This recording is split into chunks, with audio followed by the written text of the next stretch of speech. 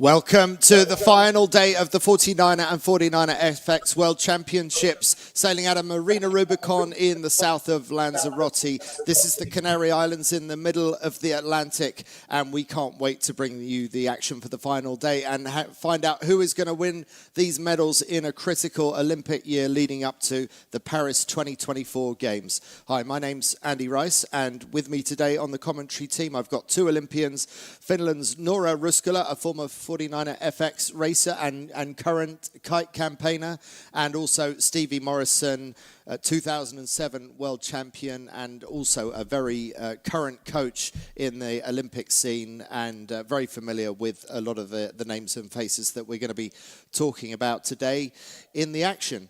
So we've got lighter winds today, Noora. It's going to be a different kind of challenge to certainly what we saw yesterday. Yesterday was full on, but it's still going to be tricky out there for different reasons, isn't it? It is, but it's going to be fun to have different winds today compared to yesterday. So we'll see different boats doing well and different teams. And the race course is super close here to the land, so that's going to affect the wind a lot. And Stevie, hello to you this morning. Different kind of breeze. The swell's still going to be there. That's always a factor here in the Atlantic, and we love that. But how do you think the nature of the action is going to change with lighter conditions?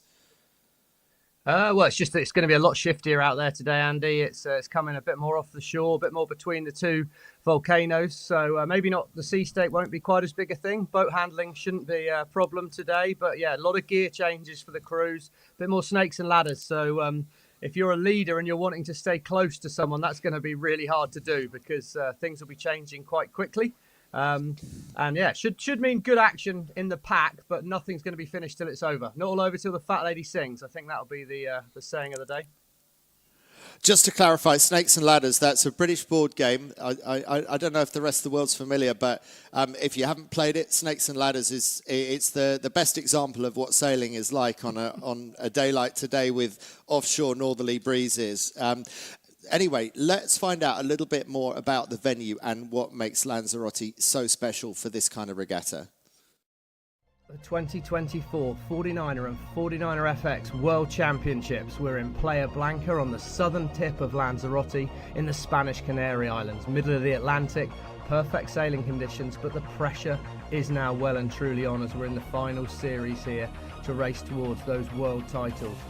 More importantly though, perhaps for some teams out there on the water, it's the 2024 Paris Olympic Games looming large on the horizon. Just 20 49ers, 20 49er FXs from all different countries around the world will have a chance to race in those games. And there's 4 remaining spots in the 49er fleet, 5 remaining spots in the FX fleet. And they're going to be chasing hard to make sure they get a starting position in Paris in the summer. Now the conditions here, what can we expect? Well, we're in the middle of the ocean. We've got big ocean swells running out there. It's often a very confused sea state, so it will challenge the boat handling of those 49er and 49er FX crews. Good breeze forecast on average, normally a northwesterly trade wind we find here, but it comes over the island, shifty, gusty, patchy. Snakes and ladders, plenty of opportunity out here for the crews. It's going to be the ultimate challenge. The racing's going to be tight, and as we know, when the pressure starts to build, the best tend to rise to the top. So, just 3 days remaining. Who can we expect to see on top of the leaderboard at the end of things? Because there's going to be 2 crews smiling out there, and we look forward to finding out who that is. Well, some of those crews are always smiling, and they have a good poker face. It's sometimes hard to do well and who's doing badly purely on their facial expressions. But we've got some clear leaders in these competitions, and there's a lot to do for some of the others to catch up today. So let's just give you a sense of what's going to be happening today. The schedule, we have first off a final Gold Fleet race for the top 25 for the 49er FX women and then the 49er men.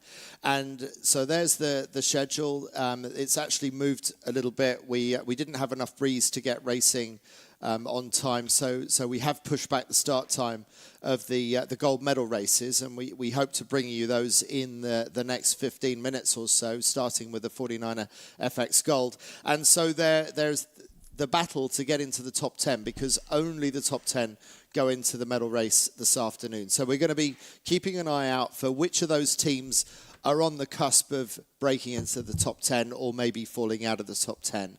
And then, of course, we'll be bringing you the updates on who's looking likely to win the Worlds overall and also the silver and bronze medals. So lots to watch out for today.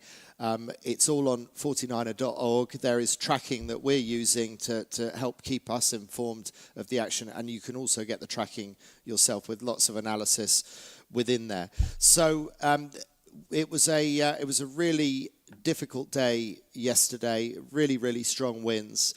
There was one moment, I just want to show you this before we go to the interviews that Nora did with some of the 49er FX competitors at the end of yesterday after they'd come ashore. Just take a look at what happened to the Swedish. So they're just flying downwind, and then the next thing you know, Rebecca Netzler, the crew, gets washed off the back of the boat. She's then got to swim and catch up the boat. Vilma Bobak, she's still steering the boat, wondering what to do. Do I try and drop the kite? I think she started to drop the kite and trying to keep the boat upright, but actually that's just taking the boat further away from poor Rebecca, who's still swimming as fast as she can after the boat. But eventually, Vilma and the boat, they are capsized, and that at least gives Rebecca a chance to catch up. But Rebecca told us later on that her heart rate monitor said that was the highest heart reading she's ever had, higher than anything she's experienced while actually sailing the boat. So let's just go to those interviews that happened, that you did with the 49er FX competitors, Nora. So Dylan and Annette, what an incredible day. You're still in the lead. How was it out on the race course? We saw it from all the beautiful drone pictures, but it didn't look that windy. While looking at the performance, it looked like it was windy and wavy. It was quite windy and really nice waves, so it was like perfect sailing conditions. It was really fun just to be out there and smash the boat around the race course. We had very good starts and good speed, so that was nice, but sometimes you can get in your own head a bit, especially with these maneuvers in very choppy waves. And we got better and better throughout the day, felt more relaxed and more trust in ourselves, so we ended up just having a lot of fun. You're currently second, and oh my god, today was an hectic day. And you were you were so fast on the race course. It's incredible. But what happened in that one downwind? Talk us through.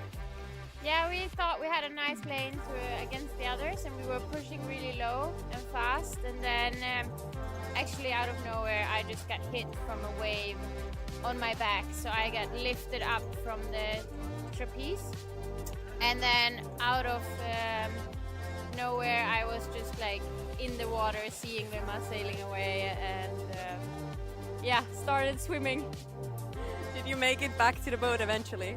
Yeah, so I don't know how long it took, but I was swimming for a very long time. Yeah, it's mixed feelings for sure. We were so happy with how we sailed the boat up until this moment. So we were fast and very confident going into the day, and we had a really good day on the water, and then just one unfortunate wave, an incident that never happened to us before, so now we know how to handle it better if it happens again next time.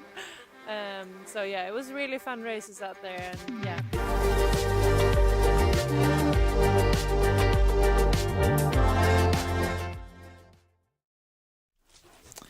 Nora, when you were sailing 49er FX for Finland, did anything ever happen to you like what we saw happen to the Swedes? Oh yeah, these things do happen.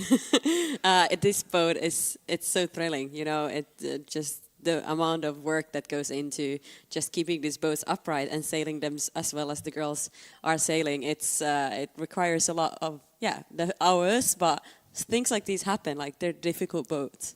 And I suppose you're not looking for those moments, but it's when those moments happen that makes you appreciate all the moments when you manage to avoid capsizing. Stevie, is that part of the appeal of the 49er and the FX, is that it's just so damn hard to get right?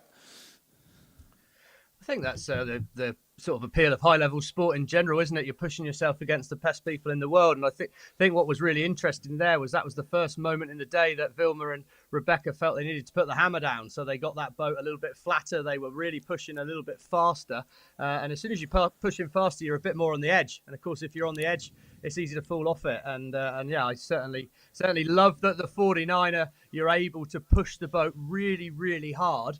and at times you're actually having to back off and slow the thing down. There's effectively way too much horsepower for what you've got out there on the water. So it was really interesting to hear. That was the first time they felt, okay, the Dutch are ahead of us, we got to drop the hammer. They dropped the hammer and got a little too close to the edge. But yes, I mean, 49er FX is they're a joy to sail, privilege to get to sail, really. And I wish I could still be doing it rather than sat here talking about it, Ricey. Well, what we're doing is the next best thing, but for sure, sailing a 49er on FX is the very best thing you can do. Let's find out more about this amazing boat.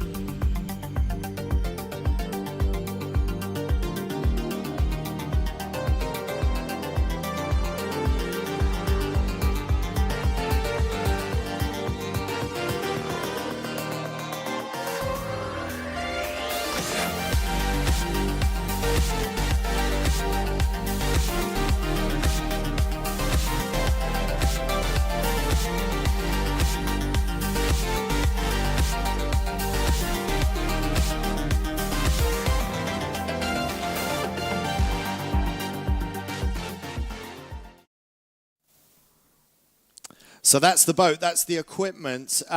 Nora, I just want to ask you just to highlight a couple of the teams that we're going to be watching in the 49er FX. So anyone jump out at you that you want us to mention? Well, I'd like to mention the Australians, actually, Lara and Annie. They have sailed incredible this event. They were actually last Worlds, their 20th. And so now it's really surprising and good, nice to see them on 4th position. I think they will really push to try to get into the 3rd today. But let's see how it goes. It's going to be tight racing. Then we have in the top 10, just trying to squeeze into top 10 today. We have the Canadians there currently, then the US and New Zealand team. Just like a few points behind, I think this race is going to determine. The Canadians are on 123 net points, USA is 124, and then it's 126. So this just like depends on who's going to finish. Are they going to finish after each other, or going to get squeezed in a few other boats between? That's going to determine who's fighting for the top 10 today. Yeah, that's a battle well worth watching because they are very class teams, the USA and the New Zealand teams, and they will be disappointed if they don't make it into the medal race, but currently they're just outside the top 10. Stevie, who do we want to highlight in the men? Any particulars that you want to bring up from the top 10 men? I think you can't look too far away from James Grummet and Ross Hawes there. I mean, what a performance by them. I mean, Fisher and Pecan, it's worth... I got a text message from Chris Draper last night, who won the Worlds a couple of times back in the day as well. And Chris was like, have a look at that scorecard. And when you actually, it's not on the screen now, but if you look at the scorecard on the 49er.org website, the number of top 3 finishes in races is mind-blowing. So you've got to take your hats off to the people at the top of the leaderboard sometimes, because they've had an absolutely fantastic week in a high-pressure Olympic qualification situation for them. Back down. I think the top 10 should be fairly secured, really. Pretty hard for the 11th place Australians to catch up with Dortoli and Del Peche. But yeah, I think it's going to be interesting to see what Fisher and Pecan do today in a bit less wind. And then, can Grummet and Hawes make a late charge for the podium? Because that really would be a big story. Basically watch out for a battle between Spain and Great Britain for that 3rd spot. So let's just go to where Nora's walk around the harbour that she had earlier this morning, interviewing some of the men in the 49er fleet. Let's go to that. To the final day, we're catching up with the 49er guys before they go underwater. Let's go and see who we find. Here we have the British guys. Well, hello. Ross, good morning. Morning. Hey, today you're going in actually on fourth with almost tied points with the point two in it. point two with the Spanish. How are you feeling for today, and what's your strategy? We're sort of approaching it like any other day. It's a bit of a different one with just one race in the morning and then the double point medal race this afternoon. I think we're treating this morning race as sort of a fourth race of yesterday, basically, and then we'll take this afternoon as it comes and see how the points lie going into that. But get a bit of the Spanish and the Dutch, hopefully. So, are you thinking of approaching it as an like attack or more like defense and holding the people behind? Not really looking at it defensively. I think if we sail how we have been the whole week and just enjoy ourselves, I think we'll come out pretty well. Okay, good. Hey, Keep it simple. keep it simple, exactly. Well, thank you for this and good luck. Well, quickly catching up with the Swiss team just before coffee, right? Or where are you heading? Yeah, exactly. Got a 1 hour postponement to get some better breeze. So yeah, we're just gonna sit down with the coach, have a good talk about the day, and have a day coffee. Yeah, what's your plan for today? Do you have a strategy? How do you approach this day? Well, exactly as the other days, we try to climb up the rankings. No, we'll give it all on the last final races, and aim for a higher spot. Well, it will be fun today. And hey, good luck with the racing. Cheers, thank you so much. Thanks. Bye. And here we have the French team, our race leaders so far. You're going into the final day with a 30-point lead, actually, and it looks super close for you to get the first French world title in the 49er. How are you feeling today? We are feeling good. Huh? We have a good week so far, so we are just focused on this day. But yeah, I don't think for myself, I don't feel any pressure or anything. Just sail as we sailed all the week, and we will see what today is in store. But for sure, yeah, we are 100% focused of today. Yeah, you seem very calm. I'm thinking, what's your strategy for today? You know, you're just gonna enjoy it, or do you have someone you want to keep behind? Yeah, first of all, we are super stoked to be able to pretend to a medal for this event. We are super happy, and no, for sure we are we are keeping calm because we are happy to sail together again. So I think we just enjoying our time on water together with Clément. So we are just focused on ourselves and sail how is good we can do, and yeah, it was pretty nice for this week so far. Yeah, you've been doing incredibly so far, and it's been beautiful to look at your sailing. So I wish you luck for today, 2 more races, and just send it, guys. We're gonna see the guys on the water really, really soon, so sending you back to the studio. So we're just 5 minutes away, just under 5 minutes away from the start of the first race. It's going to be 49er FX Gold Fleet. Stevie, Erwan Fischer said it's nice to be back sailing together again, and for that he was referring to a back injury that he had a few months ago that took him out of sailing, and Clément Piquin was sailing with another helmsman for a while until Erwan got better, and it makes me think about coming back fresh, and also the other team you mentioned, James Grummett and Ross Hawes, only sailing together so far for 3 months. We can't call it beginner's luck, but there's something about refreshing, pressing reset on a campaign that sometimes really helps. Any insights on that?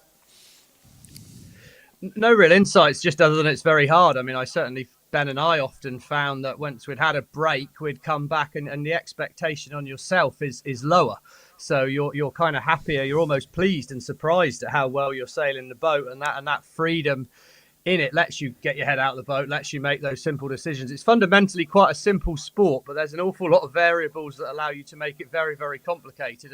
And the privilege of sailing full time and being able to race your 49er like this is you can work on the minute detail all the time, but it's very, very easy to get lost in that minute detail. So I think definitely a break kind of lowers your own expectations and gives you that freedom. And it's definitely very hard when you're 3 or 4 months in and you still mess up attack, which is probably going to happen. But yeah, you start getting into your head quite a lot with it. And, you know, same with all this pre-start boat handling that we're seeing here. You can see how amazing in this lighter breeze, the whole fleet's that bit closer to the line. They're able to control the boat perfectly. And you know, that's not by chance. They're sat out on the water practicing for hours and hours. Any kids listening, hopefully they're on the water on a Sunday, but listening to the replay of this, you know, that this is hours and hours of practice to be able to sit like this. But make sure you realise how good it is and keep enjoying it. Yeah, to jump in here, but it looks like the boats are just, sitting there, but actually they're just competing who's going to get the best spot in the starting line, already lining up at like 3-4 minutes. You got to go there early to get that spot, because once someone parked there, there's no way you're going to slide in later on. No, and I've seen in Miami, when it was really light in Miami, that even 8 minutes they're lining up sometimes. Yeah, well, to be fair, Ricey, pretty sure the highest heart rate I ever got was in the pre-start, paddling the tiller and the main sheet. So I can assure you, for a helm on a 49er, this is one of the most physical moments in the race. You're working hard on the tiller there. We can see the boat closest to camera. I think that might be the Swedish girls, and that's Vilma at the back, working the tiller, working the main. Looks quite relaxed at the moment, but if you're going to suddenly want to do a couple of tacks, throw off and push away one of the other boats around you, you've got to get pretty physical and aggressive. So, yeah, it's absolutely right what Nora's saying. It's quite a physical moment, especially for the helms right now in the race. And then trying to judge this acceleration in the next few minutes is, of course, going to be really crucial in this lighter winds. 25 boats on the start line. We're on the final day of the 49er and 49er FX World Championships in Marina Rubicón, Lanzarote. The heart rates will be running high in Stevie's case because he was operating at max heart rate, but for others, just because the adrenaline is pumping really, really hard right now. That's actually a fun fact. We would normally look at our heart rate measures, monitors after the race, and we'll see the skipper actually had the highest heart rate in the start. Not because of the physical work, because of the stress, and also partly because physical, but yeah, mostly That's the crazy, stress. Isn't it? Yeah. Isn't that crazy? I mean, it doesn't look like hard work from the outside, but beautifully described and explained by you two as to why this is such a critical part of the race and why the hearts are pumping so much right now, because getting a start, even just by 50 centimeters better than the boat next to you, that half a meter can translate into hundreds of meters up the racetrack. You don't want to be stuck in the bad air of the boats behind you, and that's why they're jostling so hard for position right now. With 20 seconds to go, Germany 22, a little bit poked out towards our end of the line, what we call the pin end of the line, and typically up at the end, Brazil really pushing hard on the committee boat end. We always see the Olympic champions, Martine Grael and Kayana Kunz, with their nose poked out pretty early on these starts. We're just launching into it now, and I think that's going to be a clear start, and it's a very good start for Germany. 772 off this end of the line. Slightly slower acceleration off the committee boat, but a very good start by Brazil at the committee boat end as well. The boats that we will be looking after is definitely the Swedish here, just below. They don't have the greatest start. Then we have the Australians that actually they have an incredible start. I think they position themselves in a good place because they want to go for that bronze medal, currently sitting on 4th. Then we have further down the race course, who do we see there? I'm actually trying to find, well, you have the US girls going towards the right, finding more wind from there. Looks like, you know, the fleet wants to maybe stay more on the right side of the course. I would expect today that. We're so close to the land. It's not warm enough yet on the land, and they will probably work better later on. But yeah, it's tricky to say. The wind is just coming offshore, and it's patchy. Yeah, it certainly is patchy, but what a great start, Stevie, by Germany 772, and also by Brazil on the far side. Who do you like so far? Oh, yes, Nora, you've just pointed out that's Netherlands way at the back on the right-hand side. Stevie, over to you. Yeah, I mean, the Brazilian start was the one, really. The German timing was fantastic, but Brazil dominated that start line.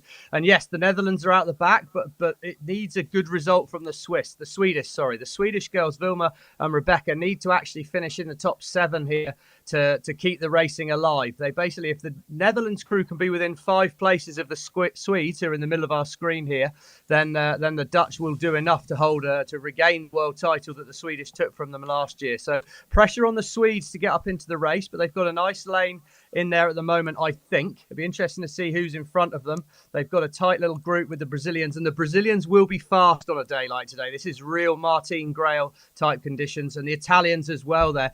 Germani, she's had a great event, sat in third at the moment, and I think that really it could be a really good race for them. Germani and Bertuzzi on board that Italian boat have a good position, and if they can get a good result, then they're going to be really trying to grab that last spot on the podium.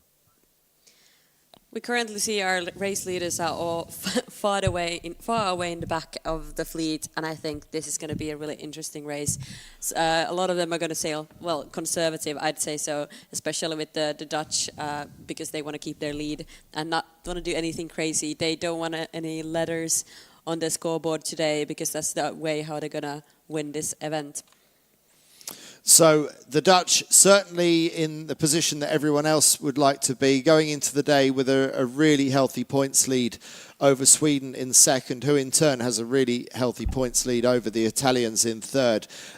So we're going to see how things shake out in this race. It is possible that the world title could be decided. It could go to the Netherlands if the Netherlands do well enough in this race. And there's a similar scenario in the men that we'll talk about later on.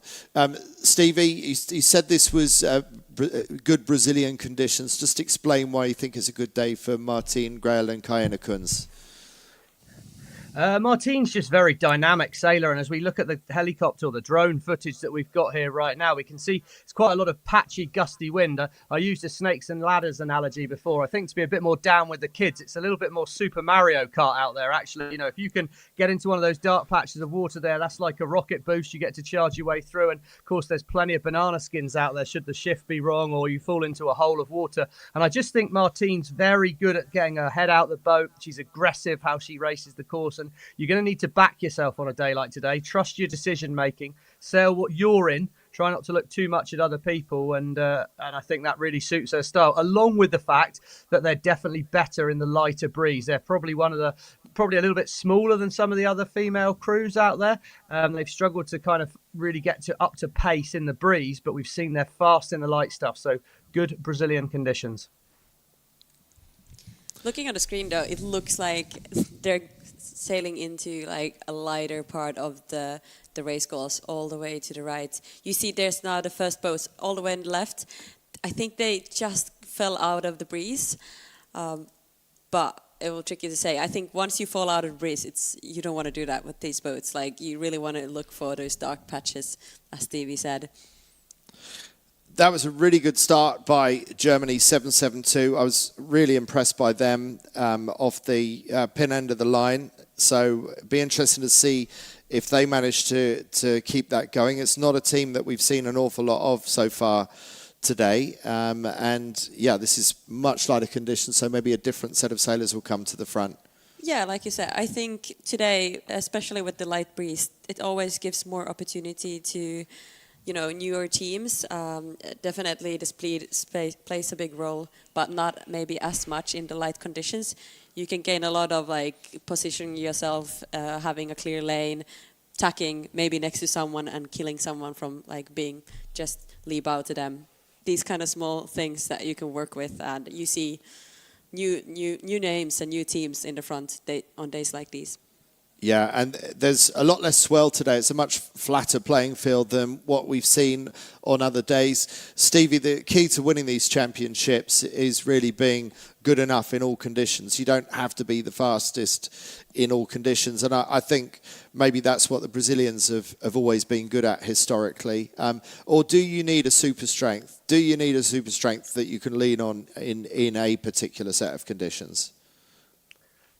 I think the ideal would be that you're that good that you don't have a particular super strength. You're just so good in every condition. I think realistic is that you have a super strength and you try and build that around the venue that you know the event's going to be in. I think it's been generally speaking, this is probably the lighter end of the regatta so far. It's about as light as we've seen all week. So it has suited those slightly medium to heavy air sailors so far. And of course, we just one race today in a medal race. Perhaps the light wind specialists won't get to show off, but the leaders are already up on the lay line here. And one of the first big decisions of the day, looks like there's some breeze coming from the right-hand side of our screen. looks like the right-hand side of the course has done pretty well here. So it might be a moment for a few jibe sets. And of course, jibe set at the first windward mark is always a pretty big call to have to make. Looks like the Polish girls are going pretty well there. But the Italians, Germani and Bertuzzi, they potentially going to roll forward and lead at Mark 1 here, which is great for them as they're already in third. But actually with the Swedish showing us way out the back at the moment, and after that disastrous last race yesterday where Rebecca unfortunately fell in, it could actually put the Italians quite close to the Swedish on points overall in that battle for the silver medal. And of course, with Sweden nowhere near the top 7, potentially a gold medal's about to get dangled around the Dutch girl's neck. Right, so this is good news for Italian fans. As round come the first mark in the lead, it's Bertuzzi and Germani. And are they going to do that jibe set? Could well be. Is that Sweden I see coming up in about 4th place? That's Poland going round in second. Go straight into the jibe set. That does look like and now Sweden, Andy. That does look like Sweden. Then we have our 2-time Olympians, Olympic medalists, gold for Brazil, Martina and Kahena, and they're just on 3rd. Let's see if they're also jibe setting. And then we have the Swedish here. Such a good climb. I mean, come back from them. Amazing, amazing. I mean, we don't think of this as their favourite conditions, but they're obviously clearly not slow in this stuff either. So Sweden going well, going for the straight set by the look of it. Round comes Germany 33 into a jibe set. Then the Australians, who started the day in 4th. The Americans, USA 7. They need to get up from 11th place. This might be enough to just get them into the top 10. And nearly everyone going for the jibe set, but I don't think we saw Sweden go for the jibe set, so it'd be interesting to see what they choose tactically down this run. Poland 14 going round, and then Joali and Molly Meach from New Zealand also jibing round. So I don't see anyone going out on starboard jibe, so maybe the Swedes did also go for the jibe set. So that just tells you how much of a shift there has been. So, Stevie, is this turning into a bit of an easier course for the Italians to defend their lead? I think so, but you see there's gusts of wind coming down behind them, so I think it makes it quite hard if you start to get this gauge. You can see at the moment, although they'll be jibing back onto starboard, which is a little bit easier, it's going to potentially bunch up behind them. If they can get round the next bottom mark in the lead, it should be a lot easier. But as we see now, what is far from easy is for the Dutch. They're absolutely trapped in the back of the pack, and this won't have disastrous ramifications for the Dutch because their discard is a 13th. So despite the fact they're well back at the moment, the worst they can do is pick up 13 points in this race. So it's all about where the Swedish managed to get to or hang on to in terms of the World Championship battle. But yeah, first sign of weakness for the Dutch at the moment. They're right in the pack and they actually choose to split away. So bit of a roll of the dice here by Adil and Nanette. They're looking for one of those rockets down the side of the course to get them back into this race. Stevie, you said the worst they can finish is 13th. Just explain what you mean by that. Yeah, so during the sailing week, we accumulate the scores all week and you get what's called a discard. So you're allowed to throw out your worst score during the regatta. Now, at this point, the Dutch girls are discarding, so they're throwing away a 13th. So even if they finish last in this race, that would then become their discard and they would go back to their current discard, which is a 13th. So the worst they can get in this race is 13 points. The Swedish girls, after that moment in the race yesterday, they actually finished 23rd. So they're throwing away that 23rd currently. But it does mean that whatever they get in this race will have to count because the 23rd would not be good enough. Okay, thanks for that. That explains that. And so falling in yesterday for the Swedes does put them under pressure to get a good score today. We saw them go round in 4th place round the first mark. And meanwhile, the Italians on the left look like they're being pushed hard by the Polish, who are looking like they're threatening to roll over the top of the Italians. It looks like Poland 5-2-5 has a little bit more breeze. There are the Dutch flying along nicely on starboard, but look at the distance between them and the leaders further down to leeward. So Dutch with a lot of catching up to do right now, and maybe that's why they're deciding to roll the dice, go the opposite way down the racetrack, as Poland 5-2-5 is now rolling over the top of the Italians.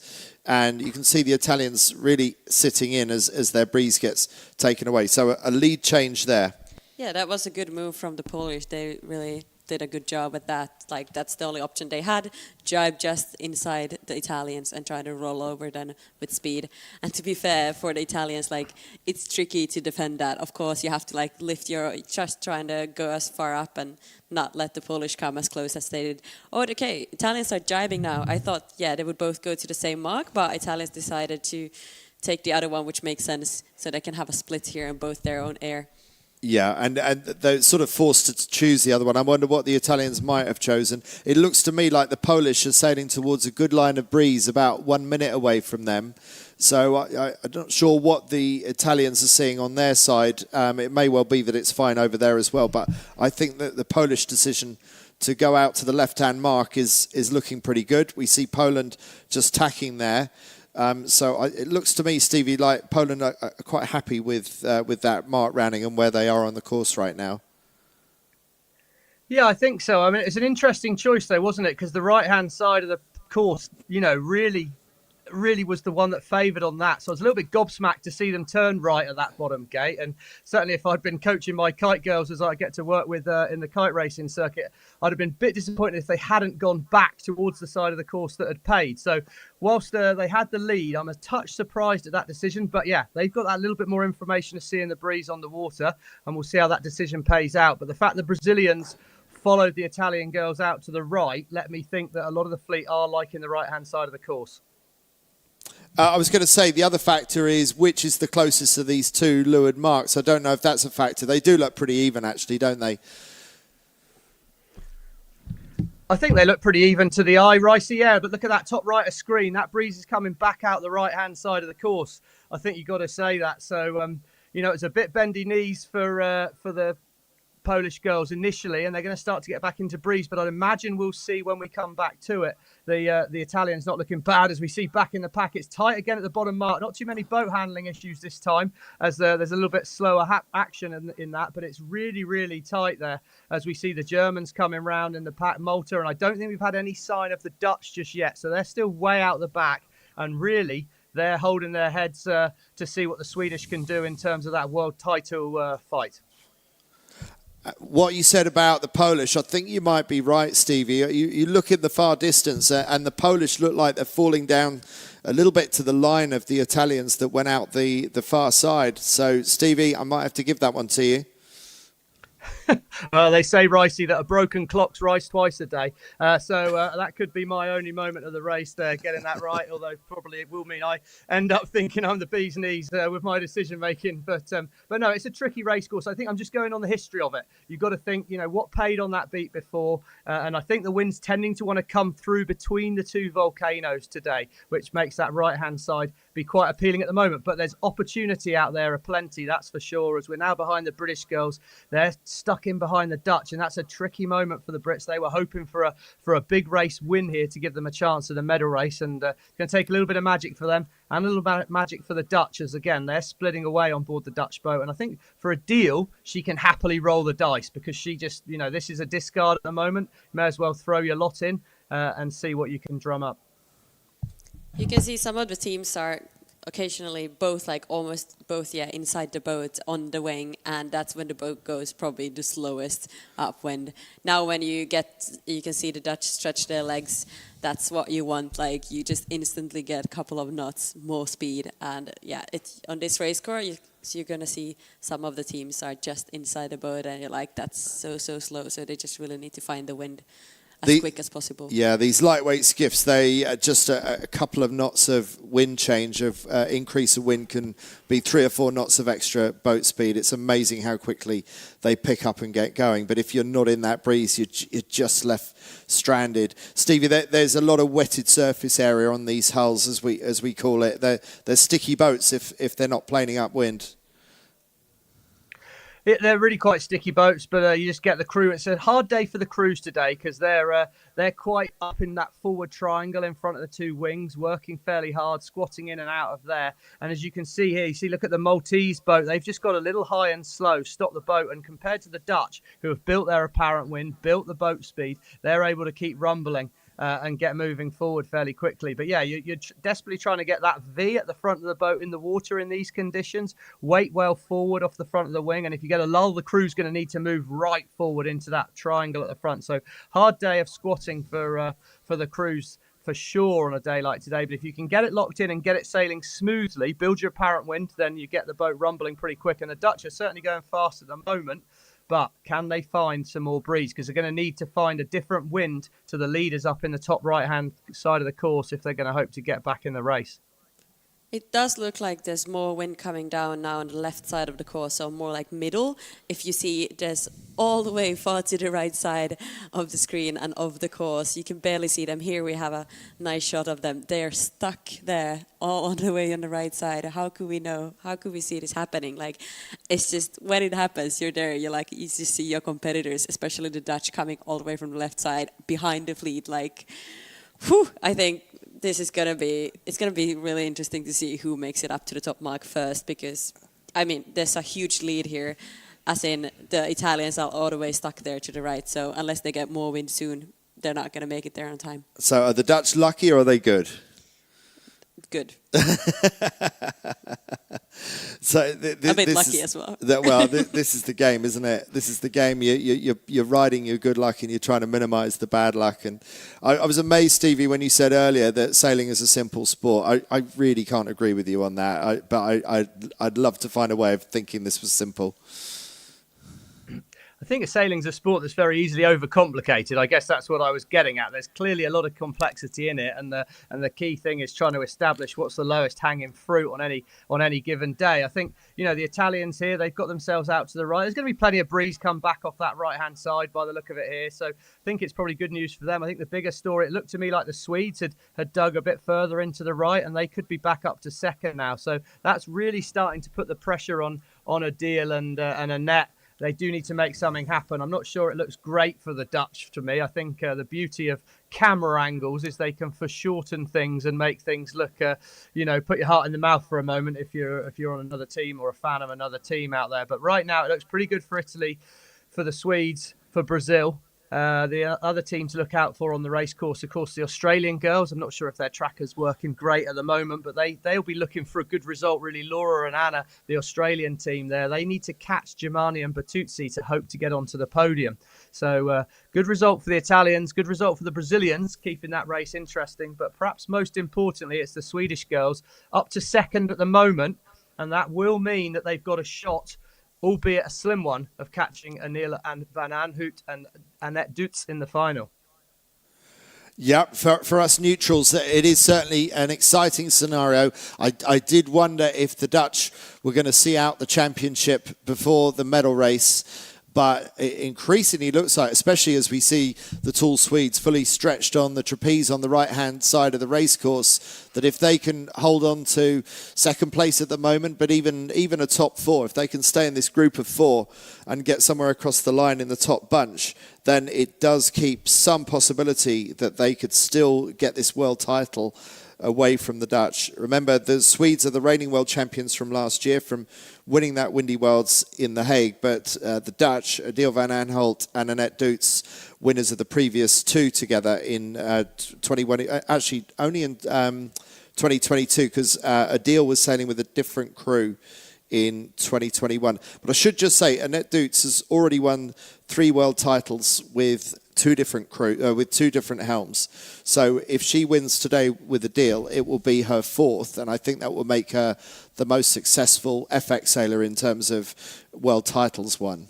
But of course, Martine Grael and Kaina Kunz coming up here in 3rd place with those 2 Olympic titles in the FX. Yeah, it's still hard to argue that perhaps the Brazilians are so far the all-time greats in the FX. The Italians are doing a great job of holding on to the lead. They're really good with these light winds. We can notice they got second at the Europeans last year and Youth World Champions from 21. But otherwise, they don't have any top results. So I'm really in big events like these. So really hoping to see them hold on to that 3rd place. And they're a class act. Yeah, if they haven't done well in previous major events. I'm surprised because I always think the Italians are very capable of that. And so, not that surprising to see them do well here and leading this race and putting themselves in a great position to stay on the podium. They started the day in 3rd overall. Here they are with the Black Jenica and their closest competitors, Australia, some way back, somewhere just outside of the top 10. Only just getting across those boats coming upwind. There's the big blind spot with the Jenica on any kind of asymmetric boat, and I'm sure the Italians were aware of it, but they only just got ahead of those boats coming upwind further back in the fleet. Leading the race is going to be nerve-wracking for the Italians, for sure. I could imagine their feeling of being like, okay, don't fuck it up, basically. Definitely don't do that. Stevie, not long to the finish now, and the Italians are looking better and better with the boom. Is the boom on the centre line sufficiently for you as they go through the jibe? Different day, different technique, Ricey. You've got to be a lot more dynamic with the sails, I think, here with that trim on things. But they look pretty nicely set up, yeah, and they've actually led the jibe this time. So I think that's a good move with the breeze coming back down the course. They'd clearly waited. There we are. There's the Dutch.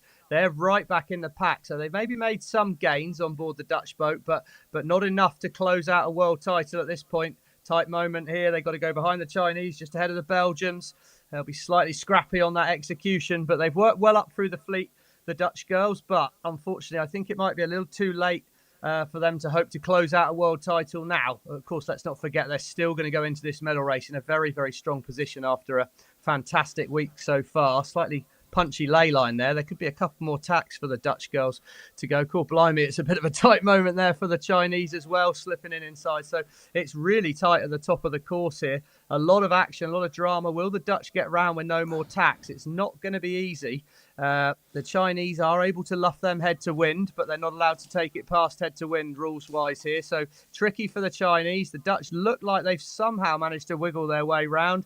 Impressive work if they can keep clear. Nice job. And the Chinese are just going to get round by the look of it, but it's going to be tight. It could be a penalty coming for China here. They've lost the flow over the boat.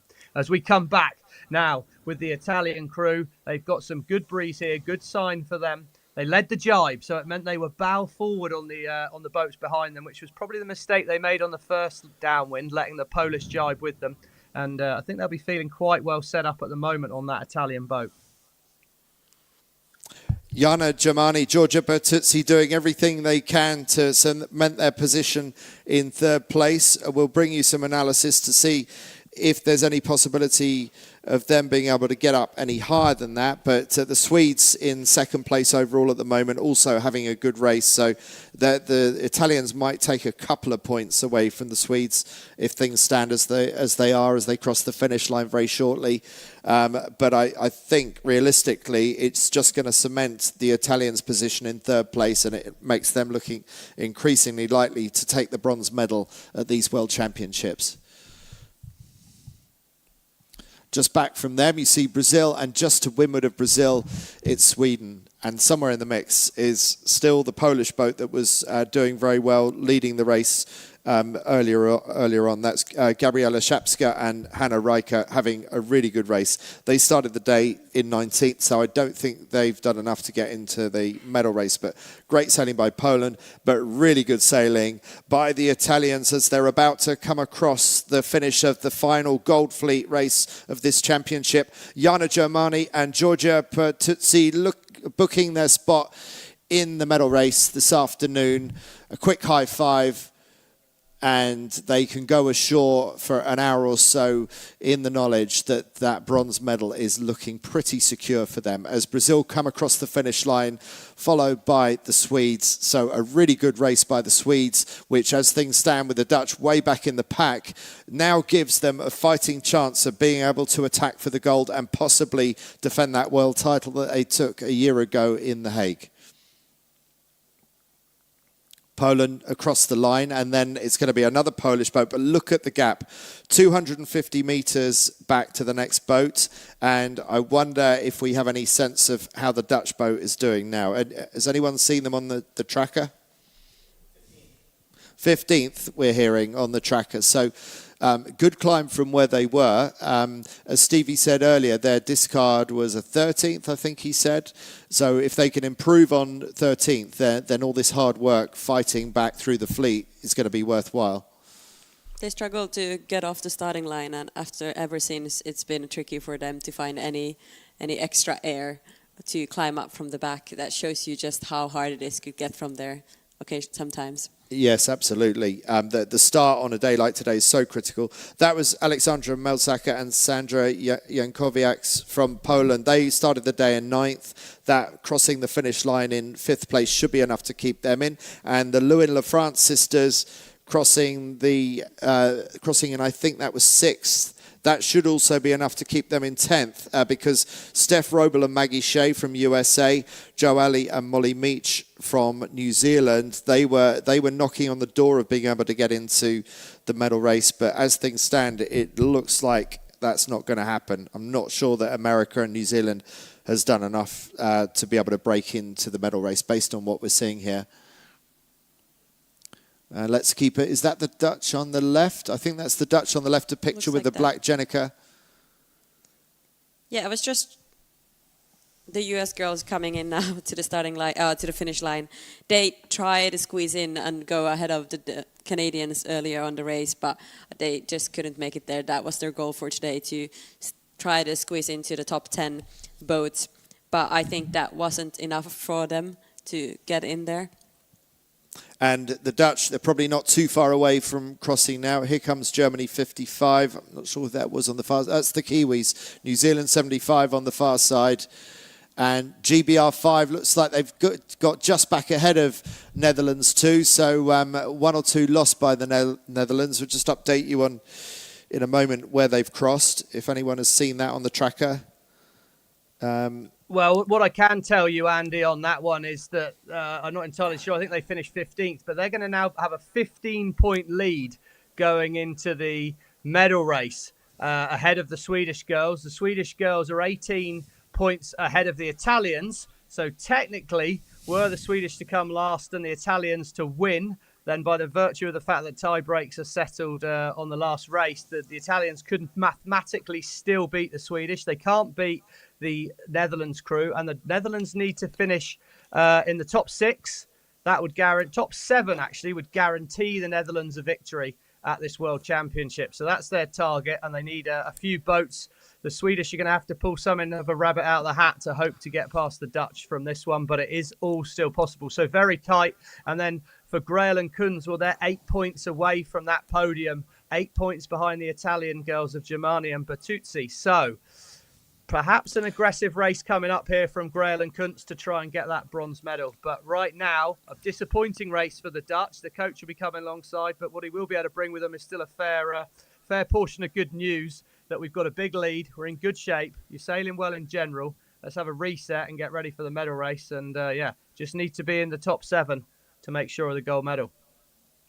So here's that critical start, and Nora, as you said, it wasn't a great start by Netherlands too. You can see that they're sort of second row out of the middle of the line, so a bit of a conservative start for them. And here's just another angle. You can see what a great start the Brazilians got right by the committee boat, and also a nice clean start for Sweden just along from them. And we see it from the other side. Brazil really nicely poked out. Germany 772 at the far end of the line. And then Sweden gets into clear air going out to the right-hand side.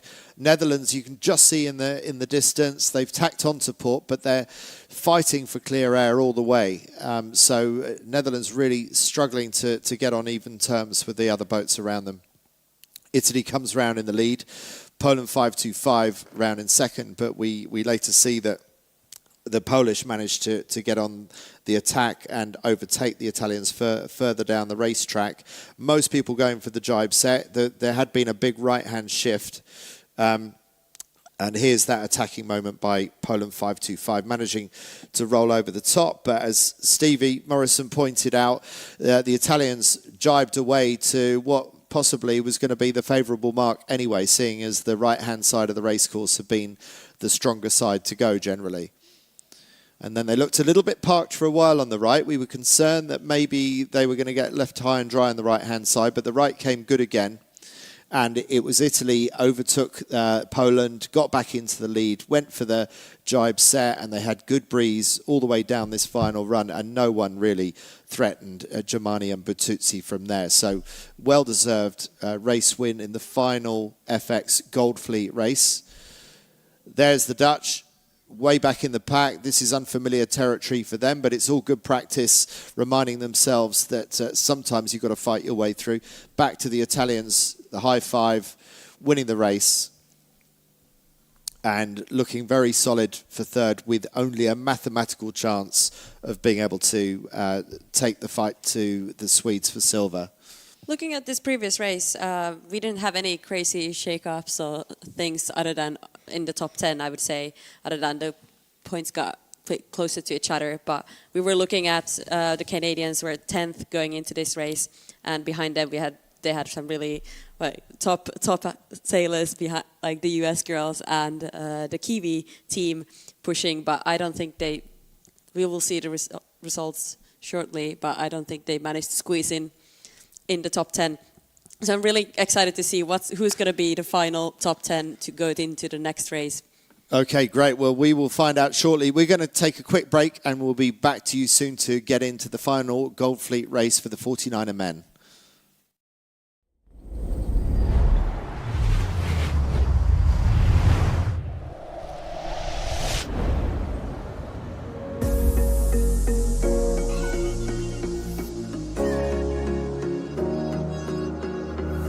Running through the last of my thoughts, standing on the edge of my time.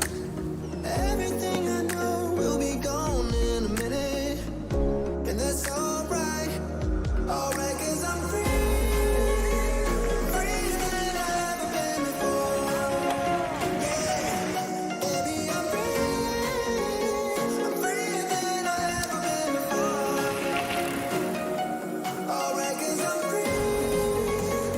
Freer than I've ever been before. Yeah.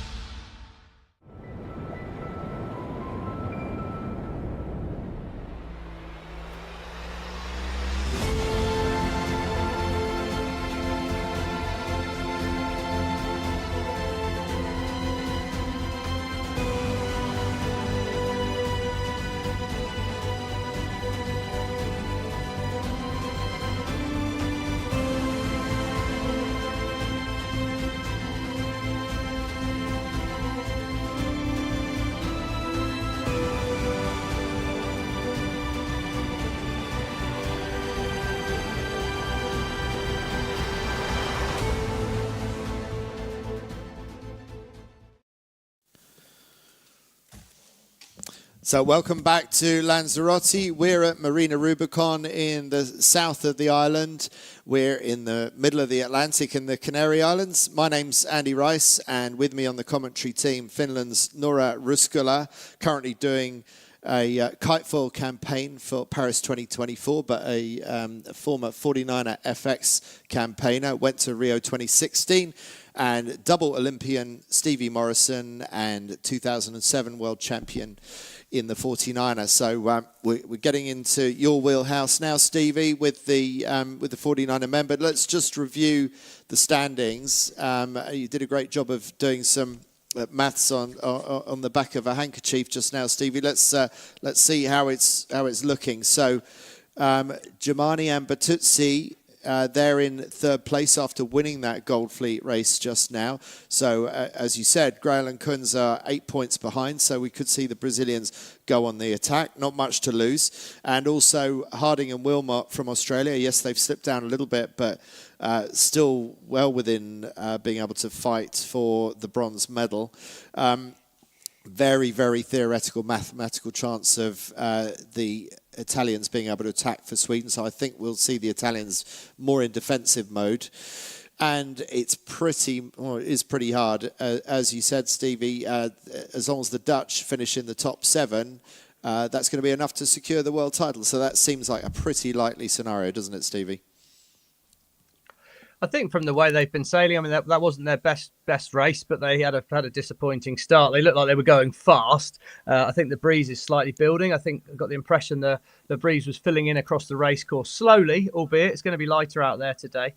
But the Dutch, sailed a fantastic week, and the advantage of being consistent all week is you can afford a slip up here and there. And I think they're very well set. I'd be surprised if they were anywhere too far away from the Swedish. I was surprised they weren't a bit closer to the Swedish and making it hard for them in the start of that race, to be honest with you. But they are training partners, so maybe they didn't want to go upsetting each other too much with the build up to the Olympics to come. Meanwhile, we're going to start looking at the 49er men. They're going to be coming up to their 25-boat final Gold Fleet race, and there are our current leaders. Had an absolutely amazing championship. Erwin Fischer and Clément Pequin, it's really theirs to lose. Noora, what stands out to you about these guys, quite apart from the fact that Pequin is a man mountain, isn't he? He's a big guy. Yeah, I was interviewing him earlier, and I really struggled. I'm not the tallest girl either, so I think we're the polar opposites. I don't know what height he is, but I'm guessing not far off. I don't know, probably 190, something like that, 1.9. I really want that leverage on the 49er going. Upwind and downwind. I could just, the boat goes so fast.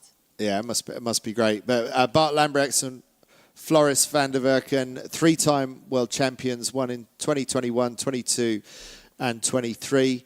But it's going to be very, very hard for them to attack the French today. It really does look like Erwin Fischer and Clément Pequin could become the first ever 49er world champions from France. The best that they've done before was another French team got a silver medal in Aarhus 2018 Worlds, and then I think it was Marseille 2013. The French got a bronze on home waters, but to get this gold medal today, well, that would be an amazing piece of history for the French to make today, and to do an Olympic year as well. It would really put the French in the sweet spot for looking like serious medalists, which, Stevie, I haven't really thought as the French as serious contenders in recent times in the 49er, other than the fact that another team, Lucas Ruel and Emile Lamaros, won a light win Europeans 3 or 4 months ago in Portugal, and now we've got this other team absolutely dominating these worlds. So the French starting to look world class. They seem to be. I think they have a good squad system. They seem to be working very well on it. And I think let's look at those results, see what those results actually mean, Andy. A 30-point lead at this point. The Dutch can score a minimum of 1 point in this race. a minimum of 3 points the Dutch could get today if they can win this race and the medal race. So by my maths, and I only got a B at GCSE, which is the British mathematical exam. So for anyone listening out there, it means I'm very much average at maths. So let's not maybe put full faith in this. But if the French finish in the top 11 in this first race today, then regardless of what the Dutch do, the French will win the world title. So given how they've sailed all week with their worst result, they did have an 18th in one race, but every other result has been in the top 11.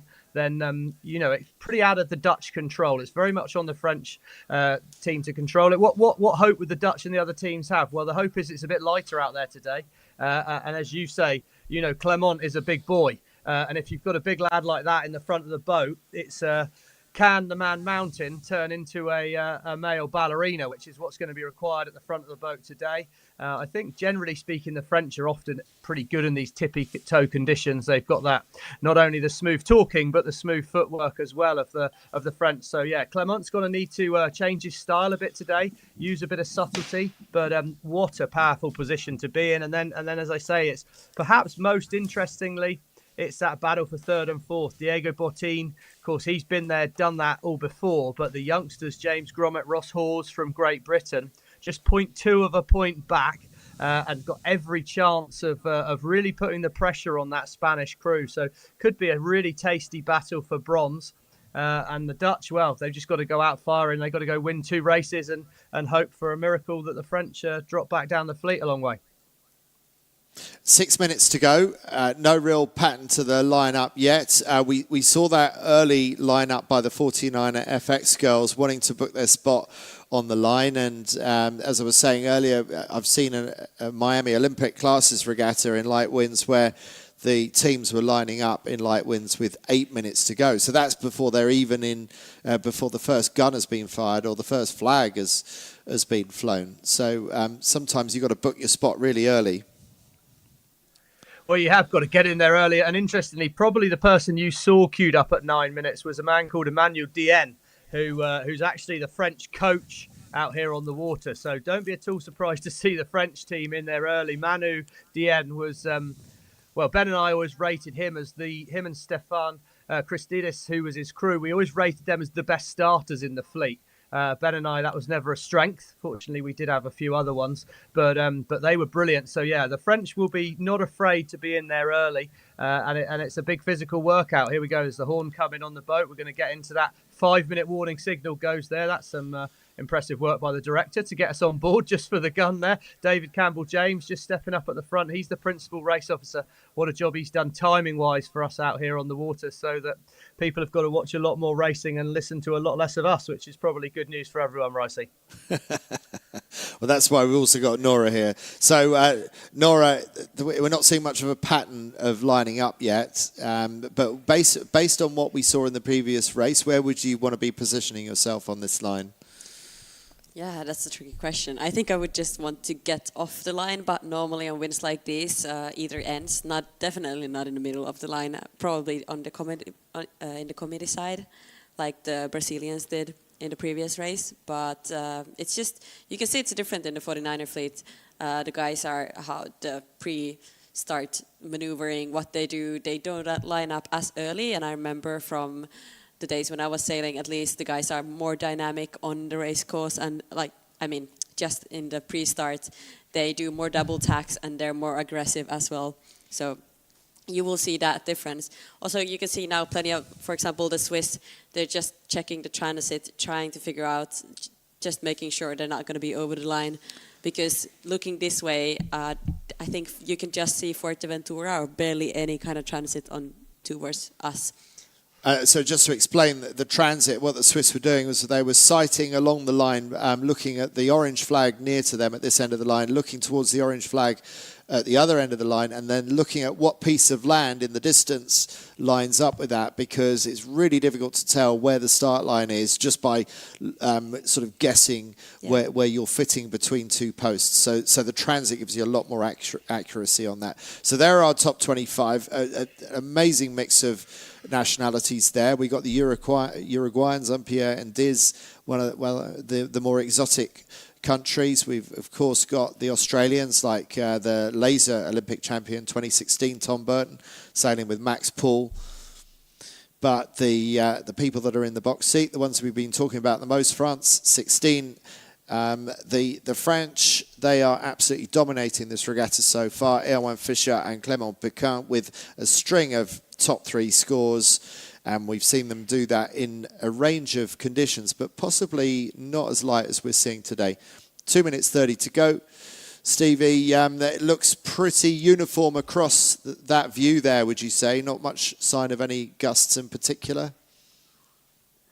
No, I don't think so at the moment. I mean, interestingly, I've been texting a few people down on the water, and I think there's a little bit less wind at the bottom of the course, a little bit more wind at the top of the course. On average, it's a right shift relative to the bottom of the course when you get to the top. So a lot of signs are saying that if I had to make a bet on any way, I'd want to be getting up to the right. That's what we saw play out on the FX race, that overall getting towards the right was good. But as we saw, there was plenty of banana skins, plenty of big gusts of wind to be found as well out there. So it's not a one-way track by any means, but it's no surprise to see a lot of the fleet wanting to be up towards this boat end of the line. If you can get a good start off here, control when you tack, that's going to put you in a very powerful position. And the British boat, the Italian boat here, above this starboard end ley line, what a fantastic shot that is. That's James Peters just in behind there. He's got no gap to get in there at the moment. France 95 doing a brilliant job there. One of Manu Dien's French superstarters, no doubt. And the Polish crew's working really hard in lots of double tacks, a lot of space between those 2 Polish boats, but no one really diving in there. Can James Peters get a gap? I don't know if he will, but yeah, no surprise to see boats at this top end of the line, and anticipate a lot of them perhaps trying to tack early with just 1 minute to go. Really stressful moments, and we saw James Peters really fighting hard with the tiller to try and maintain his spot. The Polish doing another double tack. The Polish actually getting themselves into a Polish knot there between Poland 10 and Poland 7. Looks like GBR 30 might just about be eking out the gap at the committee boat. It could be that Peters and Sterrett's patience is paying off, and they might have booked their spot with France 95 slipping down 1 spot. So if Peters and Sterrett, GBR 30, can hold that position, that's the place you want. That's what Brazil managed to achieve in the 49er FX start. We got 15 seconds to go, and there's still quite a lot of line sag in the middle, so there are opportunities with 10 seconds to go, just beginning to accelerate. And here they go. We can hear some of the audio from the water. 3, 2, 1. And it seems like that was a clear start, and a very good start by Peters and Sterrett on the far side. And Australia 25 also nicely poked out. Denmark 66 early on to port. Looks like a good start for Denmark 66. But we will start trying to identify where some of the key players are. France 16 a little bit buried in there. Not the best of starts for France 16, but a fantastic start for Denmark 66, who have had a pretty torrid week. They start the day in 24th. Frederik Rask and Jakob Prek Jensen, Danish with a really strong history in the 49er, but it's really not come together for them, and the coach will be really pushing them to try and at least get a race win and get some consolation from these World Championships. So good start for Denmark. Nora, how's it looking for the rest? Uruguay looking very good in the middle, for example. Yeah, I was happy to see that there were so many port starters in this start. Either you basically choose to be all the way to the right and get that best start next to the committee boat, or then you do the port start, as many of almost half of the fleet is now going towards the right. So it's like we're seeing a good split. I also think wind-wise, it looks like it's a bit more even compared to the previous start with the 49er FX. So it's exciting to see, will it split? Will there be more possibilities from the left side? Because in the previous race it was more maybe right-ish, especially going upwind. Well, Stevie, you still think on average it's probably going to be a right-hand track. Here we are with the replay of the start, and really good. I just love that start. I'm going to call it the Stevie Morrison start again. Denmark 66 is relatively low risk, and it puts them straight out towards the right-hand side. Who would you rather be, Stevie, GBR 30 or Denmark 66? Because they both had pretty good starts. I mean, Denmark 66 absolutely nailed it. I'm not sure I'd have been quite as brave as him. I think I'd have been roughly where the Irish were, to be perfectly honest, because his timing had to be absolutely impeccable on the B of the bang there. See the Dutch trying to dive out at the top of the line. They really went high risk, hoping to cross a lot of the fleet. But yeah, I think you know a bit of a sitting duck when you're starting like James, but it's definitely a percentage move, I'd say, on average, as we see now. Look, a lot of the fleet on port tack heading across to that right-hand side. So it's going to be interesting how it plays out. Who's got a good lane to be able to get the hammer down, sail pretty quickly. And we can see here this one boat on the bottom right-hand corner looks quite well extended, but they've got a lot of gauge away from the fleet there, a lot of distance between them and the next boat. So I think they'll be perhaps struggling to get back up from there. But yeah, this pack in the middle of our screen, bottom middle of our screen, they look well positioned and they're getting themselves out towards that right-hand side. But I think, yeah, perhaps it's been a little bit more of an even start in terms of the bias on the start line. The wind's settling down a little bit, so perhaps not such a huge right-hand feature, but we'll see when things play out further up the course. That start by GBR 30 doesn't seem to have converted into anything particularly special. They're sort of caught in the middle of the pack along with that Spanish boat, and I also see the Dutch struggling for air in the middle.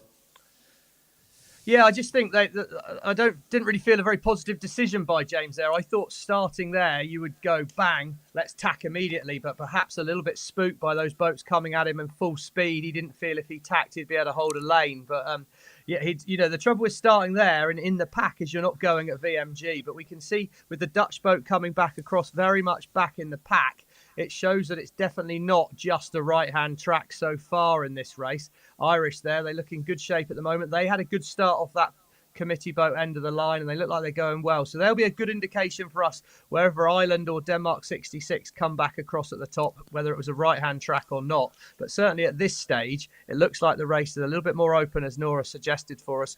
And crucially, the Dutch are back in the pack. They're well back. Now they need a top 10 finish to hope to keep this championship alive. You can really see when the gusts hit the boats. Normally the gusts come with a little kind of shift, and then you'll see a couple of the boats, normally 3-4 of them, that just get the same gust that tack together, and you can't really tell the rest of the fleet is still going towards the right. So you'll see these small local areas and things happening, and a bunch of people tacking. So there's opportunities to get that lane and get that gust and try to climb your way up, especially for the Dutch. I definitely see potential, but it's tricky because it's pretty congested. As you can see, there's not a lot of space, so they really have to sail well to get to the top. Yeah, living in thin lanes, that's a key skill for championship winners. The France 16 have managed to eke out their own lane, pretty fat lane for them, sailing back across on port tack with one of the Germans just to windward and back from them. So that they're looking okay. They're looking like they're knocking around somewhere in the top 10 or so, maybe even better than that. But they look really extended on the far side. Is that Ireland on the far left? Ireland is on the far left. I'm not sure if... Yeah, that's the one that we can see here on the screen. They pushed it all the way to the right. I don't know. They might even be on the ley line. So that's an early decision to take to get on the ley line. Pretty sure that's where I said I'd start, wasn't it, Ricey? Oh, so you did. Thanks for reminding us. Thanks for reminding us. So the stop clock has now been correct twice already today. That's probably it from you, Stevie. We can say goodbye to you now. I'll pack up. Yeah. But yes, they start the day in 25th, and no matter how well they do, even if they win this race, they're so far back, they're still not going to be able to climb out of 25th spot. So it's been a shocking week for Rob Dixon and Sean Woodilove, who would have expected an awful lot better. But what an amazing way to finish their championship. It will at least put a bit of a smile back on their face after a really tough week for Ireland if they could go on and win this race. Yeah, well, let's see if they can get out of there quick enough. Looking at the 49er FX race just previously, that was the winning strategy, right? In the first upwind, going all the way to the right. So the Irish they're doing exactly the same. So it'll be interesting to see. But it looks different, though. It looks like the left side is pushing. You see Uruguay, USA, New Zealand they're pushing from the left side. I think we had a sort of building in breeze in that first race. It's definitely built across a bit more. So I think it's probably swinging a little bit out there. The interesting one was Lambrio and De Verking, because they were heading out to the right and they chose to bail out across to the left, but maybe chose to bail out a little bit too early. My tracker has them currently in 21st, which would not be enough to stop the French taking away their world title. As things stand at the moment, Fischer and Pecan 7th. Of course, if they finish in the top 10, or well, top 12 by my maths, they will actually be world champions before going into the medal race. So something big needs to happen for the Dutch here right now. Yeah, definitely a lot shiftier out there. But the right-hand side seems not the worst place to be right now. Great thing about these rigs, they're so powered up, and seeing the Irish leading in towards the top mark, still fully stretched in not an awful lot of wind, probably just 7 or 8 knots of wind, and already pretty much up to full power. So that's one of the lovely things about skiff racing, is you don't need a lot of wind to have a good boat race. Looks like the Irish might even be a little bit over ley line, and I still think they're going to be coming in the lead, but one of the French boats, I don't know if it's the French boat, has just tacked in way further down, just out of picture, along with that USA boat just going out of picture. I wonder if even the Americans just on the edge of our screen on the right-hand side might also be on ley line, which would mean the Swiss on the far end are really over ley.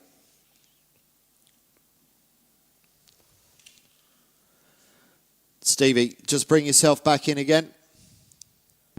Yeah, I was just saying, I think it's a really good day for just putting a couple of boat lengths in the bank there. The Irish, it's clearly shifted right again as we see those boats to leeward of them, but they got themselves up in that new breeze. Probably going to anticipate a jibe set here from the Irish, although it's going to be, I'd imagine it's going to be messy with a lot of fleet coming back upwind, but big right shift, good pressure come down from the right. So I think the Irish would have put that little bit in the bank to try and get to the pressure first. They've sailed a bit of extra distance, but oh my word, it looks like the French TGV is up and running again.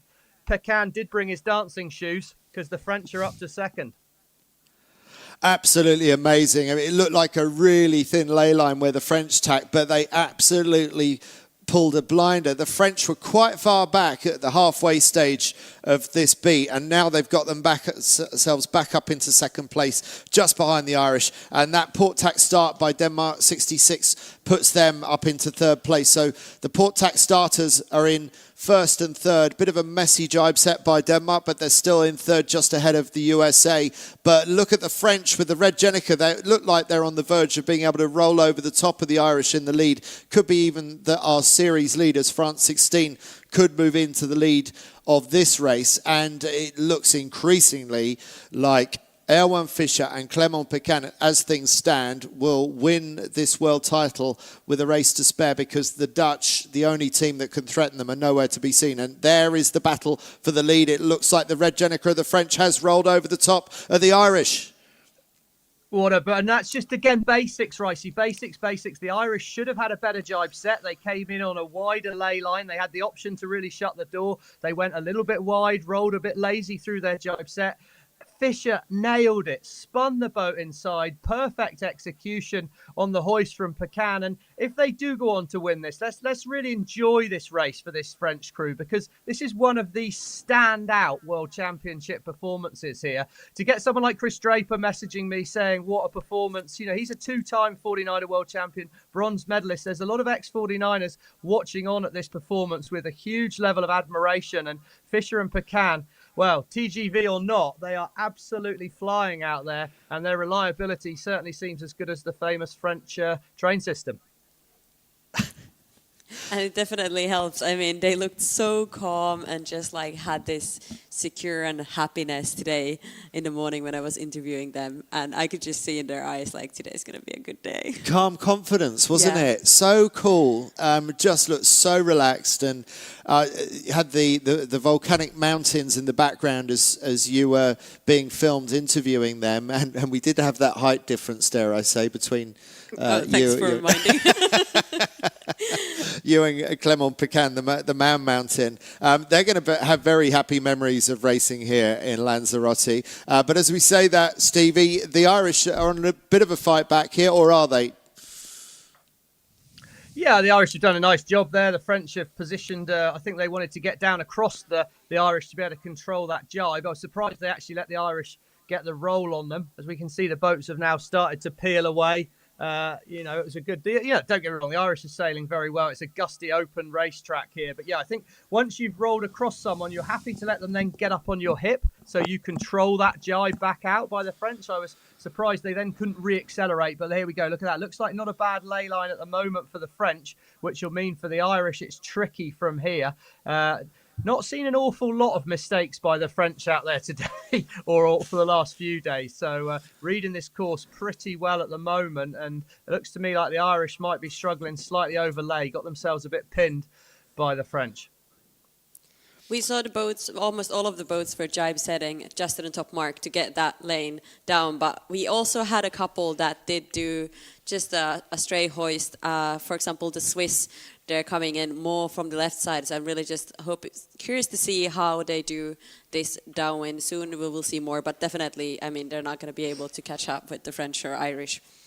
Well, the breeze has really filled in nicely, hasn't it? It looks so much healthier out there than it did at the start of this race just 10 minutes ago. And that's going to potentially make it relatively straightforward for the French to defend this lead. Or have I just put the commentator's curse on this race? We will find out. Probably, Ricey. I think you've stitched them right up, mate. But no, I think, we'd anticipate them setting themselves up for a left turn at the bottom. I don't know whether they'll... it looks like they're well lined up for a right turn, but if they can get across the Irish, I'd take the left. Yeah, there you go. I think they're comfy of being ahead. The Irish have got room here potentially, but I don't know if they're quite going to get inside. Fisher needs to be sure. No, he's got to open the door for the Irish there. Good work by the Irish diving in at the bottom, but the French... Choo-choo, here comes the TGV. It's going to go round the outside. They've kept a clear lane and they're heading out to that favoured right-hand side. So good work by both crews there, really. I think strategically the right's been strong, so that was the safer move by the French. But the Irish, fantastic boat handling there to dive on the inside. They had the rights. They executed it well as we see the rest of the fleet filing down here now and still way, way back in the pack. Lambrou and De Verken. Unfortunately, this could be bye-bye to their world title at the moment as the French are putting on a bit of a masterclass. Aren't they just? But yes, I'm glad you gave a shout out to Ireland because I thought that was a fantastically executed jibe drop by Ireland to get back into the lead. But there is the situation now. The French went round the outside and they kept the speed on and they probably got a marginal advantage back from the Irish, but it's a pretty tight fight between the boat in first and the boat in 25th, who got first and last in the Gold Fleet, duking it out at the front of this final Gold Fleet race.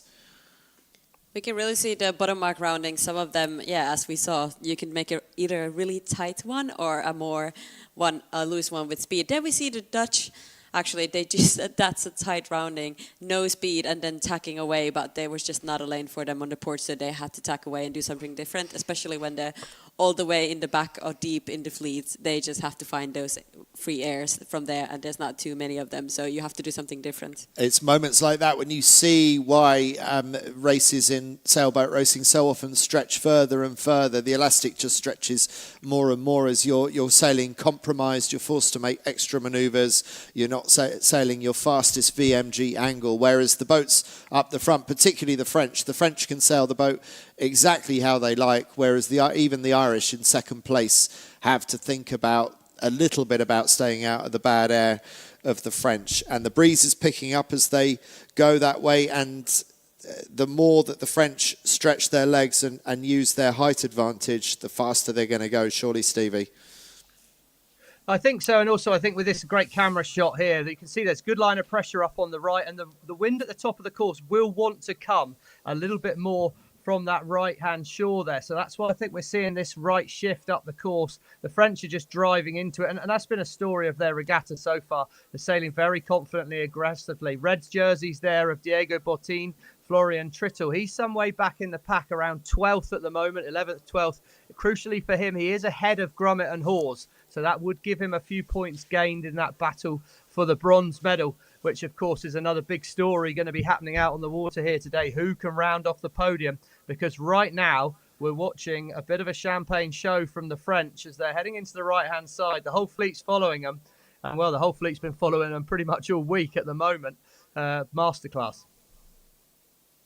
Absolutely perfect. So many top three finishes, but to see them tack on that thin lane for the windward mark, just spotting the opportunity, seeing that the other boats like the Irish and the Swiss way further to windward, who'd sailed so much extra distance that they didn't need to. That's not necessarily bad decision by the Swiss and those teams. It's just you couldn't necessarily see that such a big right shift was coming. But the French anticipated it, it seems, and managed to get round the top mark in second place and then overtake the Irish down that run. And yeah, just the decision making is so clear and so impressive, considering that Erwan Fischer had to take a few months out of the boat and sit on the sidelines waiting for his back injury to clear up.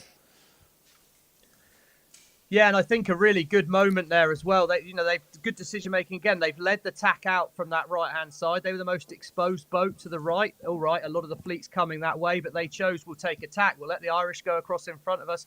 Let's just shut the race down. All they need is a top 10 in this race. They'll want more. Of course they will. They're competitive sailors. They'll be enjoying it. But that was, again, a mature decision. Let's get out of this right hand corner where we're a little bit exposed, a little bit weak, put ourselves a bit more central. And as they get to this top third of the course, now any left shift, they're going to be able to flick back across and cross the Irish, no problem. If it comes right, well, maybe they'll be somewhere near ley line. But if it does go right, it's only the Irish really attacking them there. So a lot of fantastic, mature decision-making as well going place on that French boat. Not only are they sailing the boat well in the boat, technique-wise, they're making some good decisions. And often they go hand in hand. If you're comfortable in the boat, comfortable with your boat speed, it's a lot easier to make good decisions.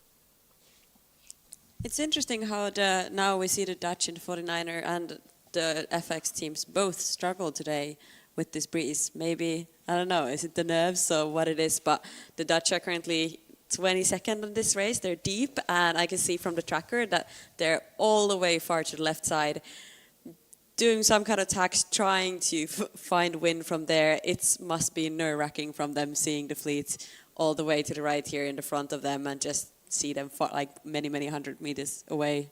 Yeah, we don't see that very often from Lambriax and Van der Werken. And I'm trying to work out if they've had a subpar week by their high standards, or is it just that the French have lifted things to another level? Are they setting a new benchmark? I don't really know what the answer is. Stevie, what do you think? Have the Dutch sailed badly or the French sailed spectacularly, or both? No, I think the Dutch are still in second place in the world and a couple of races away from being right up there. I personally think the French have had a standout week. Sometimes just things click into form. They've clearly got everything going really well. And I alluded to it yesterday, you know, the Dutch, are they using their very, very best kit? They were obviously already selected. They're 3 times world champions. They're favourites for the gold medal. Probably going to go into that Olympic regatta as favourites, regardless of the result here. But for Fischer and Pecan, of course, this is a trials event. This is no doubt the optimum French performance here. This is their best equipment and they're putting on a fantastic display with it. So yeah, are the Dutch using their best kit? That's a question mark. I imagine they've got pretty good kit, but no, they've sailed very, very well, that Dutch team, but the French have just, it's been extraordinary. I mean, right now they're showing as being in first place. Looks to me like they can probably just about get up and cross that Irish boat and hold on to things. But yeah, just a really good display from the French, and hopefully the drone will be able to stay with them on the downwind, because any youngsters watching how to sail a skiff, they're getting a pretty good demonstration of it from this French crew at the moment. Just to give you a sense of the depth of quality in this fleet, the 2 boats that are pushing the French the hardest in this final race of Gold Fleet are actually the 2 boats in last and second last position. So Denmark 66, giving the French a good run for their money. That's Frederik Rask and Jakob Precht Jensen in 24th overall. And from Ireland, Robert Dixon and Sean Wadilove planted at the bottom of Gold Fleet in 25th. Now, the Irish can't improve on that, but the Danish, if they get top 3 in this race, could well move up from 24th to maybe somewhere in the low teens. So nothing to get too excited about, but it goes to show that even the boats at the back of Gold Fleet are able to give our future world champions a run for their money. Yeah, and I was just looking at the Danish. I heard that they have some kind of internal trials going on, so that's always one thing to know that they're dealing with. But they were actually in Allianz last year. I mean, at the World Championships, they got 11th. So that's more what we expect of Yeah. the Danes. They are sort of knocking on the door of top 10 kind of material. Had a hard week this week, but at the moment looking good, coming third behind the Irish and second. But it's the French, the yellow bib wearers, that do hold the lead. They've taken the lead back from Ireland. And what kind of hoist will they go through? It's the jibe set that's been so popular this week. And it's a good hoist by the French. Bit of an hourglass for the Irish, not too bad from the Irish with the yellow kite, and then the Danes surely will also do the jibe set. So the top three with a bit of a gap back to the rest. And, well, this is what we want to see, Stevie. So often we see races in sailboat racing, the champion win from the middle of the pack, but that would sort of be quite neat for them to actually cross the finish line of this Gold Fleet race and be able to punch their fists in the air, crossing the finish line of this race, winners of the race, winners of the championship. Yeah, I mean, what a performance. And I think the jibe set, potentially the last decision he's got to make other than a good lay line. But again, we saw some fantastic work on that upwind leg. The Irish aren't going away. There's a puff of breeze coming down behind them. So certainly a race win in this race is far from guaranteed from the French, although take a strong betting man to go against them from what we've seen so far. I'd expect the French to be looking at matching jibes with that yellow Irish spinnaker here as we get further out towards the lay line. The Dutch are back in the pack, but crucial race to follow. On my tracker, I see Grummett and Hawes in 10th, and I see Bottine back down in 17th. I don't know what's actually happening on the water as we see a British spinnaker go round. I think that might well be Grummett. He's gone straight set, so punchy call by them. But was Grummett to be ahead of Bottine? Could be a potential switch around in that race for the medals here, because the Dutch, they're also still struggling back in the pack. Yeah, well back, 21st on the tracker at the moment. So that would mean it would be all on for the battle for the silver medal here. But at the moment, these French, one more jibe to go. And hopefully the drone will stay with them, because this is a victory march by the French crew here. And the man mountain, the ballet dancer on the bow there, Pecan, has just really turned it on in this lighter conditions. The French are still looking good down here. And we should be moments away, I'd have thought, from what will be probably their last jibe of this race, if they can pick the lay line right. And it'll be interesting to see how well they execute it. They certainly don't look too under pressure at the moment. Fisher at the back of the boat, looking through the boom. He'll be trying to see that committee boat right now, trying to judge what wind's coming down behind him. Breeze looks quite steady behind, no big gusts. They've extended away a little bit here, and we can't be too far from that final jibe down towards the committee boat and what will be a medal. Here we go. Red spinnaker, they set up to jibe. Ireland go with them, so the red spinnaker of France is bow forward on the long jibe. Textbook stuff from this French crew. And here we go. World title incoming, Andy. Erwin Fischer and Clément Pecan, will they become the first ever French world champions in the 49er? It's all but certain that it is.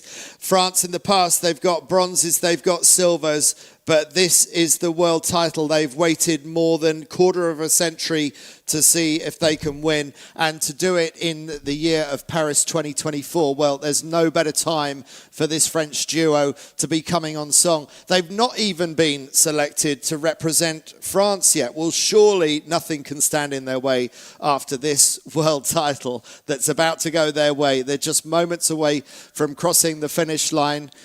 Beautiful conditions, fully stretched. The mountains of Lanzarote in the background. They're going to live in the memory of Erwin Fischer and Clément Pecan for the rest of their lives. Possibly the best sailing day they've ever experienced. It could only be topped if they go on to win the gold medal in Marseille later on this summer. But of course, as I've just said, they haven't yet been selected for France. That's how good the French squad is. Yeah, but surely this will play a huge role in the selection, and hopefully we'll see them They've got at the Olympics. There's the other team that won the European title, and now these are about to win the Worlds. That's right. And it'd be great if we can get Maverick, our drone pilot, to just put this drone on top of their faces as they're setting up on the last few hundred meters into the finish here. One last jibe. Look at the footwork there. Perfect footwork They look nicely. Oh, maybe a little early there. Baden's not quite popped. Oh, there we go. They look good on lay line. Here we go. As they come down towards the finish, just 50 metres now stands between this French crew and their first world title. Here we go. On board, Erwin Fischer. The arm goes up in celebration beforehand. Allez les Bleus! Allez les France! World Championship! Congratulations, Erwin Fischer, Clement Pican. They can barely believe it. The man mountain puts his hands on his head in disbelief, and the big hug of French joy. They have absolutely dominated the fleet this week, and to win the final Gold Fleet race, what a stylish way to see out this world title. The first ever time that the French have taken the World Championship in 25 years of trying. Unbelievable. They're unstoppable, this event. It's incredible to see them doing so well. Let's see if we'll see them jump in the water or do something crazy, or are they saving that for later? They've got to keep their boat in one piece for the medal race. The medal race will be a procession down the Champs-Élysées this afternoon. It won't mean anything other than just crossing that finish line. So they've still got to do one more race, but there is the tricolour of celebration, and they've set themselves up for an exciting summer, because surely these now are the guys that are going to be representing France and going to the Olympic Games. You've both experienced that moment of finding out, Nora, and you, Stevie. What's it like to win a world title? I'm going to ask you that, Stevie, because you know what this feels like. Yeah, I mean, it's an absolute highlight. I mean, it's the pinnacle of my sailing career. I never managed to close the deal at the Olympics, unfortunately, but it's an absolute pinnacle. It's a huge moment of elation. It's years and years of hard work. Let's not forget that trials and tribulations. Erwin was injured, bad back. Would he have been even doubtful if he could have made it a few months ago? And the effort that goes in behind the scenes, we see the finished product here. We see the good tacks, the good jibes, but that comes from hundreds and hundreds of bad tacks and bad jibes and making them better. So it's an absolute collection. To win it with a race win, I mean, that's some performance there. Of course, they need to go out and sail the medal race and keep, as you say, Andy, keep the boat afloat. But from what we've seen, they're more than capable of doing that. And just time to bask in it, to take it all in.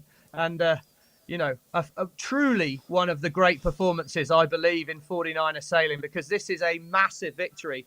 And the Dutch crew they've beaten have been absolutely world class. There's the moment they know they've got it in the bag. And, a huge moment, something they'll cherish for the rest of their lives, without doubt, and something they should, and their families should be very, very proud of. So well done to the French, and well done also to Dixon and Waddy Love, the Irish.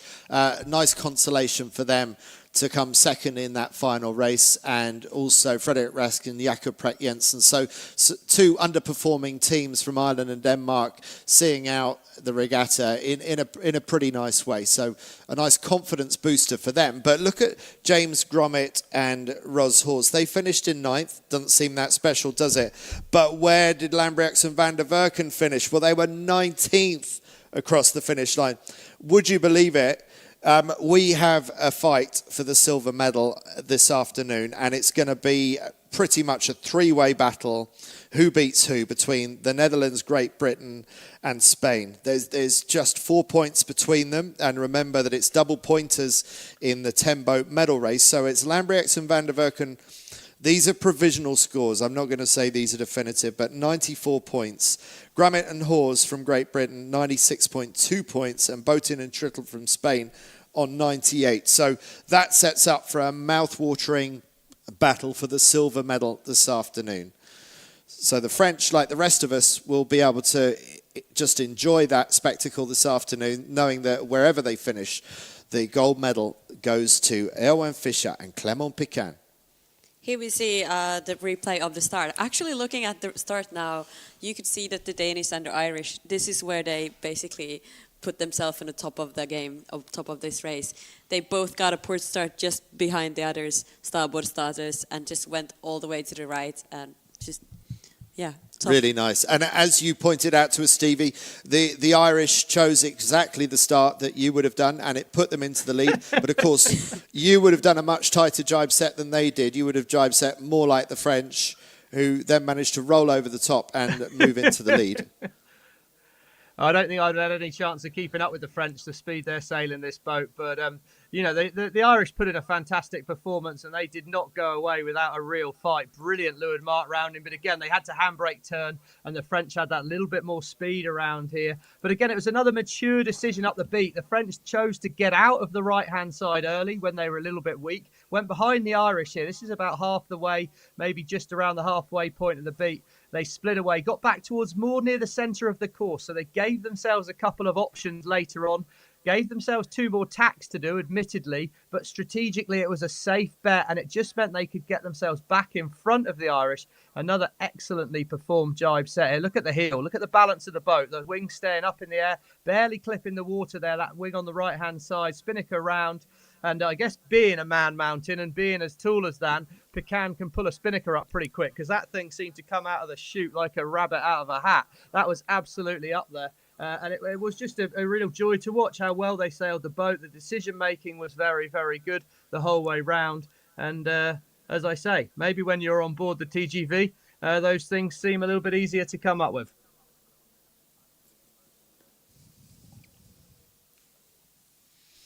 And Nora, the other nice thing, as we watch them celebrate that world title victory across the finish line, they're just thoroughly decent human beings, aren't they, as well? They're just nice people. Yeah, super nice people and like just friendly with everyone. You can really see it also in the boat park when we walk around there. People are friendly and saying hi to each other and asking how they're doing. Even though you're competitors, you're still, friendly and helpful on the land. Yeah. Well, there they are with the tricolour flying off their windward shroud. They're so enjoying this moment. Well, they should. This is such an incredible achievement from them. It will be so much. I'm not. Yeah, we will see what kind of attitude they take to the medal race after this. How it's going to be. You won the event, but you're still going to do one race for, respect and fun. And I guess they're just gonna. I don't know. I hope we still see them racing hard, but there is a feeling also, especially with this 3-way, very tight fight that we're going to see for the silver and bronze medals this afternoon, that you don't want to affect the action. So just to explain, what we're going to be coming back with later on this afternoon is the medal race. It's only the top 10. Let's just see. Again, we're waiting for confirmation of who has made it into the top 10. We want to see who's just managed to squeak in and who's just been edged out. But the medal race is a short course race, going to be 2 laps like we've just seen, but probably on a smaller course. And it's a double pointer. So even though there's 4 points between the Netherlands, Great Britain and Spain, that 4 points in reality is only 2 places on the race course. So that is super exciting. And, Lambrechts and Van der Werken, they've won 3 world titles in the past. They can't do that this time. Best they can do is second. Boteen and Trittel, they were second a couple of years ago in Halifax, Nova Scotia, finishing in second place behind the Dutch. But Grummet and Hawes, they've only been racing together for 3 months. Yes, they both sailed 49ers for many years, and I understand James Grummet even did a bit of crewing for a season or so. So he knows both ends of the boat really well. But these two young British sailors getting together seems to be a chemistry, a magic that seems to be working really well for them, and they have a serious shot at getting a silver medal. That's just unbelievable, Stevie.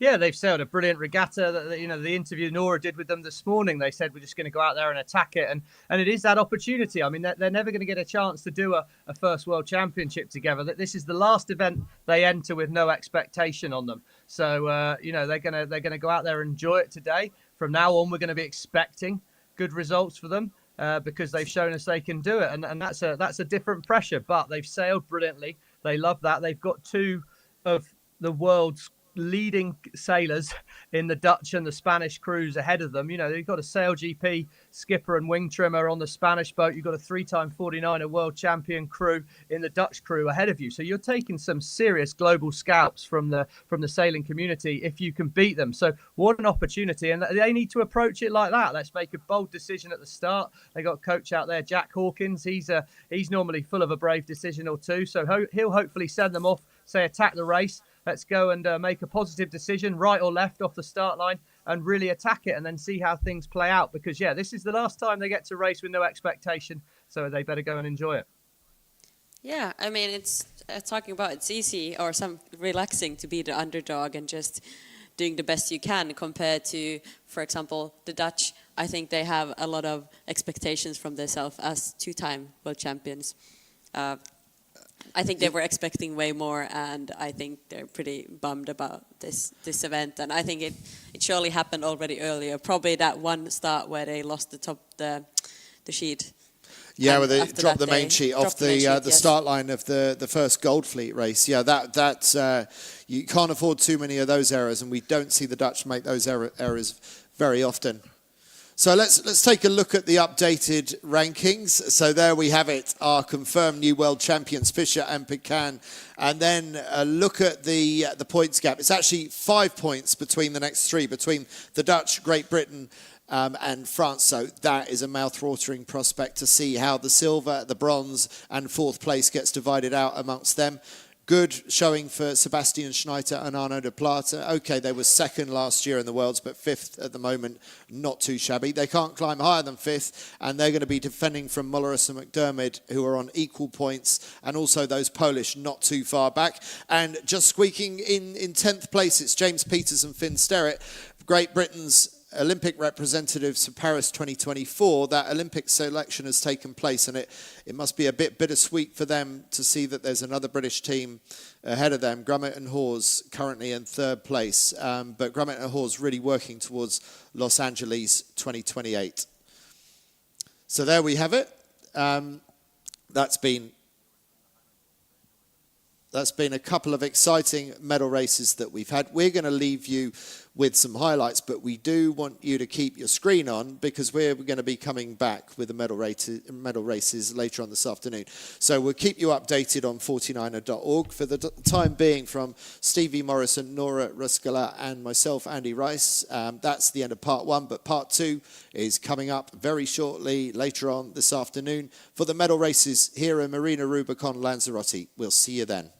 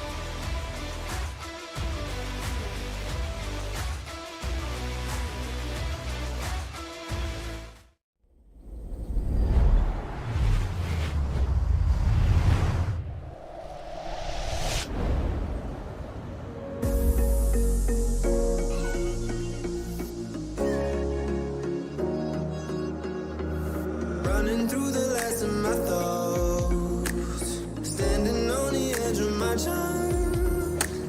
Everything I know will be gone in a minute, and that's alright, alright, 'cause I'm free, freer than I've ever been before. Yeah, baby, I'm freer than I've ever been before. Alright, 'cause I'm freer than I've ever been before. Yeah.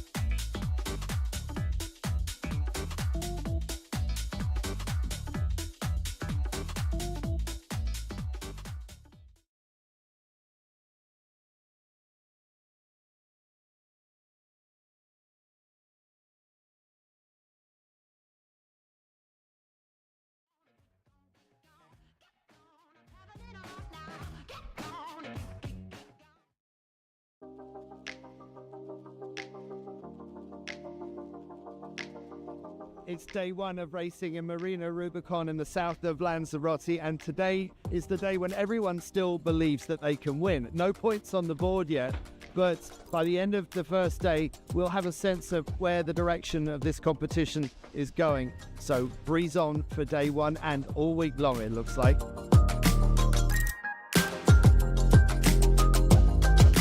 Now we'll go over to the race committee to find out what the conditions are out on the race course. Today we have north conditions in both areas. We have between 9 and 15 knots and a good swell. So yep, we're seeing good regattas today.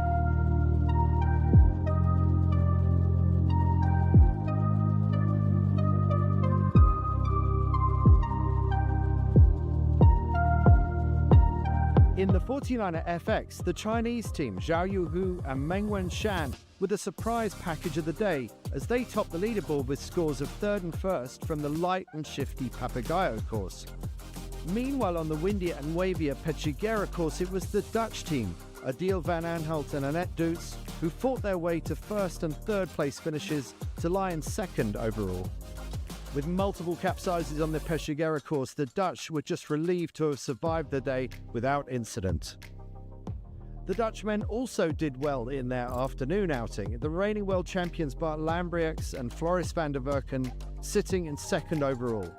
And the Dutch are sandwiched between two teams from the USA. Andrew Mulleris and Ian McDermott might have missed out on Olympic selection for Paris 2024, but they lead the World Championships after 3 races, while the Olympic qualifiers Ian Barrows and Hans Henken hold third place on a really tight leaderboard. Hard to do much better than we did today, but it's a long week, and all the sailors know that the first day is the day feeling great, and we didn't lose the regatta on the first day, so we're happy with that.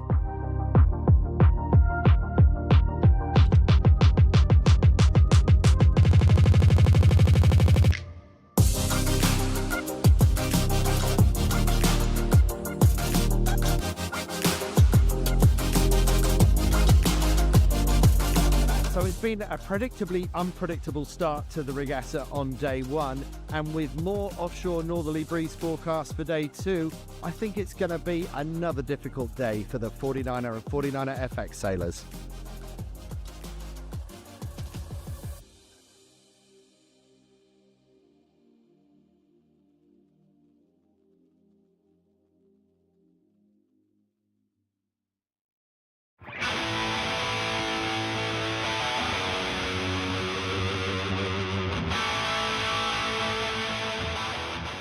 Specifically the 49er, I like it a lot, the boat speed and the tactics, and the whole fleet is super close, so it really comes down to all the small details, and that's a lot of fun, yeah. Yeah, so as I was growing up, I always wanted to say 49er, so yeah, it was always my dream. The boat is fast, it's fun, it's more fun obviously in the big breeze and the waves, so yeah.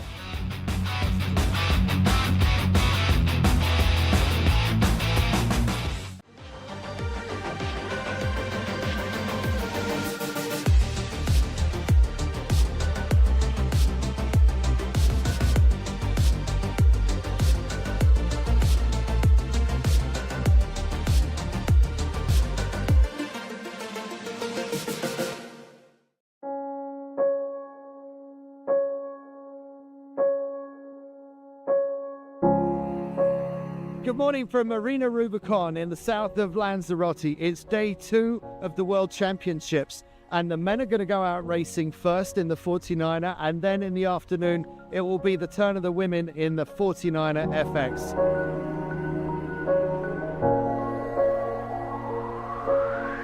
So what's the weather got in store? Let's go to the race committee to find out. It's really tricky today. We have wind fighting between 90 and 60s. So yeah, it's been tricky for the race committee, but let's see. First up were the 49er men, who set out from Marina Rubicón for 3 back-to-back races in yellow and blue qualifying groups. It was a stellar day for the French teams.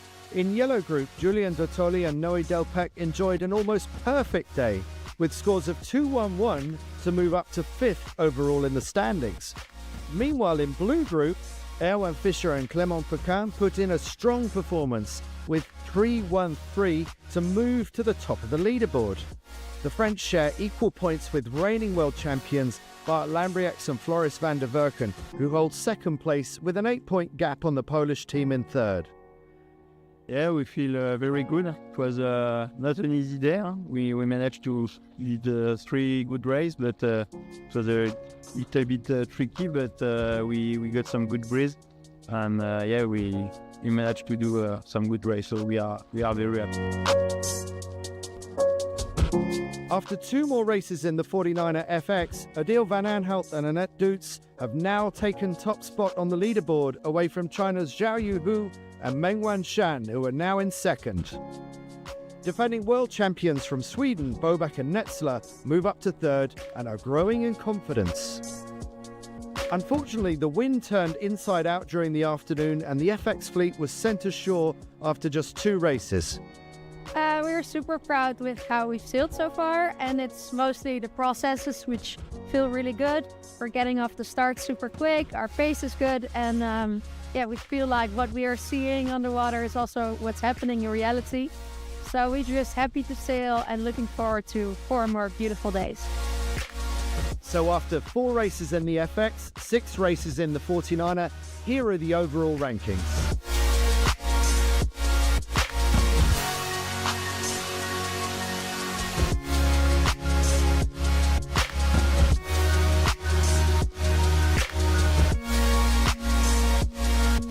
So tomorrow, day 3, is the final day of qualifying. It's the last opportunity for anyone who is looking to break into Goldfleet.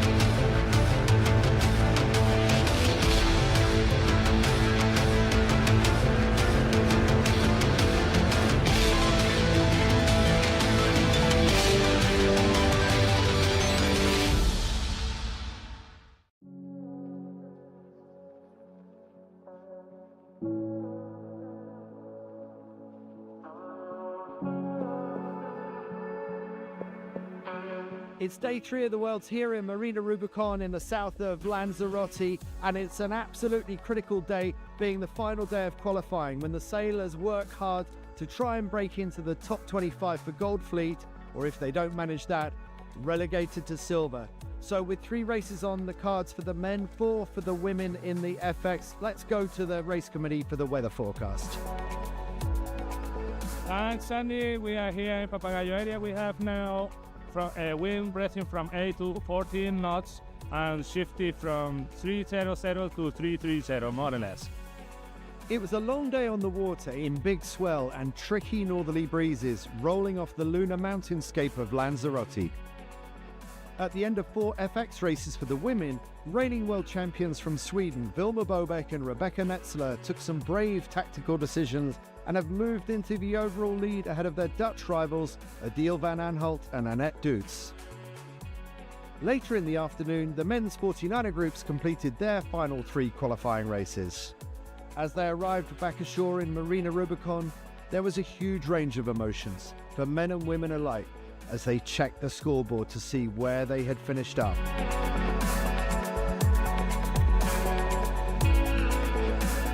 25th place or higher would mean elevation to Goldfleet. Any lower and they would be relegated to silver, and in some cases, the end of their Olympic dreams. Rob Dixon and Sean Wadilove had squeaked into Goldfleet in 25th place, although with a few protests to be heard, it was too soon for Irish celebrations. Yeah, I think we're 25th at the moment, so in Goldfleet they are, but as you know, a lot of uncontrollables like protests and stuff from other boats that might change that, but for now, yeah, you know, we can just see what happens. Even tougher though for the other Irish team, Schaefer Guilfoyle and Johnny Durkin, who just missed the cut in a heartbreaking 27th place. Yeah, I mean, I guess people put in a pretty long winter of training and work hard, and obviously today's the day that the cuts happen. So obviously people are going to be disappointed, missing the cut like us, and I can definitely relate to it. Not at tears just yet, but yeah, it can be pretty tough, pretty brutal, but it's sport at the end of the day. So no, I don't think you question it.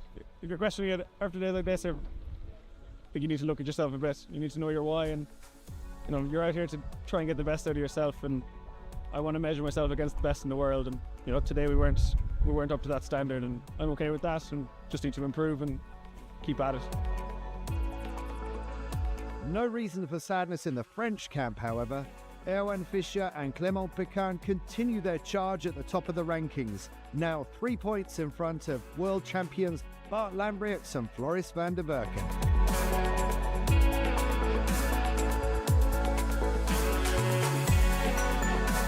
So at the end of a dramatic 3 days and the end of the qualifying phase, we move into Gold Fleet for the final 3 days of the World Championships in Marina Rubicón.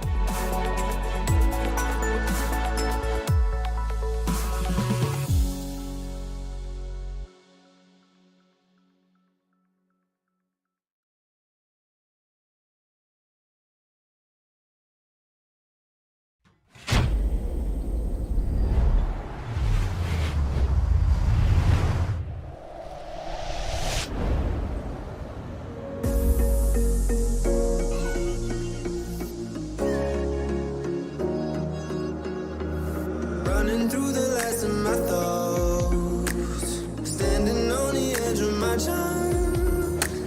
Everything I know will be gone in a minute, and that's alright, alright, 'cause I'm free, freer than I've ever been before. Yeah, baby, I'm free, freer than I've ever been before. Alright, 'cause I'm free.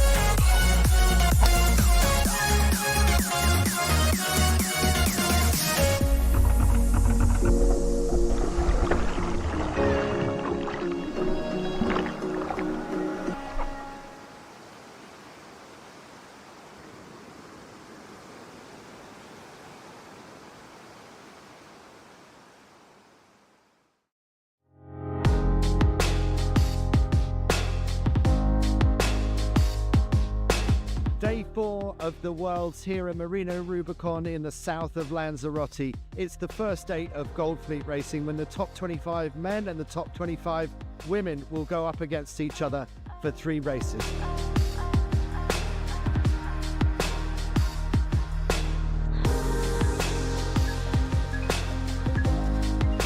So let's go across to the race committee to find out what weather's in store for today. Thanks, Andy. Here we are preparing the courses. We have now wind breathing from northwest direction from 9 till 12, 14 knots. Could be sometimes with the gas breathing till 16. And I think it's in really good conditions with flat sea. And let's go for racing. There were so many dimensions to today's race course. Big wind shifts, gusts and lulls, all played out on a 3-dimensional playing field of rolling Atlantic swell. It was a day that demanded patience, tactical courage and quick thinking.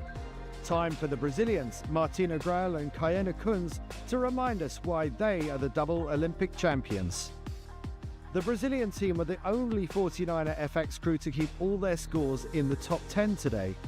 This moves Brazil up to 3rd overall and just 1 point behind Sweden, who struggled in the shifty stuff and have given up the top of the leaderboard to their Dutch rivals. I think it was a little bit, our conditions were very shifty winds and a lot of road to recovery. It reminds us like home. When we just started, I think it was super tricky, and I think it reminds us Niterói, where Chini used to sail, so we're just trying to minimize our mistakes and take the good shifts and go ahead the fleet, yeah, and keep the eye out onto the road. Adil van Aanholt and Annette Doets won the first race of the session before slipping to 13th in the next, but then regrouped for a solid 5th at the end of the afternoon. They now hold a 15-point advantage over the reigning world champions from Sweden. The Dutch didn't fare so well in the men's 49er though.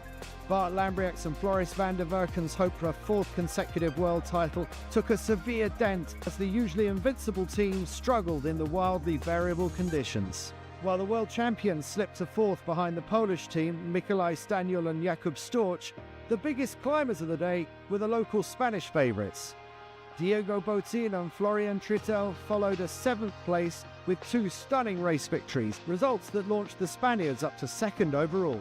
The beginnings of the races have been quite challenging, but yeah, we managed to do good recoveries and then get a solid day in, which is now putting us back into the fight for the championship. And 2 days ahead, a lot can happen, a lot will happen, so yeah, we just keep our heads down and keep grinding.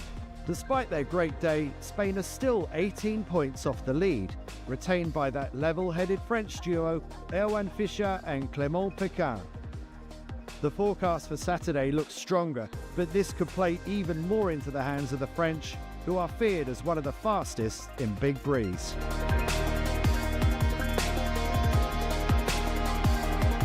So after the first day of Gold Fleet racing and 3 races completed, here are the rankings for the men's 49er and the women's 49er FX.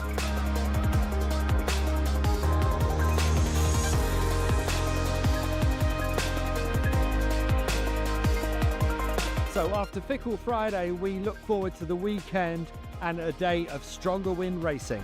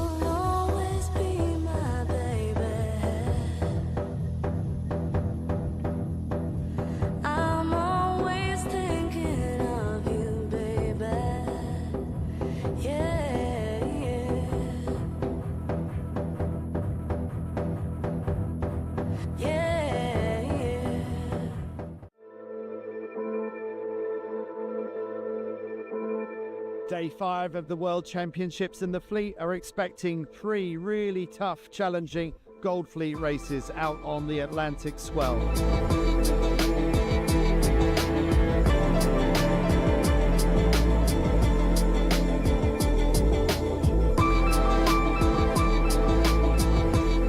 First, let's go to the race officer to find out what conditions are in store.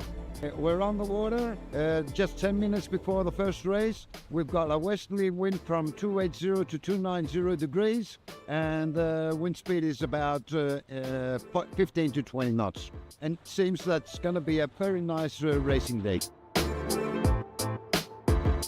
In more than a quarter of a century of 49er World Championships, France has never won the world title.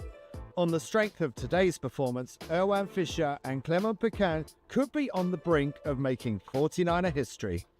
With the wind gusting between 15 and 19 knots from the northwest, today would be the toughest physical challenge yet. The fleet departed Marina Rubicón for 3 hard races on the huge Atlantic swell. Fischer and Péquin favoured an unusual port-tack approach to the start, passing behind the bulk of the fleet who started on starboard. This proved to be a winning strategy as the French sailed to finishes of 3, 2 and 3, a level of consistency that none of their rivals could match. The French team go into the final day with a 30-point advantage over reigning world champions Bart Lambriax and Floris van der Werken, and 12 points further back are the Spanish favourites Diego Botín and Florian Trittel. Big breeze conditions tend to play into the hands of those tall Swedes, Vilma Bobeck and Rebecca Netzler. So it proved as the reigning world champions turned on an extra notch of speed that no one else could match. 2 wins from 2. They didn't start so well in the third, but surely their boat speed would pull them through again. On the charge down to the bottom of the course, the speedy Swedes were already up to second and chasing down race leaders Adil van Aanholt and Annette Dutz. But then, disaster for Sweden as Netzler is swept out of the back of the boat by a rogue wave and has to swim back almost 200 meters to catch up her capsized boat. Van Aanholt and Dutz went on to win that race, and coupled with other scores of third and second, the Dutch looked well placed to win back the world title from their Swedish training partners. The Dutch carry a 25-point advantage into the final day, with the second place Swedes 20 points ahead of Italy's Jana Germani and Giorgia Bertuzzi. The forecast for Super Sunday looks lighter from the north, so the wind could be shifty and difficult to read. So while the 49er and FX titles might look secure, nothing is certain on this tricky Lanzarote racetrack.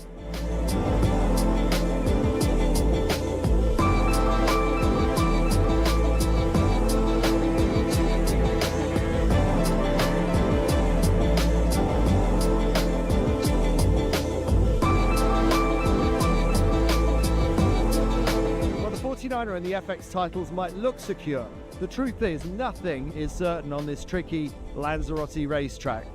But the best way to find out? Join us tomorrow for Super Sunday.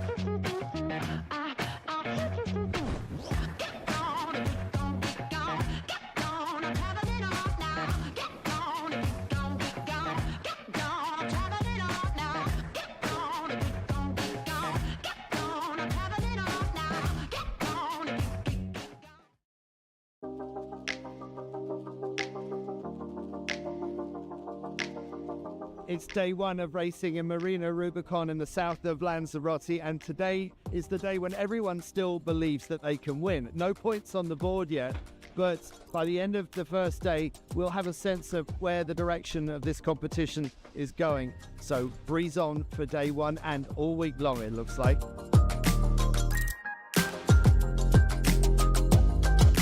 Now we'll go over to the race committee to find out what the conditions are out on the race course. Today we have north conditions in both areas. We have between 9 and 15 knots and a good swell. So yep, we're seeing good regattas today.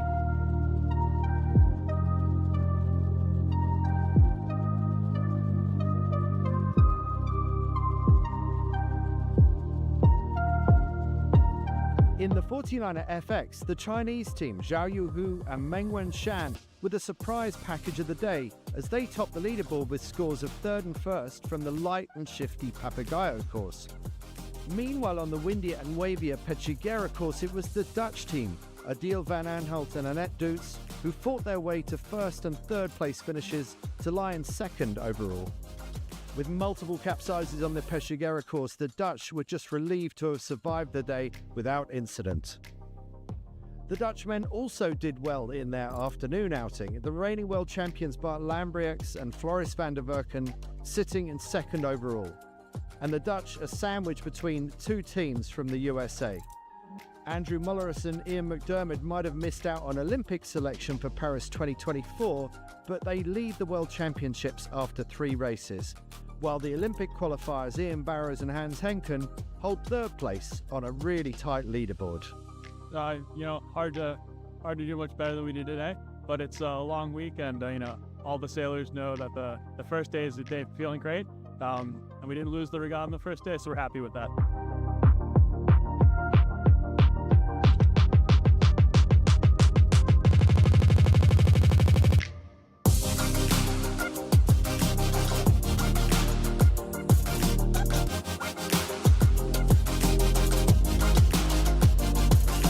So it's been a predictably unpredictable start to the regatta on day one, and with more offshore northerly breeze forecast for day two, I think it's going to be another difficult day for the 49er and 49er FX sailors.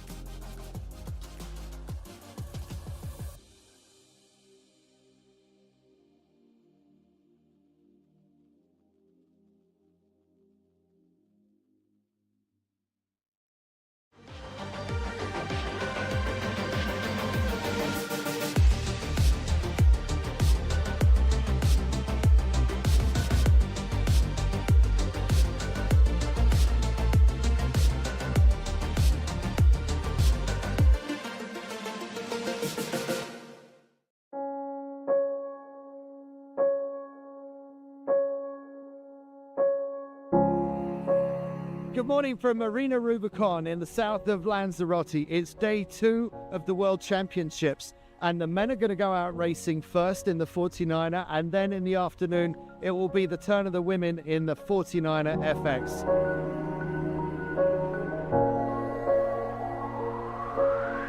So what's the weather got in store? Let's go to the race committee to find out. It's really tricky today. We have wind fighting between 90 and 60s. So yeah, it's been tricky for the race committee, but let's see. First up were the 49er men, who set out from Marina Rubicón for 3 back-to-back races in yellow and blue qualifying groups. It was a stellar day for the French teams. In yellow group, Julien Dottoli and Noé Delpech enjoyed an almost perfect day, with scores of 2-1-1 to move up to 5th overall in the standings. Meanwhile, in blue group, Erwan Fischer and Clément Pequin put in a strong performance with 3-1-3 to move to the top of the leaderboard. The French share equal points with reigning world champions Bart Lambriax and Floris van der Werken, who hold second place with an 8-point gap on the Polish team in third. Yeah, we feel very good. It was not an easy day. We managed to lead 3 good races, but it was a little bit tricky, but we got some good breeze. And yeah, we managed to do some good race, so we are very happy. After 2 more races in the 49er FX, Adil Van Aanholt and Annette Doets have now taken top spot on the leaderboard, away from China's Zhao Yuhu and Mengwan Shan, who are now in second. Defending world champions from Sweden, Bobak and Netzler, move up to third and are growing in confidence.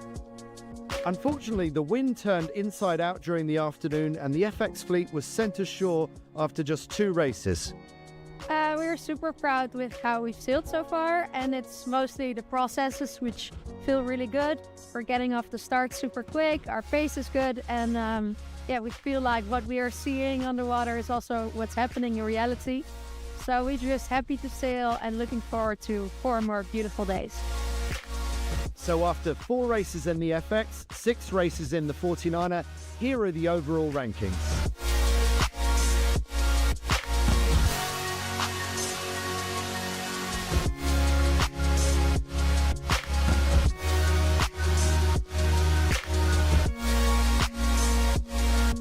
So tomorrow, day 3, is the final day of qualifying. It's the last opportunity for anyone who is looking to break into Goldfleet.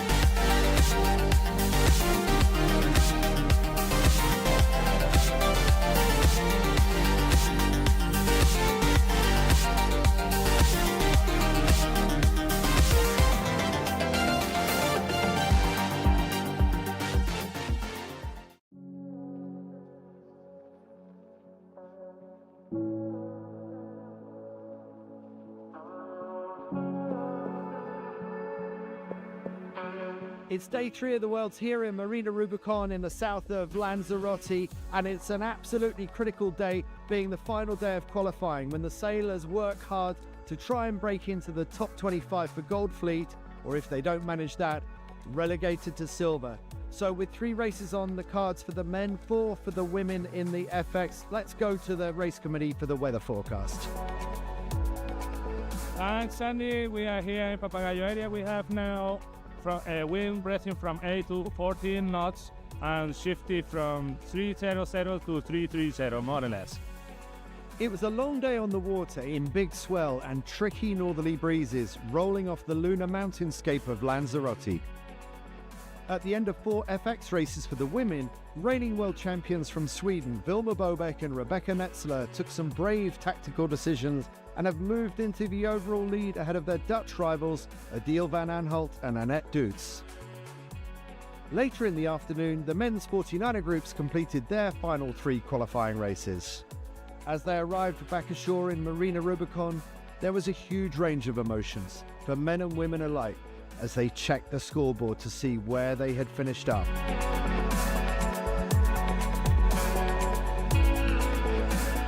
25th place or higher would mean elevation to Gold Fleet. Any lower and they would be relegated to silver, and in some cases, the end of their Olympic dreams. Rob Dixon and Sean Wadilove had squeaked into Gold Fleet in 25th place, although with a few protests to be heard, it was too soon for Irish celebrations.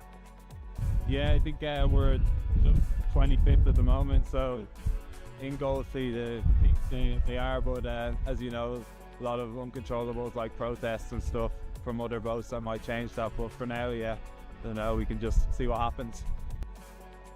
Even tougher though for the other Irish team, Schaefer Guilfoyle and Johnny Durkin, who just missed the cut in a heartbreaking 27th place. Yeah, I mean, I guess people put in a pretty long winter of training and work hard, and obviously today's the day that the cuts happen. So obviously people are going to be disappointed missing the cut like us, and I can definitely relate to it. Not at tears just yet, but yeah, it can be pretty tough, pretty brutal, but it's sport at the end of the day. So no, I don't think you question it. If you're questioning it after a day like this, I think you need to look at yourself a bit. You need to know your why, and you know, you're out here to try and get the best out of yourself, and I want to measure myself against the best in the world, and you know, today we weren't up to that standard, and I'm okay with that, and just need to improve and keep at it. No reason for sadness in the French camp, however. Erwan Fischer and Clément Picard continue their charge at the top of the rankings, now 3 points in front of world champions Bart Lambriox and Floris van der Berken.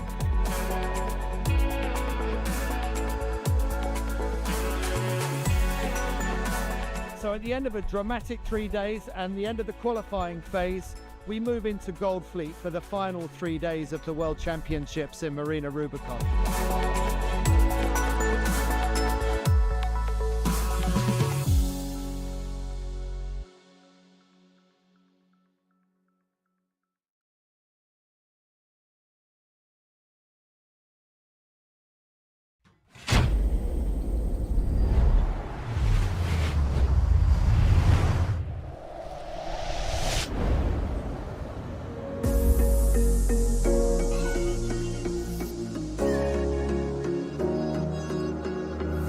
Running through the last of my thoughts, standing on the edge of my time. Everything I know will be gone in a minute, and that's alright, alright, 'cause I'm free, freer than I've ever been before. Yeah, baby, I'm freer than I've ever been before. Alright, 'cause I'm freer than I've ever been before. Yeah.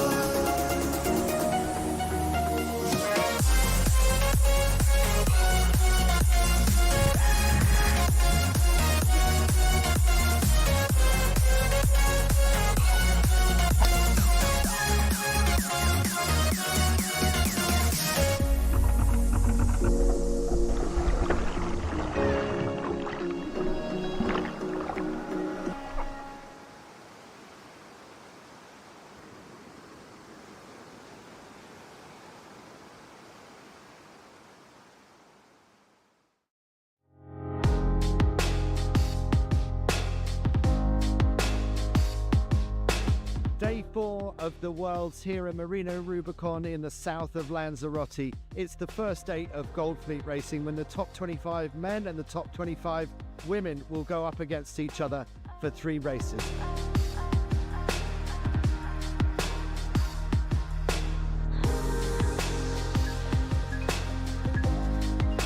So let's go across to the race committee to find out what weather's in store for today. Thanks, Andy. Here we are preparing the courses. We have now wind breathing from northwest direction from 9 till 12, 14 knots. Could be sometimes with the gas breathing till 16. And I think it's in really good conditions with flat sea. And let's go for racing. There were so many dimensions to today's race course. Big wind shifts, gusts and lulls, all played out on a 3-dimensional playing field of rolling Atlantic swell. It was a day that demanded patience, tactical courage and quick thinking. Time for the Brazilians, Martina Grael and Cayena Kunz, to remind us why they are the double Olympic champions. The Brazilian team were the only 49er FX crew to keep all their scores in the top 10 today. This moves Brazil up to 3rd overall and just 1 point behind Sweden, who struggled in the shifty stuff and have given up the top of the leaderboard to their Dutch rivals. I think it was a little bit, our conditions were very shifty winds and a lot of road to recovery.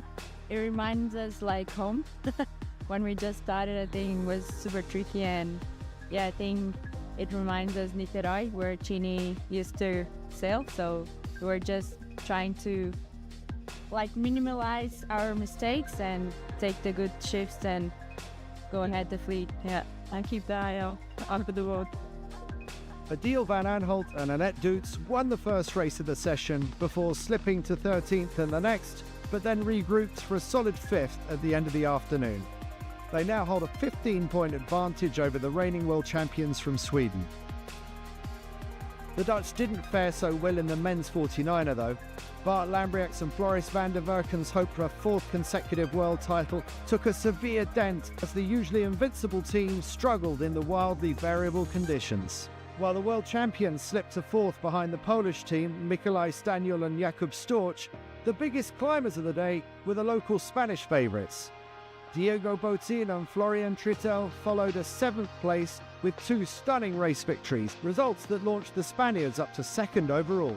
The beginnings of the races have been quite challenging, but we managed to do good recoveries and then get a solid day in, which is now putting us back into the fight for the championship. And 2 days ahead, a lot can happen, a lot will happen, so we just keep our heads down and keep grinding. Despite their great day, Spain are still 18 points off the lead, retained by that level-headed French duo, Erwan Fischer and Clément Pékin. The forecast for Saturday looks stronger, but this could play even more into the hands of the French, who are feared as one of the fastest in Big Breeze.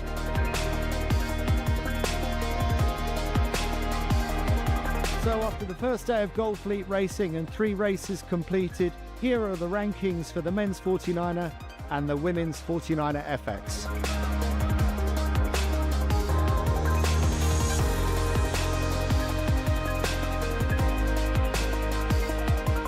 So after Fickle Friday, we look forward to the weekend and a day of stronger wind racing.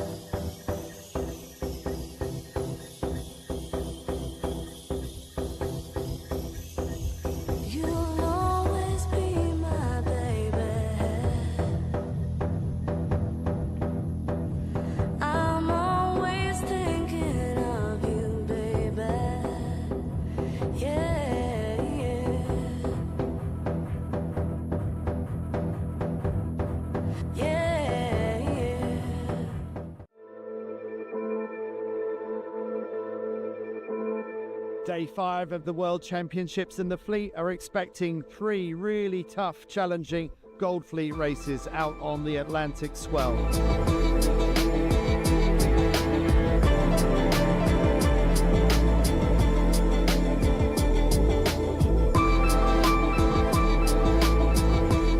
First, let's go to the race officer to find out what conditions are in store.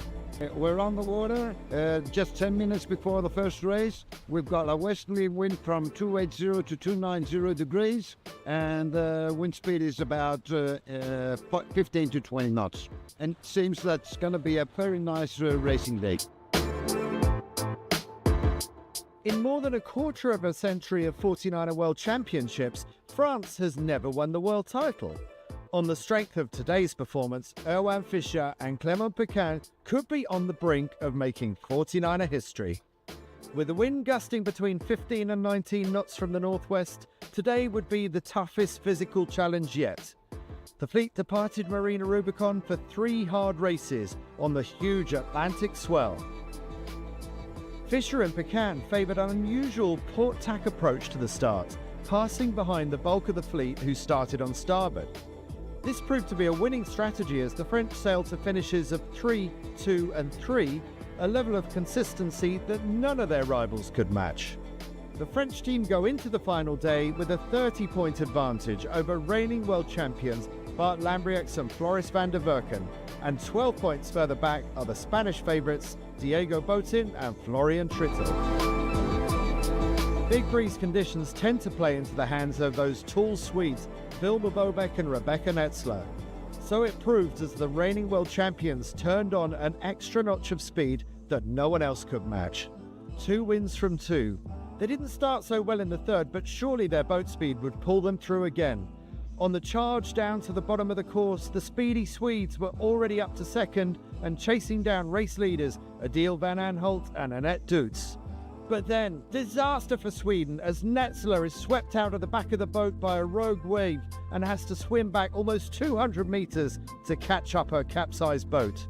Van Aanholt and Doets went on to win that race, and coupled with other scores of third and second, the Dutch looked well placed to win back the world title from their Swedish training partners.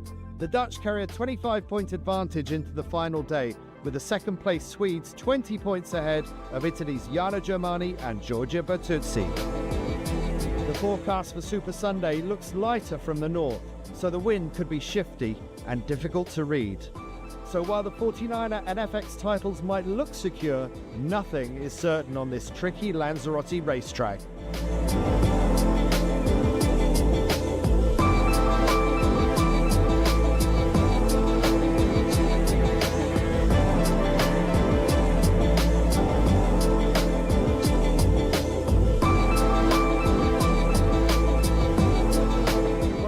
And the FX titles might look secure.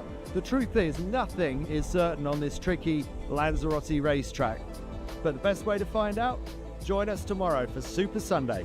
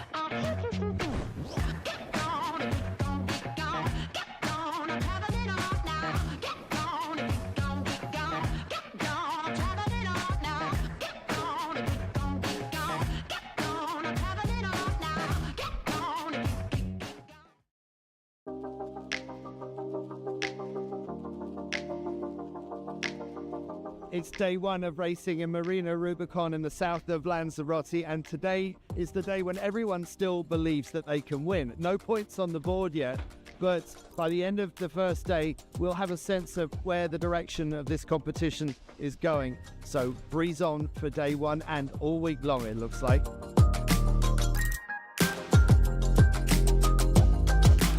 Now we'll go over to the race committee to find out what the conditions are out on the race course. Today we have north conditions in both areas. We have between 9 and 15 knots and a good swell. So yep, we're seeing good regattas today.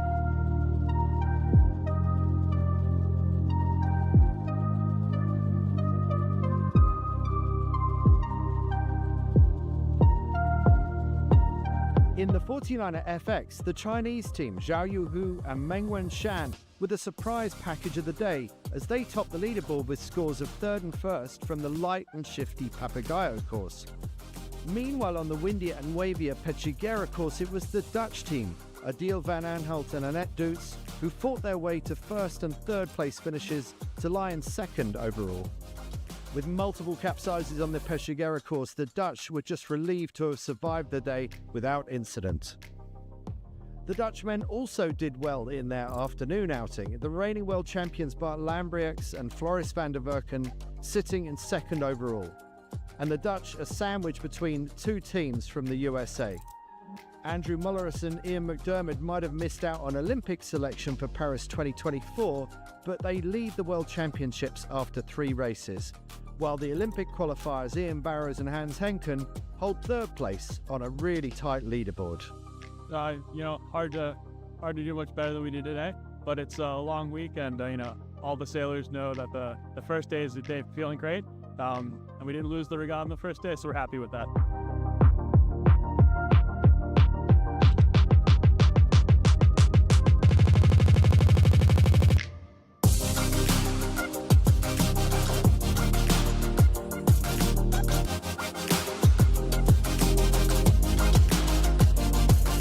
So it's been a predictably unpredictable start to the regatta on day 1, and with more offshore northerly breeze forecast for day 2, I think it's going to be another difficult day for the 49er and 49er FX sailors.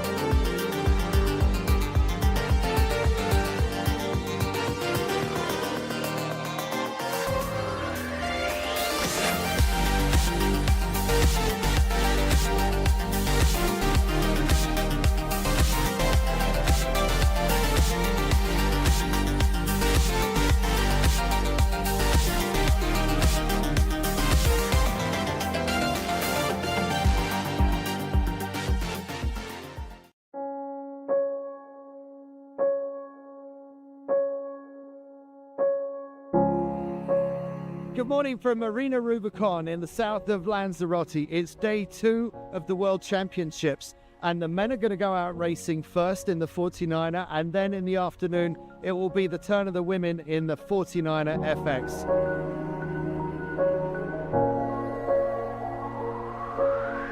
So what's the weather got in store? Let's go to the race committee to find out. It's really tricky today. We have wind fighting between 90 and 60s. So yeah, it's been tricky for the race committee, but let's see. First up were the 49er men, who set out from Marina Rubicón for 3 back-to-back races in yellow and blue qualifying groups. It was a stellar day for the French teams. In yellow group, Julien Dottoli and Noé Delpech enjoyed an almost perfect day, with scores of 2-1-1 to move up to 5th overall in the standings. Meanwhile, in blue group, Erwan Fischer and Clément Pequin put in a strong performance with 3-1-3 to move to the top of the leaderboard. The French share equal points with reigning world champions Bart Lambriax and Floris van der Werken, who hold second place with an 8-point gap on the Polish team in third. Yeah, we feel very good. It was not an easy day. We managed to lead 3 good races, but it was a little bit tricky, but we got some good breeze. And yeah, we managed to do some good race, so we are very happy. After 2 more races in the 49er FX, Adil Van Aanholt and Annette Doets have now taken top spot on the leaderboard, away from China's Zhao Yuhu and Mengwan Shan, who are now in second. Defending world champions from Sweden, Bobek and Netzler, move up to third and are growing in confidence.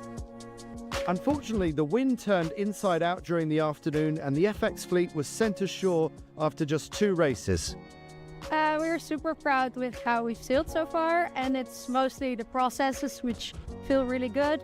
We're getting off the start super quick, our pace is good, and yeah, we feel like what we are seeing on the water is also what's happening in reality. So we're just happy to sail and looking forward to 4 more beautiful days. So after 4 races in the FX, 6 races in the 49er, here are the overall rankings.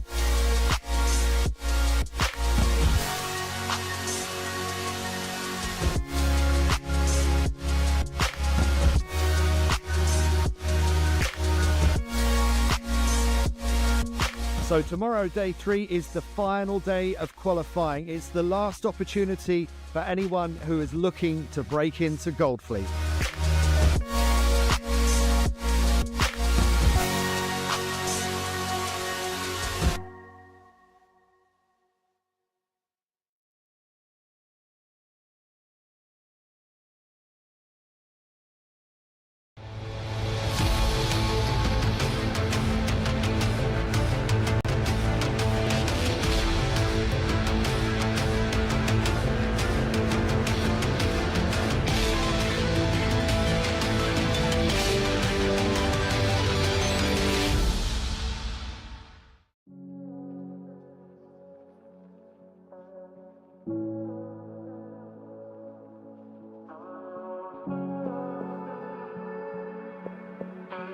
It's day 3 of the Worlds here in Marina Rubicón in the south of Lanzarote, and it's an absolutely critical day, being the final day of qualifying, when the sailors work hard to try and break into the top 25 for Gold Fleet, or if they don't manage that, relegated to silver.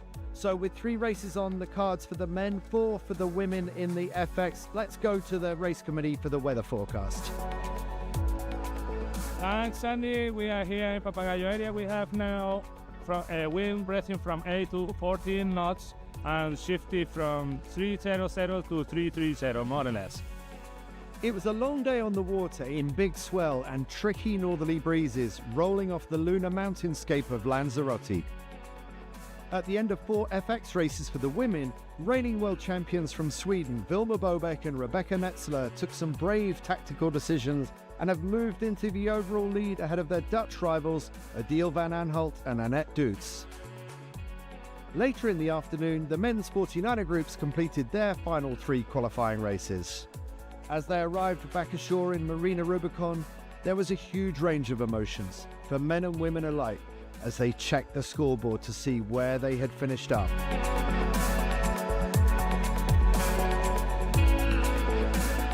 25th place or higher would mean elevation to Gold Fleet. Any lower and they would be relegated to silver, and in some cases, the end of their Olympic dreams. Rob Dixon and Sean Wadilove had squeaked into Gold Fleet in 25th place, although with a few protests to be heard, it was too soon for Irish celebrations. Yeah, I think we're 25th at the moment, so in Gold Fleet they are, but as you know, lot of uncontrollables like protests and stuff from other boats that might change that. But for now, yeah, I don't know, we can just see what happens. Even tougher though for the other Irish team, Schaefer Guilfoyle and Johnny Durkin, who just missed the cut in a heartbreaking 27th place. Yeah, I mean, I guess people put in a pretty long winter of training and work hard, and obviously today's the day that the cuts happen. So obviously people are going to be disappointed missing the cut like us, and I can definitely relate to it. Not at tears just yet, but yeah, it can be pretty tough, pretty brutal, but it's sport at the end of the day. So no, I don't think you question it. If you're questioning it after a day like this, I think you need to look at yourself a bit. You need to know your why, and you know, you're out here to try and get the best out of yourself, and I want to measure myself against the best in the world, and you know, today we weren't up to that standard, and I'm okay with that, and just need to improve and keep at it. No reason for sadness in the French camp, however. Erwan Fischer and Clément Pécan continue their charge at the top of the rankings, now 3 points in front of world champions Bart Lambriax and Floris van der Werken.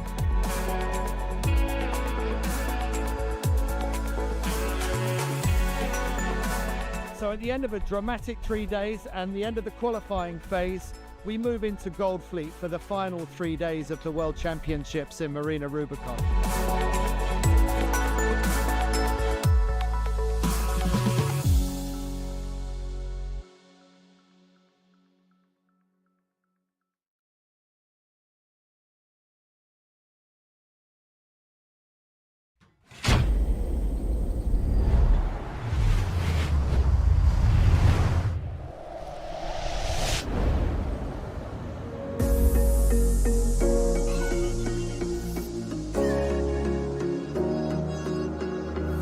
Running through the last of my thoughts, standing on the edge of my time. Everything I know will be gone in a minute, and that's alright, alright, 'cause I'm free, freer than I've ever been before. Yeah, baby, I'm freer than I've ever been before. Alright, 'cause I'm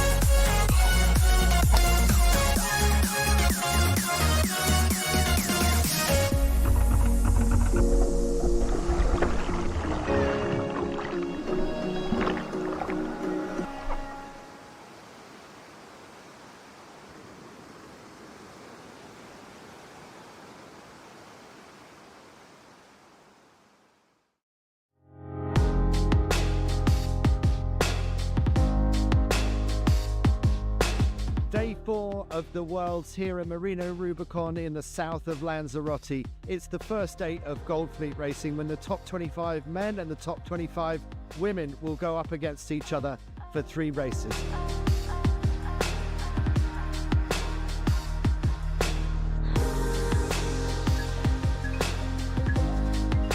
So let's go across to the race committee to find out what weather's in store for today.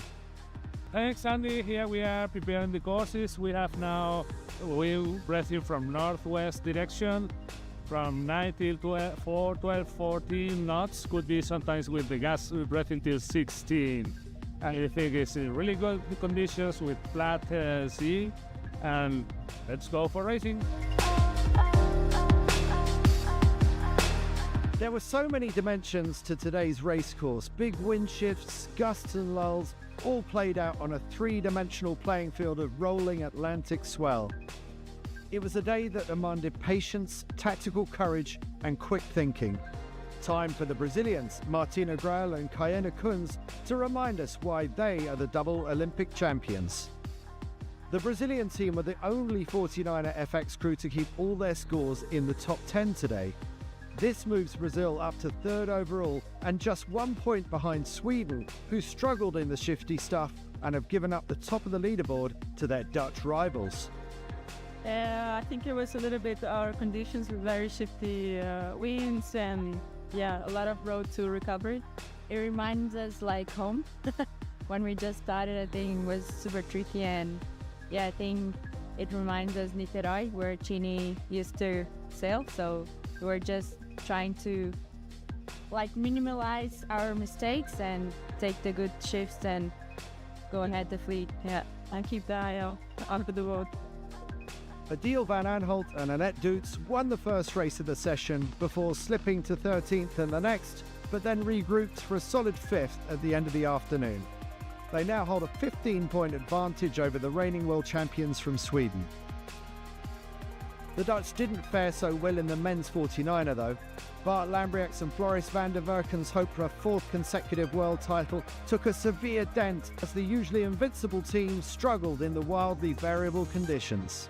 While the world champions slipped to 4th behind the Polish team, Mikołaj Staniel and Jakub Storch, the biggest climbers of the day were the local Spanish favourites.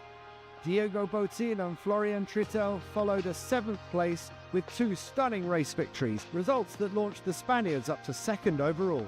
The beginnings of the races have been quite challenging, but yeah, we managed to do good recoveries and then get a solid day in, which is now putting us back into the fight for the championship. And 2 days ahead, a lot can happen, a lot will happen, so yeah, we just keep our heads down and keep grinding.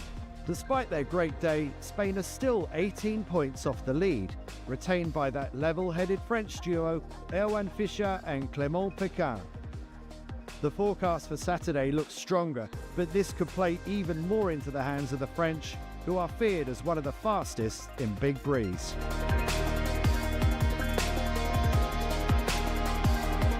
So after the first day of Gold Fleet racing and 3 races completed, here are the rankings for the men's 49er and the women's 49er FX.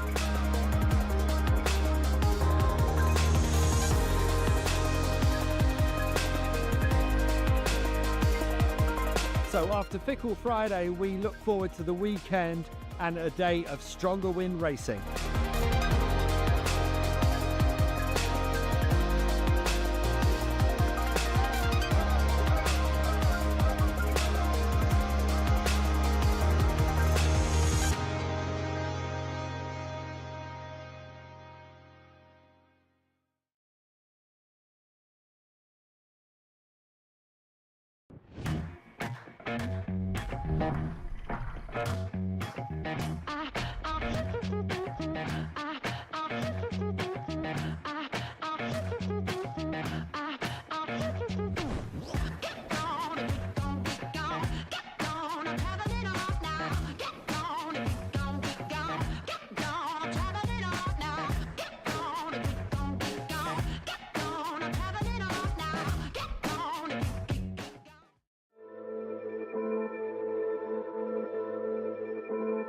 Day 5 of the World Championships in the fleet are expecting 3 really tough, challenging Gold Fleet races out on the Atlantic swell.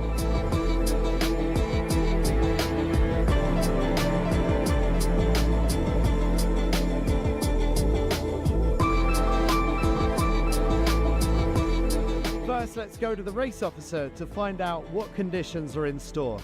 We're on the water just 10 minutes before the first race. We've got a westerly wind from 280 to 290 degrees, and the wind speed is about 15 to 20 knots.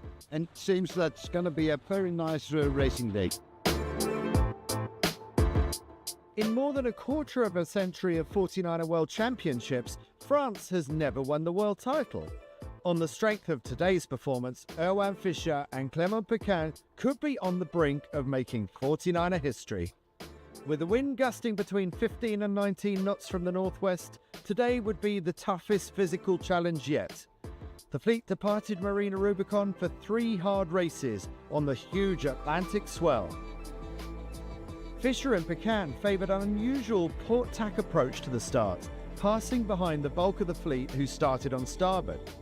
This proved to be a winning strategy as the French sailed to finishes of 3, 2 and 3, a level of consistency that none of their rivals could match. The French team go into the final day with a 30-point advantage over reigning world champions Bart Lambrechts and Floris van der Werken, and 12 points further back are the Spanish favourites Diego Botin and Florian Trittel. Big breeze conditions tend to play into the hands of those tall Swedes, Vilma Bobek and Rebecca Netzler. So it proved as the reigning world champions turned on an extra notch of speed that no one else could match. 2 wins from 2. They didn't start so well in the third, but surely their boat speed would pull them through again. On the charge down to the bottom of the course, the speedy Swedes were already up to second and chasing down race leaders Adil van Aanholt and Annette Doets. But then, disaster for Sweden as Netzler is swept out of the back of the boat by a rogue wave and has to swim back almost 200 metres to catch up her capsized boat. Van Aanholt and Doets went on to win that race, and coupled with other scores of third and second, the Dutch looked well placed to win back the world title from their Swedish training partners. The Dutch carry a 25-point advantage into the final day, with the second-place Swedes 20 points ahead of Italy's Jana Germani and Giorgia Bertuzzi. The forecast for Super Sunday looks lighter from the north, so the wind could be shifty and difficult to read.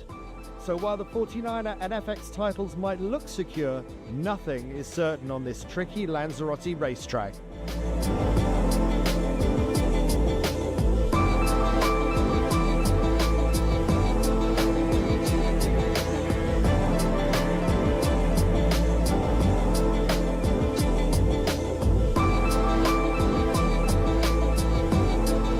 While the 49er and the FX titles might look secure, the truth is nothing is certain on this tricky Lanzarote racetrack. But the best way to find out? Join us tomorrow for Super Sunday.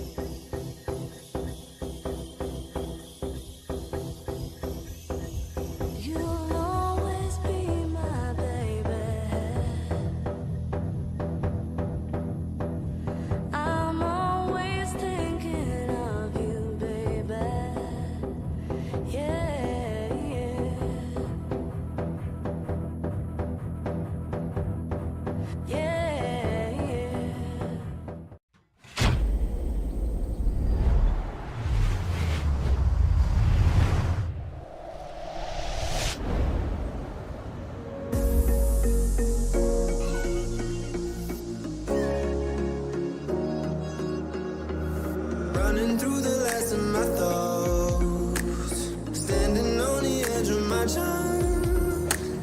Everything I know will be gone in a minute, and that's alright, 'cause I'm free.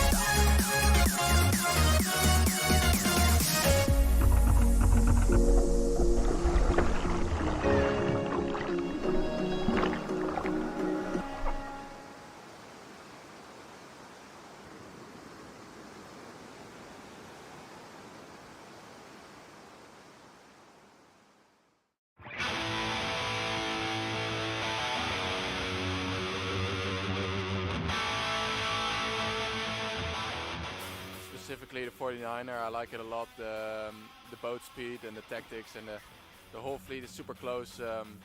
So it really comes down to all the small details, and that's a lot of fun. Yeah.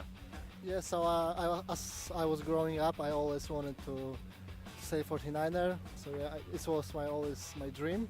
The boat is fast, it's fun. It's more fun, obviously, in the big breeze and the waves. So yeah.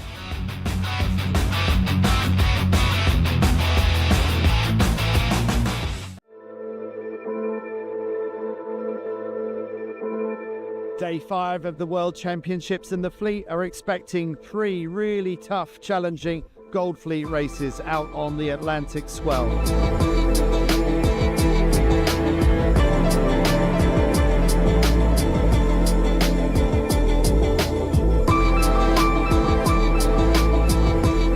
First, let's go to the race officer to find out what conditions are in store. We're on the water just 10 minutes before the first race. We've got a westerly wind from 280 to 290 degrees, and the wind speed is about 15 to 20 knots. And it seems that's going to be a very nice racing day. In more than a quarter of a century of 49er World Championships, France has never won the world title. On the strength of today's performance, Erwan Fischer and Clément Pequin could be on the brink of making 49er history. With the wind gusting between 15 and 19 knots from the northwest, today would be the toughest physical challenge yet. The fleet departed Marina Rubicón for 3 hard races on the huge Atlantic swell. Fischer and Pequin favoured an unusual port-tack approach to the start, passing behind the bulk of the fleet who started on starboard. This proved to be a winning strategy as the French sailed to finishes of 3, 2 and 3, a level of consistency that none of their rivals could match. The French team go into the final day with a 30-point advantage over reigning world champions Bart Lambriax and Floris van der Werken, and 12 points further back are the Spanish favourites Diego Botin and Florian Trittel.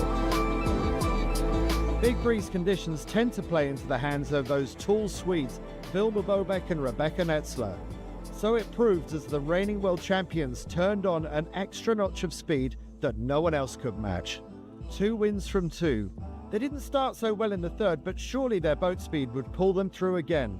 On the charge down to the bottom of the course, the speedy Swedes were already up to second and chasing down race leaders Adil van Aanholt and Annette Doets.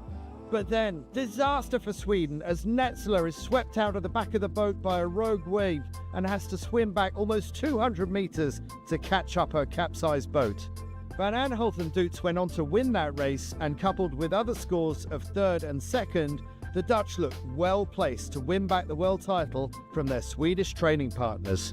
The Dutch carry a 25-point advantage into the final day, with the second-place Swedes 20 points ahead of Italy's Jana Germani and Giorgia Bertuzzi. The forecast for Super Sunday looks lighter from the north, so the wind could be shifty and difficult to read. So while the 49er and FX titles might look secure, nothing is certain on this tricky Lanzarote racetrack.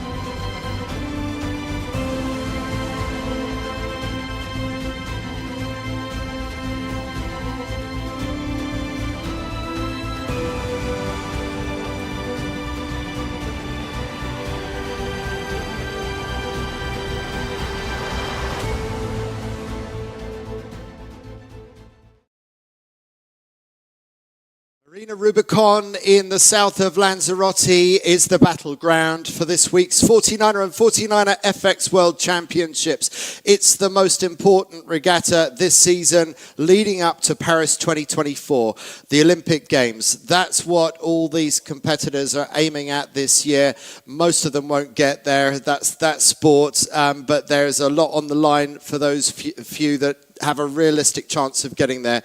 My name's Andy Rice, and with me in commentary, Stevie Morrison, 49er world champion, and now out on the water, 49er FX Olympian for Finland, Noora Ruskula. So Stevie had a really interesting couple of Gold Fleet races this morning, some real drama, but of course let's just salute those Frenchmen who have become the first ever French 49er world champions in more than 25 years of trying.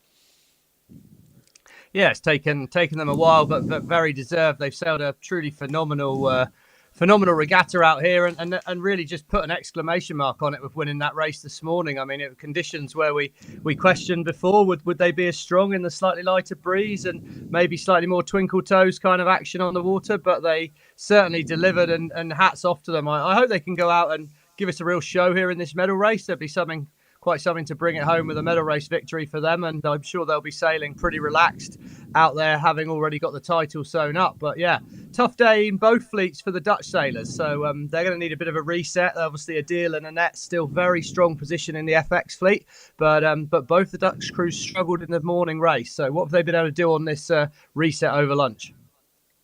Okay, well, we're going to find out soon in the medal races coming up very shortly. Let's just take a look at some highlights from this morning's final Gold Fleet races. So this was the start of the 49er FX fleet. The women, top 25 women coming off the start line. Really good start by Brazil off this end of the line. Now Brazil, the reigning Olympic champions, Martina Grael and Kayana Kunz, still in a battle for a bronze medal this afternoon, and that's going to be where the real fascination lies, in seeing who comes away with the bronze. But up at the top mark, it was Italy 20, Germania and Bertuzzi also in contention for the podium. Just being rolled by Poland 5-2-5. They get down to the bottom of the course, and as you said, Stevie Morrison, the right-hand side of the course has tended to pay more often than not. Thankfully, it's not a complete one-way track by any means. There are opportunities both sides of the course. But the Italians, having briefly been overtaken by Poland, got back into the lead. And this was their run down to the finish. And that kept the Italians in third place overall, and puts them in the best position to be able to win the bronze this afternoon. But there's a couple of other teams they need to keep an eye on, not least the Brazilian Olympic champions, who are going to be dangerous in these light airs.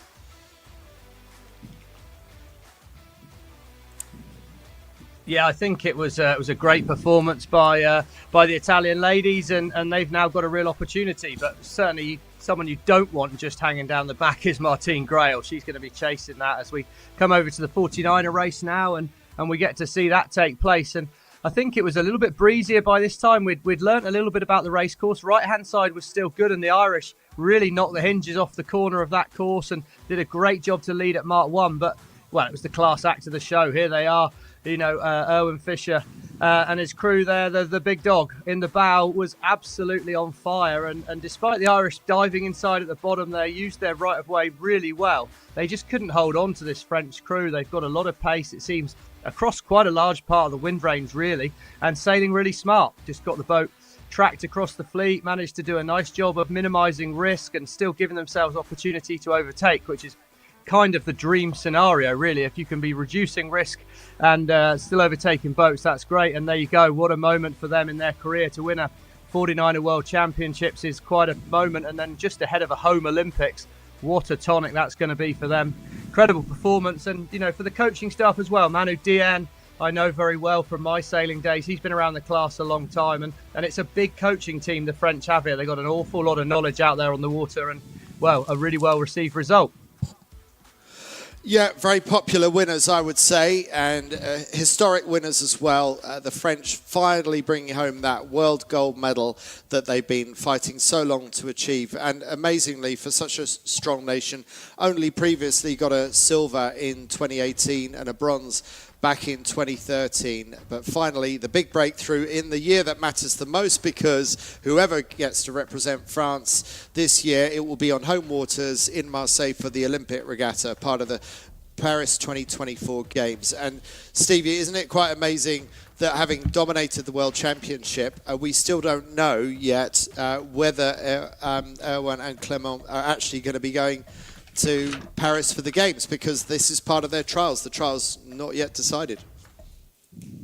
Well, absolutely, and let's not take a moment to forget Lucas Rual and Emile Amores, France '95. I mean, they've not had their best week here, admittedly, and but they were European champions not long ago. So certainly the French selectors are going to be scratching their heads a little bit. I hope they've given themselves a fairly fixed selection criteria, because if there's open to a bit of a discussion, they've got some pretty hard discussions to have.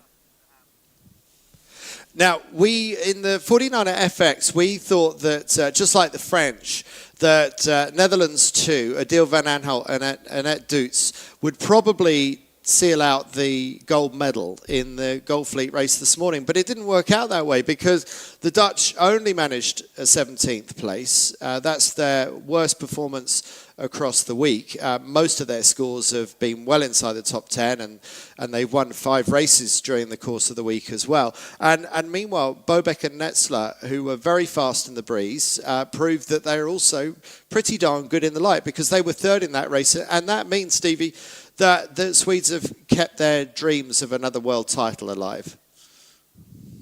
They have, yes.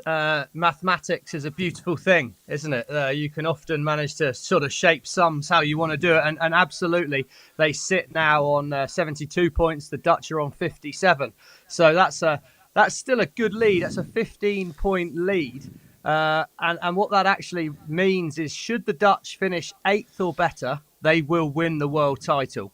Now, for that, the Swedish, they need to kind of go out and try and win the race. But if I was the Dutch, I'd just be hovering around them the whole race. And if I can be ahead of them at the first cross, it's going to turn into a long afternoon for Bobek and Netzler. But yes, they sailed brilliantly well. We talked yesterday about, were they just a bit of a heavy wind specialist team, and was it just their boat speed? But no, their technique in that first race was absolutely phenomenal. Had a mediocre start, I'd say, held a very, very difficult lane early on in the race, and then as soon as they got a little bit of fresh air, once again their technique kind of really brought them through the fleet. So good result for the Swedish. Every chance they can go out and win this race, but hard to see them being able to do that with the Dutch worse than 8th. Well, we got some interviews with the Swedish earlier. Let's hear what the Swedish had to say. We're also going to hear from the French men who have won the world title for the first time as well. So let's hear those interviews. Congratulations. Thank you Good very job, much. guys. How Thank you, does it Laura. feel to be the world champions and before the medal race? It's incredible, right? Just unbelievable. I can't believe it that we are world champion. Maybe we will know that maybe next week, but at the moment it's I can't believe it for sure. It's crazy. How did it feel like in the final race? Were you thinking about it like, wow, we're world champions now? Or would you focus on the race? Yeah, we were super stoked, and I think the last downwind we just enjoying our speed, our maneuvers, and just our line. We know what will happen, so yeah, we just enjoy so nice. the last downwind. And we did a huge hug together and say, well, we are world champion for sure. So yeah, amazing, unbelievable. Oh, you must be so happy, and we can see it on your faces, and it's just incredible. Are you gonna do the final race with the medal race, guys? Of course we do. We will do the medal race for sure, and we know that the championships is not finished yet, so we need to keep pushing, keep going. For sure, there is less pressure than 2 hours ago, but we need to finish the championships by the better way. So we'll see. But we are ready to go to the medal race. So it's not over until it's over, but kind of over. Yeah, for sure. Anyway, you have to enjoy this final race and just the beautiful weather and just take it all in, okay? Yeah. Congratulations and see you later. Thank you very much. Thank you. You just had the first race of the day, and now we're going into medal race, and you really showed it to the Dutch that you're here to play for real, and the points are getting tighter. What's your plan for this afternoon? No, I mean, we just started the day with kind of showing them that we are not giving that title away, and we're going to fight for it until the end. Exactly. Yeah, and how was it in the race? You got third, I think, in that race. Does it feel good? Did you see the Dutch at all? No, we didn't see them. We just focused on our own, and we went out there today and we just said we can only do as good as we can and just fight until the finish line and then see what happens behind us. And then, yeah, we could see them a bit further down in the fleet going through the finish. So that puts us at least at a fighting chance now going out on this medal race. But it's still a lot of points, but a lot of good boats in the medal race. So, yeah, it can be an exciting one. Yeah, I think definitely it's going to be a super exciting medal race. I'm probably going to see you battling next to them. Can you a bit share of the strategy? You're probably just like figuring that out or where you want to position yourself. But what's your thoughts now? No, we're just going to go out there and fight for it. That's all. Not going to share all the secrets here. But we're going to see you on the live stream. But hey, good luck for it. It's going to be incredible. And I'll see you back here soon. Thank you. Thank you, Nora. And just in case, if you're wondering, Nora is now out on the water. She's going to be our on-the-water reporter for these last two medal races. And hopefully we will be able to grab some interviews from the winners and from some of the other competitors at the end of these medal races. Now, I see a postponement flag, that red and white striped flag on the committee boat, and it seems like things are being moved around a little bit out there at the moment, so maybe they're waiting for the breeze to stabilize. Looks like there's enough wind out there. Maybe it's just not reliable enough across the race course. So Stevie, how do you keep your head in the game when you're out there ready to go out and try and win a medal, or maybe to try and do what you need to do to qualify for your Olympic selection, whatever your particular scenario is, when you're sitting around waiting for stuff to happen? What do you do? Well, I think it's going to be a very, very boring answer, unfortunately, Andy. But you rely on your jobs. You have a routine. You have a process. There's every opportunity now to be sailing upwind, to be checking in with the wind shifts, check your compass range, get yourself happy with your rig setup, and just sort of reassure yourself that the boat's set how you want it. You know where the compass range is. A good chance to check back in with your coach to also help refocus you on those basics. But yeah, ultimately the reason you practice a lot is to give yourself processes and to give yourself routines that when the pressure comes on, is the right way to behave in that moment. And I think the English rugby team a long time ago called it teacup, which is thinking correctly under pressure. And that's what that's all about now. You've got to keep thinking on the job in hand. And that comes down to know where the start line is. Once David Campbell-James and his team have laid that start line, make sure you know, is it a lift, is it a header, with my compass numbers, and have a good idea of what you're trying to execute in this race. Now, from what we've seen so far today, the right-hand side of the course has been pretty strong. So how am I going to go about starting the race to give myself every opportunity of a clean lane towards the right-hand side? There's a lot of things like that to be working on, but I think the worst thing you could do would be to sit there and focus on things you can't control. So as I said, boring answer. Control the controllables, Ricey, and maybe a banana, bit of water and a banana. That'd also help us on our way. Thank you very much, Stevie. Now, there are many different ways to select an Olympic representative, and some of the trials for some nations are purely mathematical. It's about who beats who, no grey area. And then there are other where there's selection trials. And I believe that the British are amongst those that use selection trials, which means an element of subjectivity. And then that leaves you open to accusations potentially of favouritism. And in the past, it's led with some countries to court cases and trials being decided by court cases. So you can see the pros and cons on both sides. Well, I've heard an interesting scenario for the Danish, because I was speaking to Frederik Rask and Jakob Jensen soon after they came ashore from that Gold Fleet race earlier today, where they got that stunning start on Port Tack behind the fleet. They ended up third in that race, and funnily enough, they started the week with a third in qualifying. They bookended their week with the third place, but they didn't have such good scores in between. But that final finish, coming third, lifted them from 24th to 18th place overall. Well, why does that matter? It matters because the team that they were up against in the trials, Daniel Nyborg and Nikolai Bull, were in the silver fleet. They hadn't made it through to the gold fleet, but they had had a better European event at the in Vila Moura in Portugal, where they had ended up in the silver fleet. But Frederik Rask and Jakob Jensen had a disaster where they'd had two UFD disqualifications for starting too soon. That dropped them down to the bronze fleet, so they really made life hard for themselves. So they needed to beat Nyborg and Bull by a certain number of points, and I was talking to them. They were quite keen to hear the outcome of the results of the Silver Fleet race, which normally you wouldn't think would matter that much. And if Nyborg and Bull finished 31st or lower, then Rask and Jensen would be going to the games. But unfortunately for them, and fortunately for Nyborg and Bull, it's 28th place for them, and that means Nyborg and Bull, as I understand it, will be representing Denmark at the games. So a bit of a strange scenario. Stevie, I'm going to come back to you on that in a moment, because I understand that we may be able to get Nora from the water. So Nora, can you hear me? And if you can, what do you see out there? What are the conditions like? Hey Andy, I can hear you. I'm not sure if you can hear me, but it is glorious out here. I would say it's pretty champagne conditions today.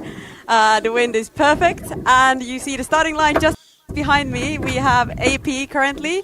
They're setting up the course just after the Silver Fleet finished, but I think they're done soon, and the sailors are definitely ready because they've been sailing up and down already a while, and you can see that everyone is kind of just waiting for this race to get started. Okay, and what kind of wind range do you think we're seeing at the moment, and do you see one side of or the other looking more favourable? It does look like 10 to 12 knots, and difficult to say what's favorable from here. Honestly, I think it's pretty even. Okay, Nora, thank you very much for that. We'll be coming back to you throughout the races. So great to know that we can hear you and that you can hear us, and it looks absolutely glorious out there. So have a lovely day out there. Yeah. Stevie, back to that conundrum. So the Danes have got a purely mathematical system.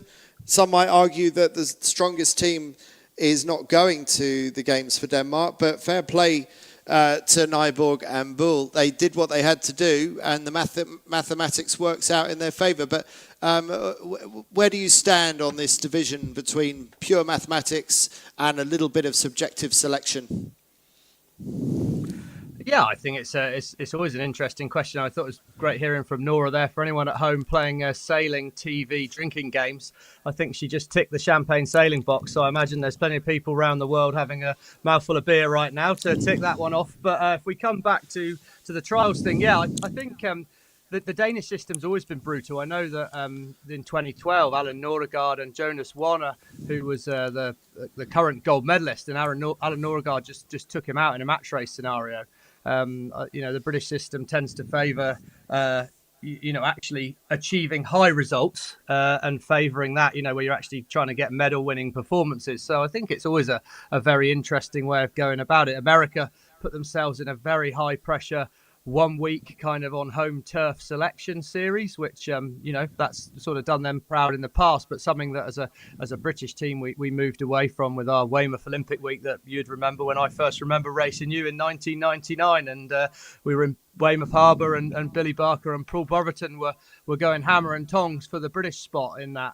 So it's always got its place. You can find fault and benefit with both, but I think as long as everyone knows the selection criteria at the beginning, and you just can have a set of rules that you play to, then it's absolutely fine to go on with whatever system. I think the hard thing is often in countries where there are a lot of boats. I mean, it can be a blessing and a curse, really, but it can, if you've got a lot of top teams, then it starts to become a very drawn-out process, whereas if there's just one of you and you've dominated, much like these Dutch girls here, they've been absolutely dominant this time around, and it probably allows them to start focusing on the Olympics that bit earlier and really ensuring they're perfectly tuned for the Olympics. So you went to the 2008 and the 2012 games for Great Britain. Do you remember what month you got selected, or you knew that you were going? And And is it better for athletes to know that they are going sooner than later, do you think? I don't know. I mean, we were selected early for China. We were selected late for London. I think probably for where we were in our sailing careers, the other way round might have been better. But you know, hindsight's a beautiful thing, really. I mean, it's easy to say. Last time around, Dylan Fletcher was selected really early in a tight selection battle with James Peters, and he went on to win the gold medal. So he made the British selection system look pretty clever, and Ben and I probably made it not look as clever as it might have been. But it's always hard. You've got to go and deliver on the time. I think there's definitely a case to be made for it being early enough that people can kind of come down from the high and then reassert themselves. But equally, I'm sure the French will say right now, well, we're going to ride this high the whole way to Marseille, to Paris. By which do you think that our new world champions are going to be selected? I mean, it seems hard to imagine it could go any other way, but of course that's tough on the reigning European champions, a different French team, Ruel and Amoros.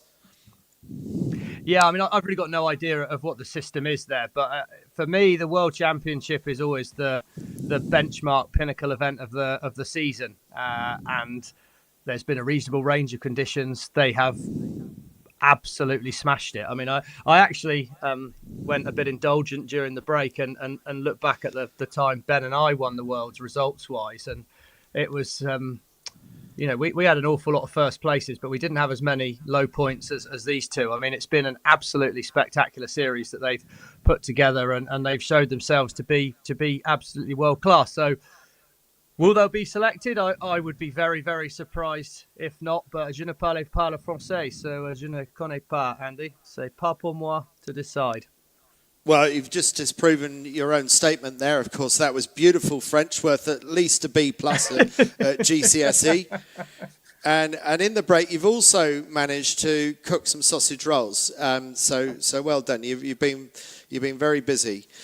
Now let's just go to a quick break. We'll be back to you shortly, and we'll update you with how things are out here in Lanzarote.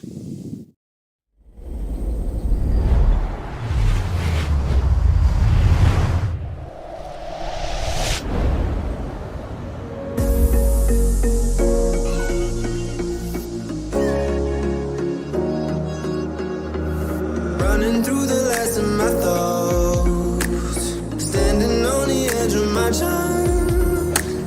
Everything I know will be gone in a minute, and that's alright, alright, 'cause I'm free.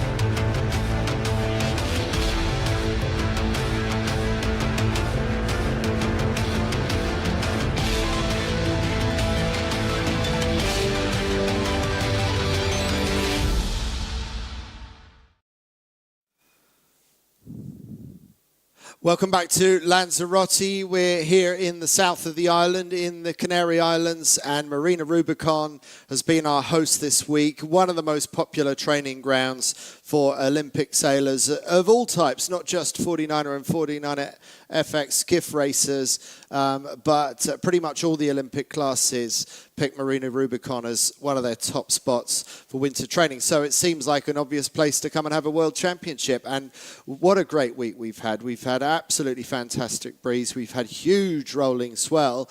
And actually today is the lightest day that we've seen, and also the flattest water. So it's a real true all-round test of sailing skill. And we've seen the Chinese leading in the early stages of this week in the 49er FX, and in the early days of the 49er men's racing, it was USA who were doing really well. But of course, it's how you perform across the week, and the French in the men's 49er have been absolutely unstoppable, and the Dutch women who we're about to see in this 49er FX race, also extremely good. But we did see a bit of a wobble from them this morning in the Gold Fleet race, which has left a chink of light there, a little bit of a door open for Vilma Bobeck and Rebecca Netzler, the reigning world champions, to be able to defend their world title from The Hague last year. But it's going to take a really good race from the Swedes, probably a race win, and for the Dutch to do something fairly bad. The Swedes, they are the fastest in the breeze. They won 2 races yesterday. They were on the charge in the 3rd race, but then this. So they got their way up to 2nd place. They were chasing down the Dutch in the lead, but then Rebecca Netzler gets hit by a rogue wave in that massive swell. She gets washed out the back of the boat, immediately starts front crawling her way back to the boat, which is still planing downwind, surfing down the wave. And look at Vilma Bobeck trying to get the kite down, then jibes, then capsizes, and that's probably the best thing that could have happened, because there was still a good 100 meters, if not more, of swimming for Rebecca Netzler to do. So that's what it was like yesterday. Massive swell. You can see a bit of swell rolling underneath the coach boats and underneath the 49er FXs there. But Stevie, it's a different kind of day today, isn't it? Yeah, very different day. I mean, you always tend to get a bit of a swell coming in round the end of the island there, so that's not anywhere unusual. But yes, the wind today a little bit more round off the shore. It's lighter, gustier, so it brings its own challenges to the technique and the skills of the crew, and it probably makes them for a more open racetrack, so that, you know, there will be passing lanes out here. But if we go on from earlier in the day, we tended to see that further you went up the course, there was a little bit more breeze, and that starboard ley line, the right hand side, almost where we're looking at now, was kind of the stronger place to end up. So it'll be very interesting to see if that's a trend that continues now that the wind's matured, if you like. There's a few clouds up over that volcano line there to the right hand side, but the breeze is really mixed down. We've got a nice breeze on the water. Nora told us it was pretty perfect conditions out there, but I still wouldn't be at all surprised to see a lot of the boats wanting to get towards the right hand side of the racetrack. That's certainly what I've seen happen quite a lot in this wind direction on average, and it's going to come down to, good start. And it'll be interesting, do the Swedish attack the Dutch? Do the Dutch attack the Swedish? Or are they both kind of happy with their medals? At the moment, the Swedes are a little bit out the back on the start line there, Andy. They're definitely trying to push the Dutch. Obviously, what would be good news for the Swedes would be to get the Dutch over the line early, but they need to find some way of forcing the Netherlands back in the pack. And for the Netherlands, well, they need to stay somewhere near Sweden, or in fact, get the Netherlands back outside of that top 2 places. Because, of course, it's all very well saying the Dutch have to be in the top 8, but the Swedish have to be first or second to make that a problem for the Dutch girls. And it looks at the moment like Adil and Annette are attacking the Swedish. They're chasing them into the start line.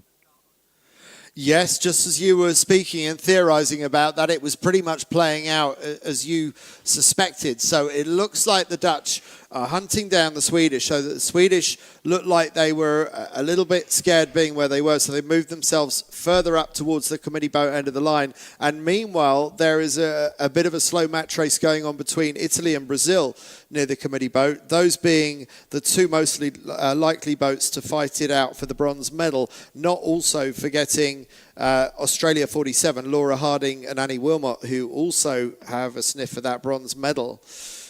So some interesting scenarios playing out, and Sweden, they seem like they're reasonably happy there. We've got 1 minute 20 to go. What do you expect the Dutch to do from here? Because the Dutch seem to be hanging back, Stevie. Yeah, I think the Swedish would have been happy until the Australians got out of their way. I'm surprised the Dutch didn't actually take the opportunity to move in under the Swedish there. So a little bit of a passive attempt here by the Dutch girls at the moment. I wouldn't be at all surprised to see a late move down the line to try and find a gap when they feel the Swedish can't do anything about getting to them. I think the Dutch seem to be going for a very passive, let's just get a decent result approach. They're not trying to go toe-to-toe with the Swedish here, which I'm a little surprised at. But here we go. They're moving up. Will they look to come out on port tack? That could be quite a good option for the Dutch to set themselves up down the line and then come slingshot out behind the fleet on port. We'll see. But the Swedes and the Dutch right now well separated. The Australians are like where Harding and Wilmot have put themselves. They've got a lot of space. But do they have a plan to get themselves to the right-hand side of the course? Brazil and Italy up near the committee boat. Less than 30 seconds to go till the start now. And they're well positioned, but it looks like it's all going to come down to the execution of the start. Yes, Adil looks set up to come out on port on that Dutch boat. Should give her a safe starting option. Seems sensible to me. What will the Swedish do to respond to that? Yet again, Brazil managed to win the committee boat end of the line. A really good start for them. Also, a very good start for Italy, 20. Australia, 47, looked like they have the best of the port tack starts. Not a great start for Sweden in the end. Sweden very much at the back of this pack right now, and they're following the Dutch out towards the right-hand side. So without having to even do very much, the Dutch have got the Swedes exactly where they want them. Let's just go out to Nora and find out what Nora saw from out there on the water. Any input from you, Nora? Sorry, no, we can't get Nora at the moment. But Stevie, what's your take on that? I mean, this is all played into the hands of the Netherlands, hasn't it? Yeah, I mean, for want of a better words, the Swedes made a bit of hash of that, to be perfectly honest with you. That they were caught in two minds, I think. I think they had a plan to go after the Dutch. Dutch just sat back, almost a bit of a rope-a-dope start by the Dutch there, and then late on just slung out on port, which was always going to be their safest option. And the Swedes kind of, I feel, needed to make a slightly more aggressive decision early. Do we get onto port early, try and lead out? But right now, yeah, they've got a real problem on their hands because the Dutch are in front of them. And in fact, there's a few boats in front. Italy and Brazil, look at that. We've got a match race happening down to the right-hand side of our screen. And that's great news for Harding and Wilmot because I love that they've been punchy. If you're going to go for a medal and you're sat where they were, they're back in the pack, then let's just get out there and make a bold decision. They're heading towards the favoured side of the course, execute the start perfectly. Now, it's only theoretical, Andy. We're only looking at numbers on a screen right now. But if the SAP tracking is right and were things to end like they are now, then Harding and Wilmot would be just one place away from Germani and Bertuzzi. So it's really close out there on the water. Yes, and so Italy and Brazil, they really can't afford to get too myopic about that match race. They've got to bear in mind that the Australians have a serious shot at this bronze medal as well. And the Aussies, as you said, really good start, very punchy, out to the right-hand side. So, okay, so Brazil might have Italy squared away to lured off them and got them right where they want them. But Brazil also have to hope that Harding and Wilmot don't have an absolute blinder of a race here. Otherwise, that bronze medal is going the way of Australia. Yeah, slightly slow moment there for the Brazilians as well. They've really struggled for boat speed in that last couple of minutes right now, Andy. We can actually see the Italians moving forward on them. Right in the middle of our screen, a little bit away from us. They're in below the Germany 33 out on the water, but the Italians have gone fast. Now, that could be a hint of a left shift, which would be good news for them, bad news for the Australians at the moment. As we come back, here we go on the start line. We see the Dutch quite late to turn onto port tack, but the Swedes caught in two minds out the back. They now can't tack because the Dutch are so close to them and they have to wait, and they're going to be fourth heading out that way. But look at this, Harding and Wilmot, absolutely full bore, great punchy work at the committee boat end of the line. The timing was impeccable, the decision making strong and brave. We like to see a strong decision, so we'll see how it plays out for them as we go up the course. But at the moment, for Adil and Annette on that Dutch boat, they're in a really strong position. The Australians tack up on the right-hand side of the course. And, well, these next 2 minutes could be pretty definitive. At the moment on the tracking, Wilmot and Harding are up to the bronze medal position. Just. So we're in the final day of the 49er and 49er FX World Championships here in Lanzarote. We hope you've enjoyed the coverage this week. This is the 6th day of racing in the most important regatta, in some cases, of these sailors' lives. Of course, it doesn't quite match up to the Olympic Games itself, but this is the decider in so many ways for so many of these sailors. In the case of the Dutch, who are leading the 49er FX World Championships, they already know that they're going for the Netherlands, and so do their training partners and rivals, Sweden, Vilma Bobeck and Rebecca Netzler. But for others like Germani and Bertuzzi from Italy, still to be selected and putting a good marker down to get that selection for Italy. Yeah, I just think interesting to see there, Andy. We can see a couple of motorboats on the course. We were following quite tightly behind one a minute ago. It's interesting and important to remember that these medal races are on the water umpired. So our umpire team that have perhaps been in the protest room, they'll have been out observing races, but here they can actually dish out on the water penalties, which of course could have a big effect. The wind out on the racecourse is really quite puffy at the moment. It's very shifty, very gusty, and we can see the Dutch have found a nice bit of breeze. They're in good shape. No surprise to see them staying really closely aligned with the Swedish, but there's definitely bands of pressure coming down the course here, because that German boat out of the middle of the line, they looked absolutely superbly positioned on some pressure and actually crossed well ahead of the Australians. So the Australians either struggling big time for boat speed or just fell out of the line of breeze, and actually the left-hand side has proven to be pretty strong on this upwind leg. As we can see there, Germany crossing well ahead of Adil and Annette, and Adil and Annette in fact sailing a fast mode to try and get forward on the Swedish and take control of that battle for the world title. Yeah, so actually the Swedish not doing as badly as I thought, but the Dutch in a position to be able to give away a bit of distance, sail back down towards the line of the Swedes. But meanwhile, up in the front, it's the Canadian sisters, Lewin LaFrance sisters, who are leading with Mainhout and Gertz from Belgium, also well up there. So not in the hunt for medals, but certainly going to have a possible effect on the outcome of these medals with Canada and Belgium at the top. Nora, what do you see from the top of the course? Hey, welcome back to the boat.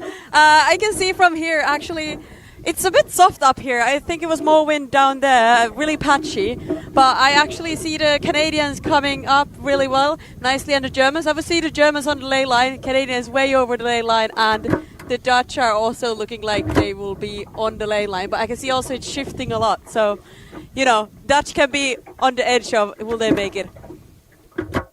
Nora, thank you very much. So let's see if the Dutch have judged that lay line correctly. Stevie, where would you rather be right now? Who's called it?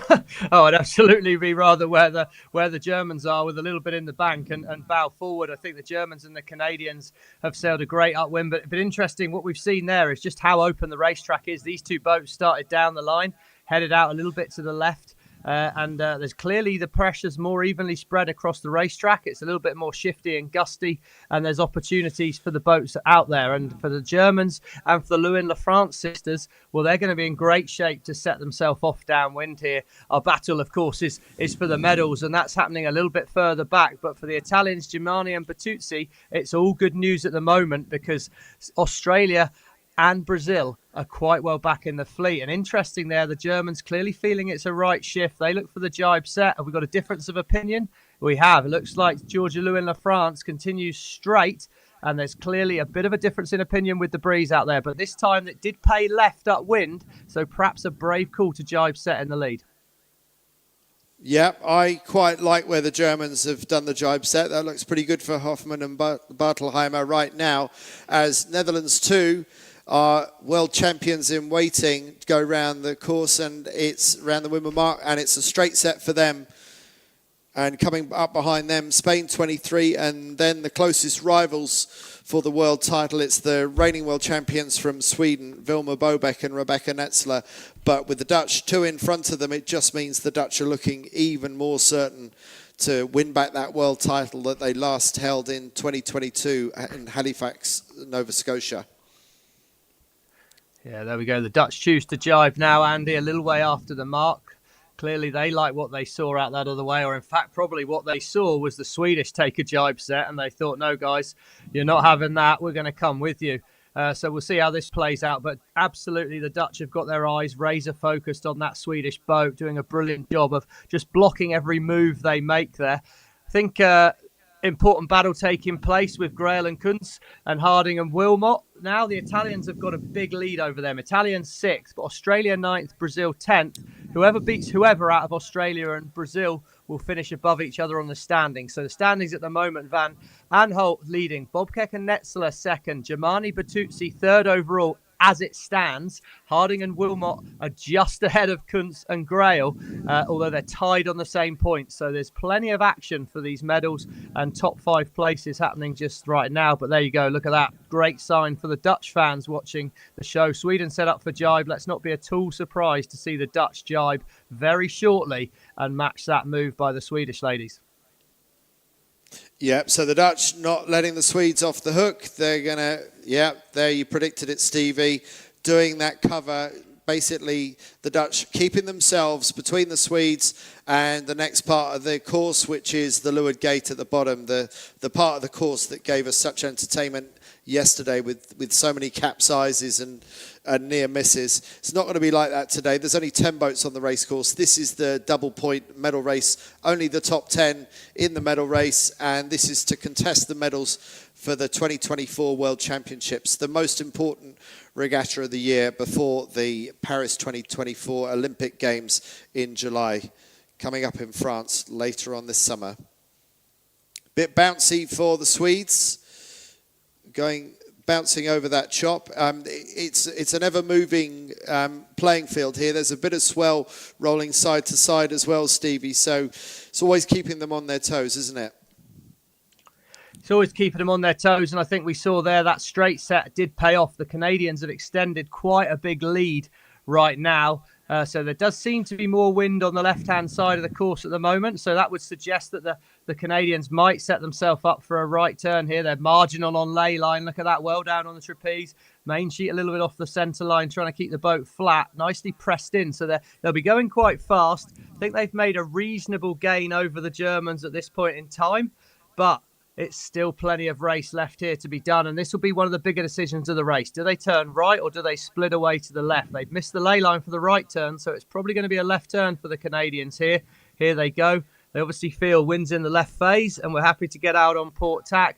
Here come the Germans. They've lost a little bit of distance downwind.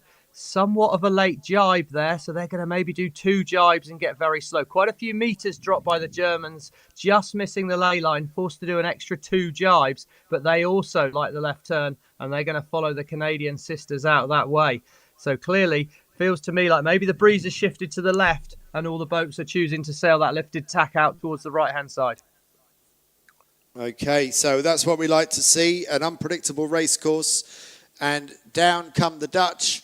Still ahead of the Swedes. The Dutch only need to finish in the top 8 of this race anyway, and they're easily doing that, lying in 4th place. So increasingly, it looks like the world title is going back to the Netherlands, the way that Adele van Aanholt and Annette Doets are sailing. Here are the reigning world champions for a few minutes more after winning in The Hague last year. The incredibly rapid, speedy Swedes, Vilma Bobeck and Rebecca Netzler. They had a bit of a wobble a couple of days ago. They sailed really fast yesterday, winning 2 races, then having that capsize. But the day before that was the one where they really put themselves on the back foot. They just couldn't make sense of the conditions that day. But there's no doubt that Sweden and the Netherlands will be amongst the leading contenders for Olympic medals in Marseille this summer. We've enjoyed these beautiful look at their drone setup shots. there, Ricey. Yeah. Yeah. We've had such great feedback about the coverage. So thank you to everybody who's passed on those messages to us. And the team here at Alva have done a fantastic job this week. They've never covered the 49ers before. And considering that, I mean, it's been absolutely fantastic coverage. We currently don't have any media coverage for the 49er Europeans coming up in May in the south of France. It's a funding issue, but if you would like to see more of this kind of amazing coverage, then please do go to 49er 49er.org/gift. And there are a range of options there. If you feel generous enough to donate, and if there is enough funding that comes in, then we will be running similar kind of coverage, similar live streaming coverage in the south of France for the European Championships coming up just in a couple of months this May. So 49er.org/gift. Meanwhile, Stevie, just update us. You're aware of where the Dutch are on the racecourse now? Yeah, the Dutch came, they took the right turn. No surprise to see the Swedish chose to go left turn, but immediately as the Swedes went round there, the Dutch came, tacked back across, and I think it looked like they'd tacked in quite a nice bit of breeze, the Dutch ladies. So pretty strong positioning still by Adil and Annette. They're still well positioned at the moment, and as we said, ultimately the Swedes have to get themselves up to first or second even to have any hope of making this happen, and that would then probably at this stage need both Van Aanholt and Duets to jump overboard, because they're sailing the boat so well that it seems very unlikely that they're going to make any kind of mistake. They're up to third on the tracker, and they're sailing the boat really, really nicely. It's definitely a much more open racetrack than we saw this morning. It's a lot shiftier, a lot gustier out there, but Georgia Lewin-Lafrance and her sister are doing a fantastic job at the moment. This will help them out overall, potentially taking the Canadians up to roughly 8th place as it sits at the moment, and that's I'm sure very important points for them in their Olympic trials, whatever they might well be as well on board the Canadians. So tight race here, and the leaders have ended up going towards the right, but it's definitely a more open racetrack this time, Andy. Yes, it is. And so it really is pretty hard to know which way it's going to go next. But the Canadians have read it really well, as have the Germans. Hoffmann and Bartelheimer are also vying for the lead in this race. And bear in mind that it's quite surprising that Germany, being the silver medal winners in the 49er FX at Tokyo 2020, the last games, and also the bronze medal winners in 49er men. Currently, Germany hasn't qualified a national spot, to actually be at Paris 2024. So there are no spots available here for nations, but Hoffmann and Bartelheimer and the rest of the German team will be fighting very hard at the last chance regatta in the south of France at Semaine Olympique Française. That's at the end of April. That is the last opportunity for countries like Germany yet to grab the spot. And it's quite surprising when you look at this team, Hoffmann and Bartelheimer, vying for the lead in a 49er FX World Championship race, and they don't yet know if Germany's going to have a place at the Games. Meanwhile, I can see Brazil in the far distance. Brazil, they seem to have fallen off a little bit. I mean, they were battling really well with Italy, but Stevie, it looks like the bronze medal is more likely to go to Italy right now, doesn't it? It does, yeah. The Australians have just slammed attack right on top of the Brazilians. It's whoever beats whoever between those two to finish ahead of each other. But yes, they need to have a couple of boats between them and the Italians. At the moment, the Italians are a couple of boats ahead. So right now, there's the podium's pretty well defined. Centre of our screen, you can just see the Germans coming back up and tacking on top of the Canadian. That's the battle for first and second in this race. And I'm sure that they'll be involved in Olympic trials as well. So no doubt every point counts for this Canadian team. How far up into the top 10 can they work themselves? Currently sat in 8th place, sitting in second in this race. But yeah, right-hand side of our screen, the Dutch well in control of the Swedish. They've stuck around like them, hung around like a bad smell right on top of them, basically. But for Germani and Bertuzzi, well, it's looking pretty good at the moment, because the Australians and the Brazilians are in a private tacking match race just on the right-hand side of our screen there. Brazil tack, Australia tack. Classic match race, and that's effectively a battle for 4th and 5th. But again, what does that mean to the Australians' system? Meanwhile, out on the race course, close to that windward mark, we have Nora. What do you see, Nora? Hey, I see the Germans come to the top mark, followed by the Canadians. They've been doing such a good job keeping that lead on those Olympic medalists and world champions behind them. They made a perfect analysis on what the ley line is. It's really soft here, but I see there's a lot gust coming in just now, perfect for their hoist. So let's see if they're doing a jibe set or a normal. Yeah, they're going to jibe set. It seems like if there is a gust, it's worth to do a jibe set. That was actually a really nice nice set, and followed by with Canadians coming just behind them. I believe they're going to do the same. Yeah, they're probably just going to be battling off, and after that we have the Netherlands, and I think they might do something different, maybe, or just keep and hold the Swedish behind them. Let's see. Nora, thank you very much. And around go the Dutch. They've got one more run down to the finish, and then as things stand, the World Championship is going to go back to Van Aanholt and Dutz. They lost it last year to this boat, to Sweden, Vilma Bobeck and Rebecca Netzler, and the last two World Championships have been a battle between these two. So it was the Dutch that came out on top in 2022, it was the Swedes that came out on top in 2023, but it looks like the pendulum is swinging back to the Netherlands in this battle between the two training partners who must know each other so well. Stevie, when you're training partners, do you share everything? Do these guys know everything about each other's campaigns? I think you would tend to have very specific rules that you set up your training environment around, and some training groups, with the training group we work with, we had a very open environment, and other training groups you just would have an environment where you respected the fact you'd turn up on time at the place you did, and you'd agree on the exercises you were going to do to push each other. I wouldn't be at all surprised if the Swedish and the Dutch had more of a training plan much like that. Because they're both at the very top, and just by getting a chance to train with each other, then that would be a really good opportunity. But yeah, just purely depends on the group you're with and the parameters you set out as to how open you want to be or don't want to be. But really, if your training group is number 1 and 2 in the world, that's a pretty good training group. Certainly remember back in our day, there was once a training group of Chris Draper, his crew Simon Hiscox, Iker Martinez, Xavi Fernandez, and the Cibello brothers, and that was pretty much the Harlem Globetrotters of the 49er sailing at that time. It was this unbelievable training group, but that can have its pros and cons, I'm sure. And the training group we were with, we were able to work on things and go pretty well as well. But yeah, slightly of a less high profile nature. Meanwhile, here are our Dutch wearing the yellow jerseys, just a few minutes away from claiming that World Championship. What an absolutely stunning week they've sailed this week. They've barely put a foot wrong. I would say that they are the best all-round package in 49er FX racing right now. And if they win this World Championship, then that means that Adele van Aanholt, the helm, has won 3 out of the last 4 world titles. She sailed with Elise Regatta, another crew, to win her first world title in Oman back in 2021. Then she teamed up with Annette Dutz, who had already won a couple of world titles with... oh, sorry, I can't remember now. I've got a sudden blank as to who her helm was. Is Annemiek Bess, I think, was it? No. Oh, sorry, yeah. I'm forgetting.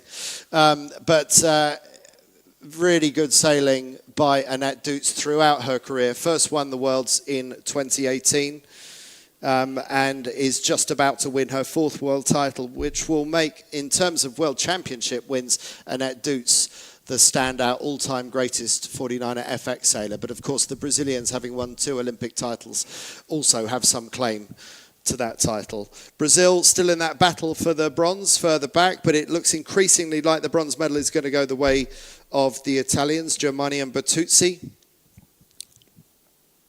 And the silver looks like it's going to go the way of Vilma Bobeck and Rebecca Netzler. But Germany take the win in the medal race, so congratulations to Inga Marie Hoffmann, Katharine Bartelheimer winning the race. Also to the Canadian sisters Georgia and Antonia Lewin-LaFrance taking second across the line, but about to cross the line to take the 2024 world title in the 49er FX. It's a big hug between Adele van Aanholt and Annette Dutz, winning the World Championship. Annette Dutz is 4th, Adele van Aanholt's is 3rd, and it's the world title back to them after a year missing out to Sweden, and it's Sweden who will take the silver medal this time. Vilma Bobeck and Rebecca Netzler coming across the line now, and it looks like that bronze medal is going the way of Italy. So congratulations to them. And Stevie, it's been an absolutely amazing week of sailing, as we've come to expect from these two.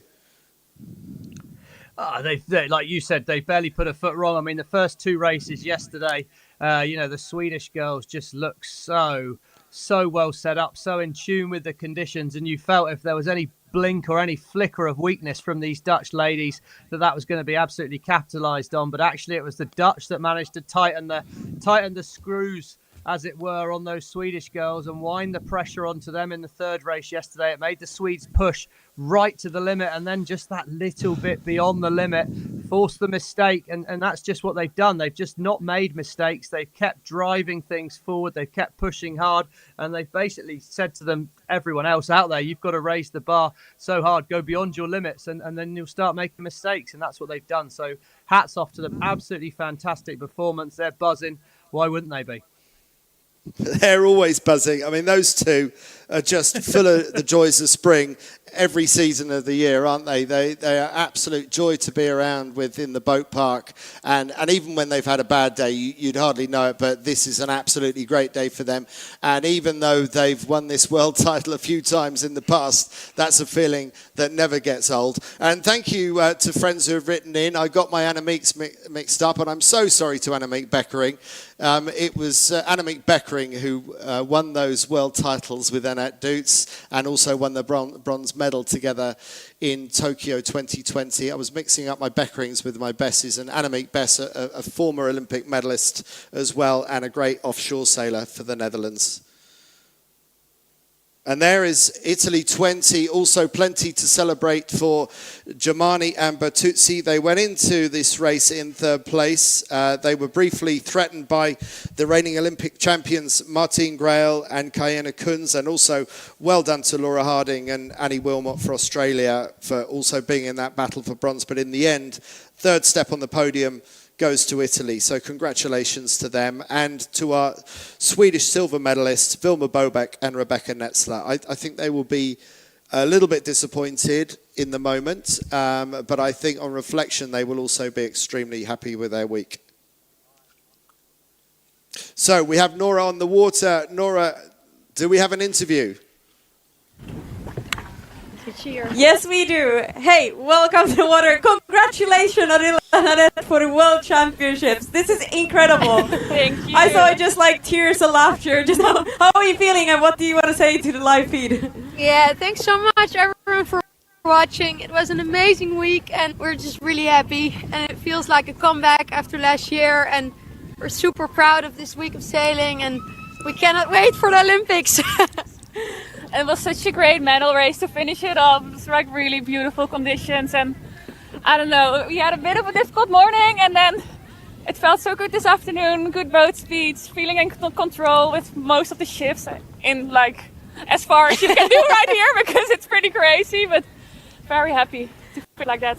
Yeah, how does it feel? What does this mean to you? This is the Olympic year, and you just won the world on the Olympic year. Like, yeah. I think we're just really happy. We've had a great winter training period, and we have so many great training partners and a whole squad of cool people, and it's great to do it together, and it just shows we're a world champion. No one can take it away from us anymore, so yeah, just super grateful and happy. Oh, I'm so happy for you. Hey, congratulations one more time. Thank you.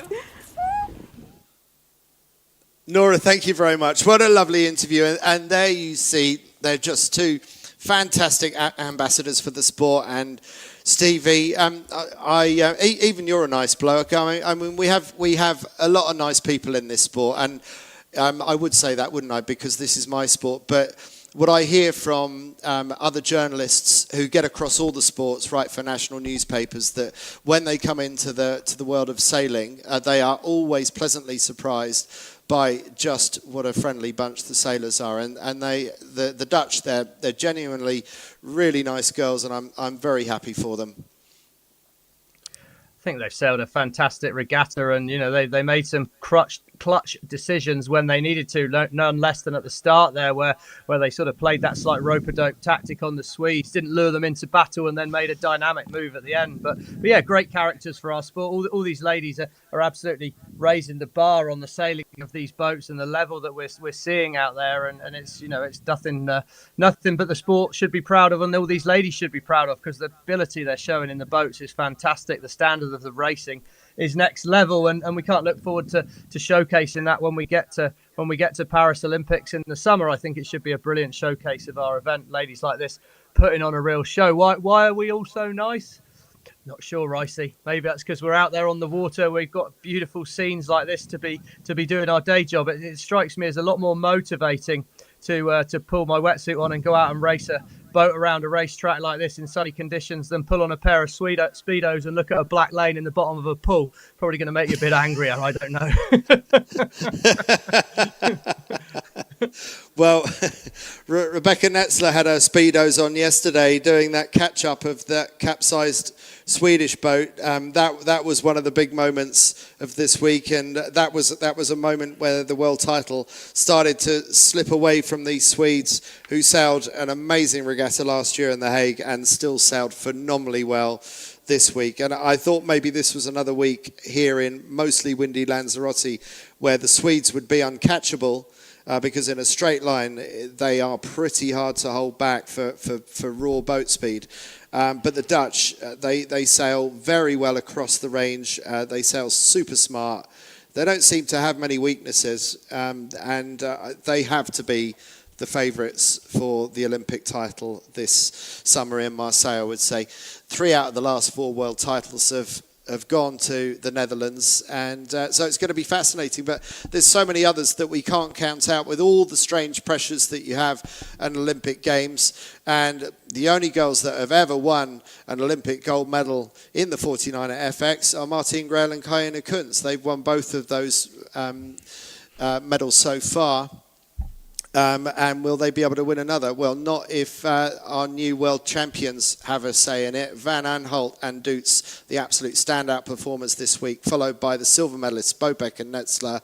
And in that battle for the bronze, Germani and Bertuzzi from Italy managed to fend off the attention of Australia and Brazil to see that medal go in their direction.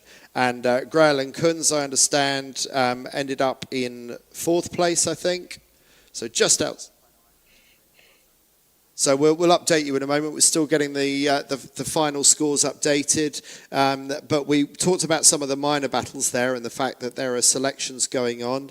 And there's a big German squad here, but there was only one German boat that made it into the medal race. That's Hoffmann and Bartelheimer winning the medal race and putting themselves in pole position for getting that German selection. And then, of course, they just have to make sure that they get the spot for the nation at the end of April in the south of France. So there we have our overall standings. We know who those world champions are. There's our Swedish silver medalists, Italian bronze medalists, the reigning Olympic champions just missing out. They're in 4th place, and the Australians, well, they've had an amazing week to finish 5th, Laura Harding and Annie Wilmot. The Spanish former double world champions, Echegoyen and Barcelo in 6th. Hoffmann and Bartelheimer, they're up to 7th, thanks to that medal race win.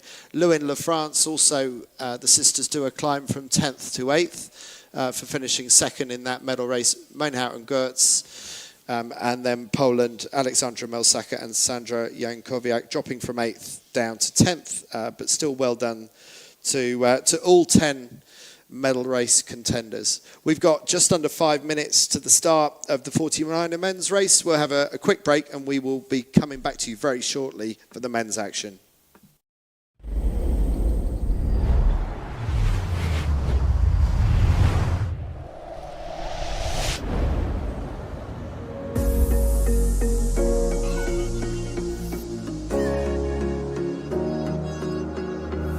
Running through the last of my thoughts, standing on the edge of my time.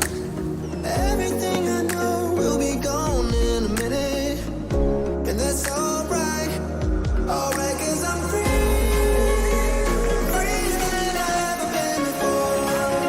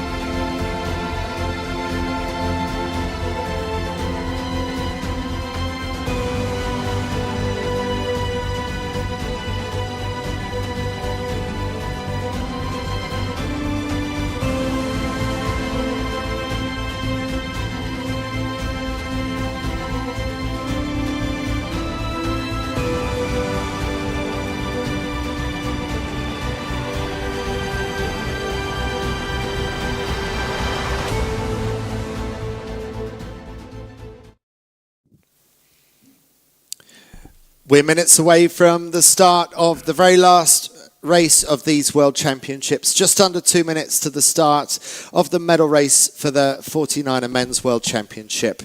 Now, if you were following earlier this morning, you will know that we already know who our new world champions are. That's Erwan Fischer and Clément Piquin from France. And in the more than 25-year history of this 49er World Championship, that's the first time France has ever taken the gold medal, and so well deserved. And as you've been saying many times, Stevie, possibly one of the all-time standout performances by Fischer and Piquin. Just an absolutely dominant way to win a world championship. Yeah, I think they put in a fantastic display. And just to clarify, they do need to start this race, Andy. So if they don't start the race, they don't get the medal. But presuming they manage to get their boat across the start line, which would be a surprise if they didn't, then yes, it will put the curtain down on what's been an amazing week. And I think they'll be looking to round it off with another win. I mean, what's that? Well, maths aren't quite up to that, but 47 points, I think that is the lead they've got at the moment. I mean, that's absolutely ridiculous. If they could kind of take a win in this race and get it up to somewhere near 50, that would be unreal. But we see the crews now lining up for the start here. There's not too long to go on this race here before we get into the start, as we see the boats already really lined up. And of course, it's all about that battle for the bronze, really, or the silver and bronze is really tight. The Dutch, the Spanish and the young British team. Who's going to pull it out the bag when we need to here? It's going to be an interesting one to watch as the boats are all lined up, tightly positioned now. We can see GBR 12 middle of picture.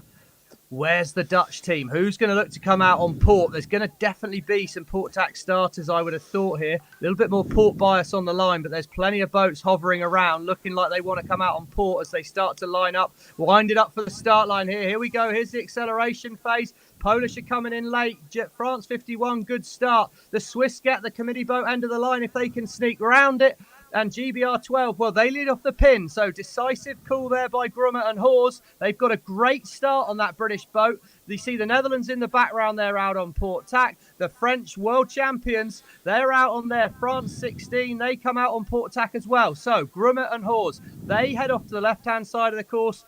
Botin, well, he's got a bad lane at the top of the screen on the Spanish boat. It's going to be hard for him from there. And for the Dutch world champions of last year, they've got a lane heading towards the right, but right now it's back over to the wind gods. Is it going to pay left or is it going to pay right? If it pays to the left, this young British team could really put the pressure on the three-time Dutch world champions. Well, it certainly paid to the left in the race that we saw just now, with Canada and Germany profiting from a really good start, very similar to what we saw with the British men just then. So if the pattern stayed the same, then certainly Grummet and Hawes would be in a good position where they are over on the left right now. But that is the whole fleet sailing out to the right-hand side. And as you said, Stevie, it's down to the wind gods. Which way is the breeze going to shift? We've got this three-way battle for silver and bronze between the reigning world champions Bart Lambrechts, Floris van der Werken, the British James Grummet, Ros Hawes, and the Spanish Diego Botin and Florian Trittel. And the surprise package in amongst those three is really Grummet and Hawes from Great Britain. Only teamed up 3 months ago just to see how they would go. And, well, they've already shown a bit of form in some of the minor training regattas, but I think this is taking the 49er world by surprise to find them in a battle for the silver medal at a world championship. Definitely quite an impressive performance early on like this, Andy, isn't it? And look at this drone footage over the top here. Maverick's got himself up pretty high for us right now, having a look down. We can see the umpire boats following close behind and a really straight line there. There's not too much going on the gain line. No one boat really jumped out ahead. The Dutch there, Lambrechts and de Werken, well, they've dropped the hammer a little bit. They seem to have some pretty good pace. They're holding a nice lane out to the right, and I think it was slightly rotated left at the start, so that should favour those boats that were early out on port tack. It's going to make it a hard race across here for Grummet and Hawes on the right-hand side of our screen, as we see there. World champions, Erwan Fischer, Piquin, they're the first to tack away from that right-hand side. They look like they're on a pretty nice angle, and if they come across well ahead of the boats on the left, then it's going to be good news for Netherlands, good news for Spain in the battle for the medals. Looking very good for Switzerland at the front, vying for the front of this race with the Dutch. And a little bit difficult for Grummet and Hawes right now in these early stages. And just to remind you, we're really pleased to get so much great feedback from people that are enjoying watching this live stream. And thank you to our latest contributor, to Jill. So a big shout out to Jill for making a contribution to the funds to be able to do this live stream at the European Championships in the south of France in May. Please go to 49er.org/gift if you would like to do the same as Jill. Here's the replay, and a great start on port by Switzerland. A bit of a duck for Poland, 64 behind France, 51, and a slightly back Spain, Botin and Trittle, a little bit conservative. Really good start for Netherlands 1 coming out on port tack. Yeah, good positive decision, Andy, and we can see left-hand side of our screen. That's the Dutch, well up towards that starboard ley line. They've done a fantastic job there. The Spanish towards the right-hand side. There's a little bit of gap. Definitely looks like they've made the early moves. Hawes and Grummet are out the back at the moment, so they're struggling to get back in on that battle for the bronze medal, but there's a lot of race left here. No real problem. Once again, the right-hand side's definitely overall been strongest, but I think a little bit based on the wind shift. It was a good left shift at the start, and these Dutch team really attacked it. Aggressive decision-making. They're in a tight battle with the Poles here in terms of the race towards this first mark, but if the Dutch have picked the ley line, then they will lead around the top mark, and of course that would put them in the box seat to get a silver medal, no doubt about that. So nice work by the Dutch here, really stretching out when the pressure's on. So it seemed unthinkable that the silver could go any other way than to Lambrix and Van der Werken until a poor race this morning. I think it was 17th that they finished this morning in the Gold Fleet race, and that really put them on the back foot and has left open the door for Great Britain and Spain to attack for that silver medal. But at the moment, Lambrix and Van der Werken making amends, sailing really well somewhere near the front of this fleet. Now, I understand we can go to Nora out there on the racetrack. I think she's up near the windward mark. Nora, what do you see? Yeah, hey, welcome back. It really looks like the wind is coming from the right side of the volcano, and when it comes over the land, it accelerates.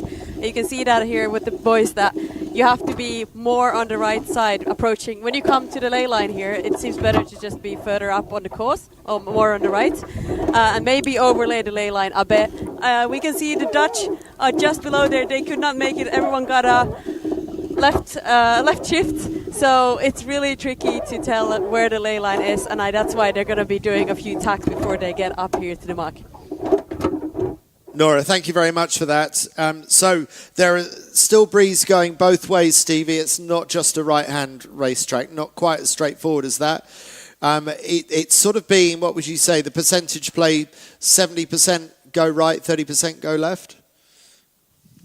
Yeah, I think there's been some wind shifts to be had in it. I never think it's been too bad to get towards the right-hand side once you get towards the top, but we can see right now there's a big left shift come in. The Dutch were leading those first few boats out of the right, so they've enjoyed that right shift. That's given them advantage, but it's brought the Swiss right back into play in this race. The Dutch should have room to sneak in here, and if it is left shifted, then we shouldn't be surprised to see a straight set from these leading boats. Back round there, we can see Botin and Trittle. They're up to fourth in this race, so they're not going away from the Dutch team, but they do need to get some boats behind, in between themselves and the Dutch. So work to do for Diego and his crew, and there you go, right on cue. Absolutely opposite to what I said. The Dutch choose to jibe set under the fleet. There's not a lot of wind there, and I'm surprised at that call, to be perfectly honest. I'm sure they've seen something that I don't, but big call, big call. I'm surprised at that.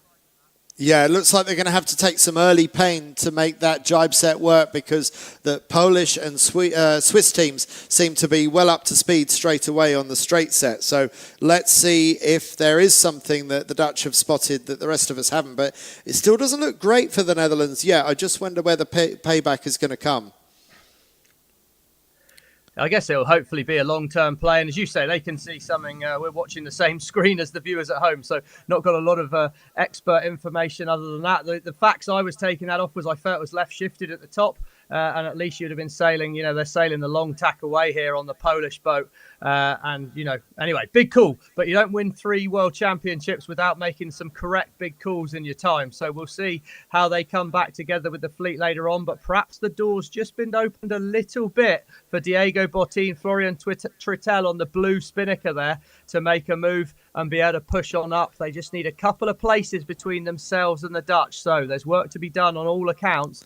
But right now, big split in the fleet, and there's only one boat in the fleet that thinks it was a jibe set, and that was our 3 times world champions, the Dutch. And when you're already in silver medal position and you're in with the ability to defend, I'm sort of quite surprised that you do the jibe away, because the expectation is that probably everybody else will generally do the straight set. Or they could have waited to see if the Spanish had done the jibe set, and they could have matched that with them. I don't know. It does seem a bit strange that they've allowed the split to develop, and this does open the door for Spain to get back at the Dutch and maybe take that silver medal away from them. I think definitely the first few hundred metres they would have had a loss. That doesn't mean they won't then turn that into more of a gain further down the run. But yeah, it was an aggressive move. It was certainly punchy. I suppose that right now it doesn't look like a bad call. They're absolutely flat chat. They're sailing back in that left shift. So it looks like it's worked out not too bad for them at the moment. But surely underneath the fleet, they were making a little bit of a loss and they were being very aggressive. So it was a surprising move. It wasn't a percentage move, but if it's the right move, and it looks like it might well have been, then they obviously did see breeze that side, and being brave, well, like I say, you don't win 3 world titles without making some punchy and correct calls. Yeah, and that last shot that we saw of the Dutch, it did look like it was working out quite nicely. But then when I see it from this perspective, it looks all right for Poland and Switzerland as well. So the moment of truth is coming up fairly soon as we get down to the bottom gates, and we'll see if Poland has managed to overtake the Dutch. And so it's the moment of truth coming fairly soon. And it's going to be close. There's not a lot in it right of the way with the Dutch here, Ricey, but potentially able to jibe inside will be the Poles. So I could certainly make a case to say, bit of a mistake there by the Dutch, falling in the water. He just caught himself there. Slight mistake, but that won't be disastrous for the Dutch team. They're back up and running. Both crew members stayed on board there.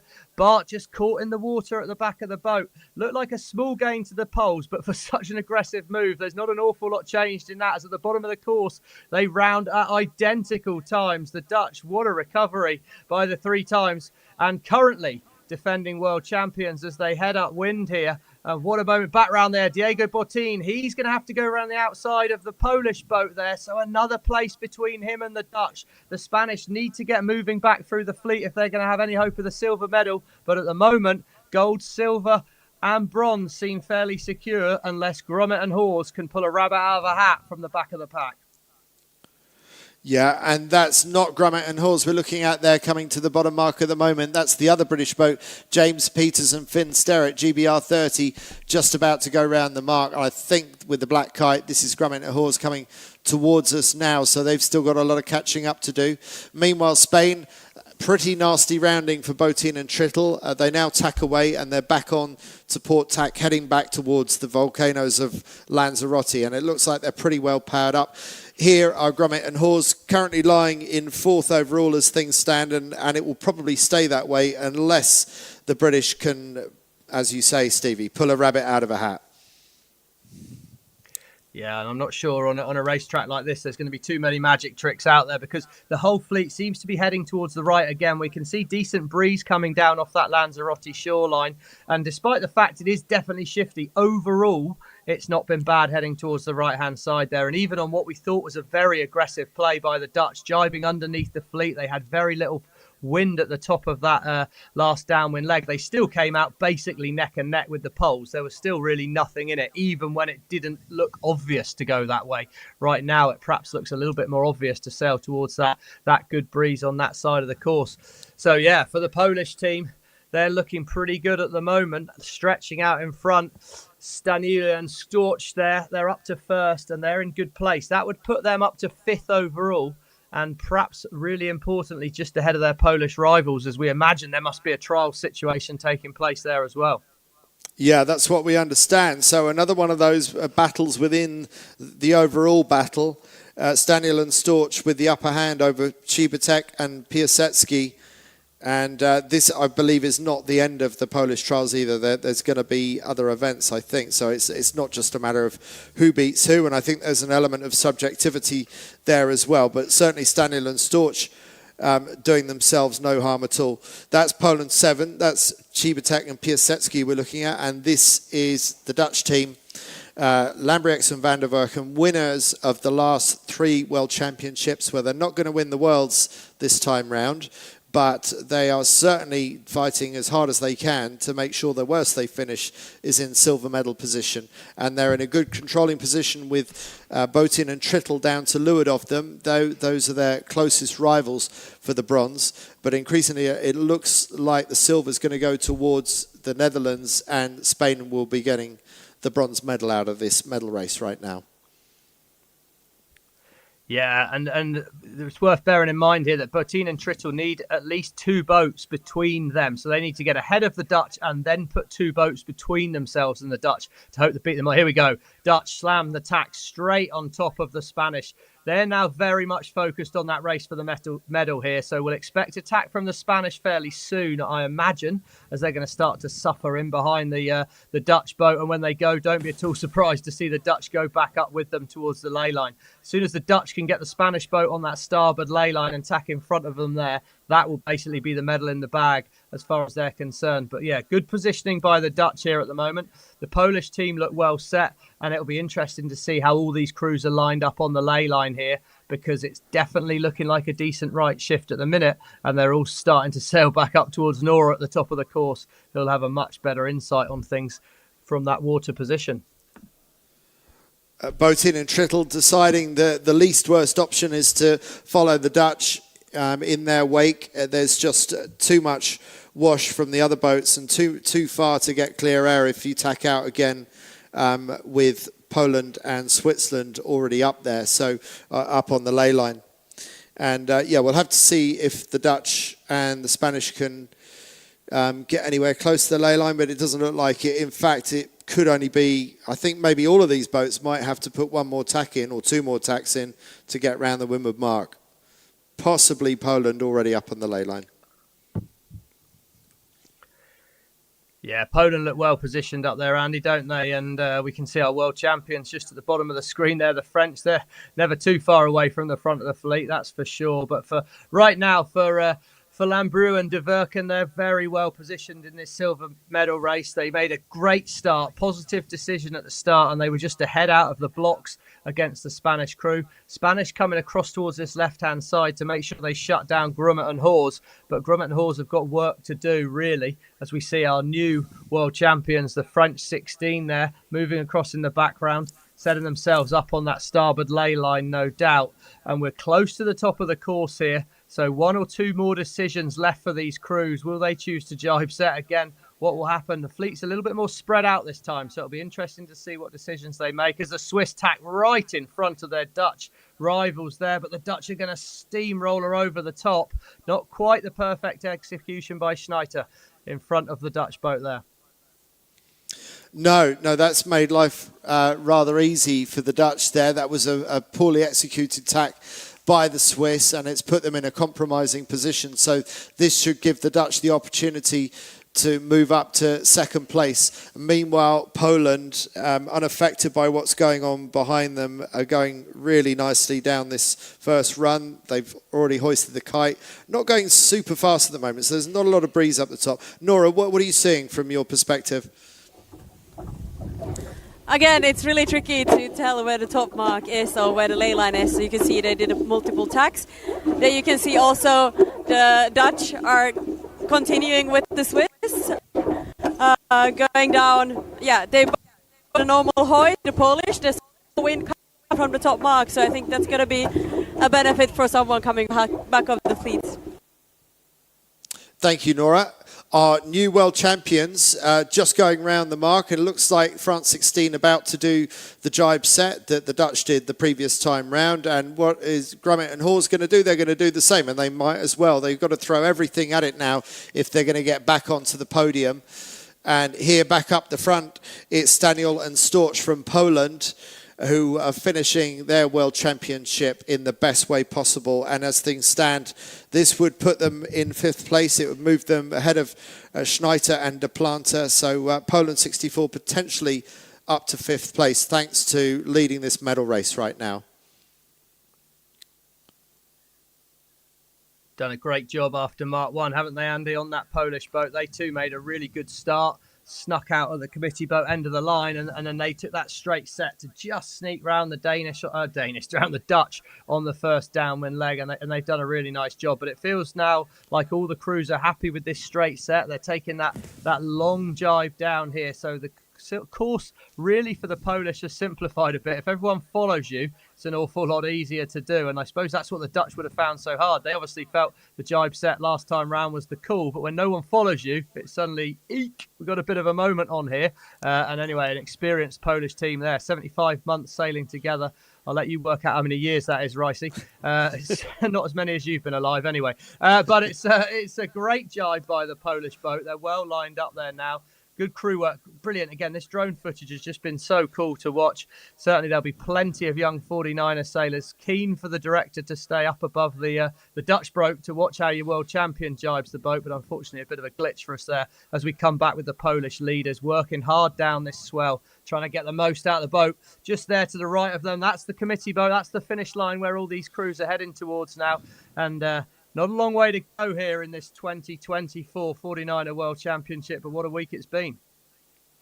Yeah, what a week it's been. 6 days of fantastic competition on some of the best conditions and some of the most exciting race course you could imagine, particularly with the huge swell that we've seen on previous days. Mikołaj Staniel, Jakub Storch leading this race and doing it with great style. And there we see the reigning world champions from the last 3 years. Well, they've given away their world title, this time to Erwan Fischer and Clément Picquin, but Lambriox and Floris van der Werken stemming the damage. They were looking like the silver might even get taken away from them by either Spain or Great Britain, but increasingly it looks like silver going towards Lambriox and Floris van der Werken, whilst Mikołaj Staniel and Jakub Storch started 7th in today, and they are now going to be up to 5th place overall, thanks to winning the medal race. So congratulations to them, and they've still got a Polish selection to get through. So could it be them representing Poland at the Olympic Games? It's a little bit too early to say, but doing themselves certainly a lot of favours by winning the last race of these World Championships. And soon to come across the line, it's going to be Lambriox and van der Werken. That brief slip up where it looked like Bart Lambriox might have almost fallen overboard on the previous downwind run to the leeward gate, but they managed to survive that. They managed to survive the threat from Great Britain and Spain, and they get the silver medal. Across the line comes last year's runners-up from Switzerland, Schneider and De Planta.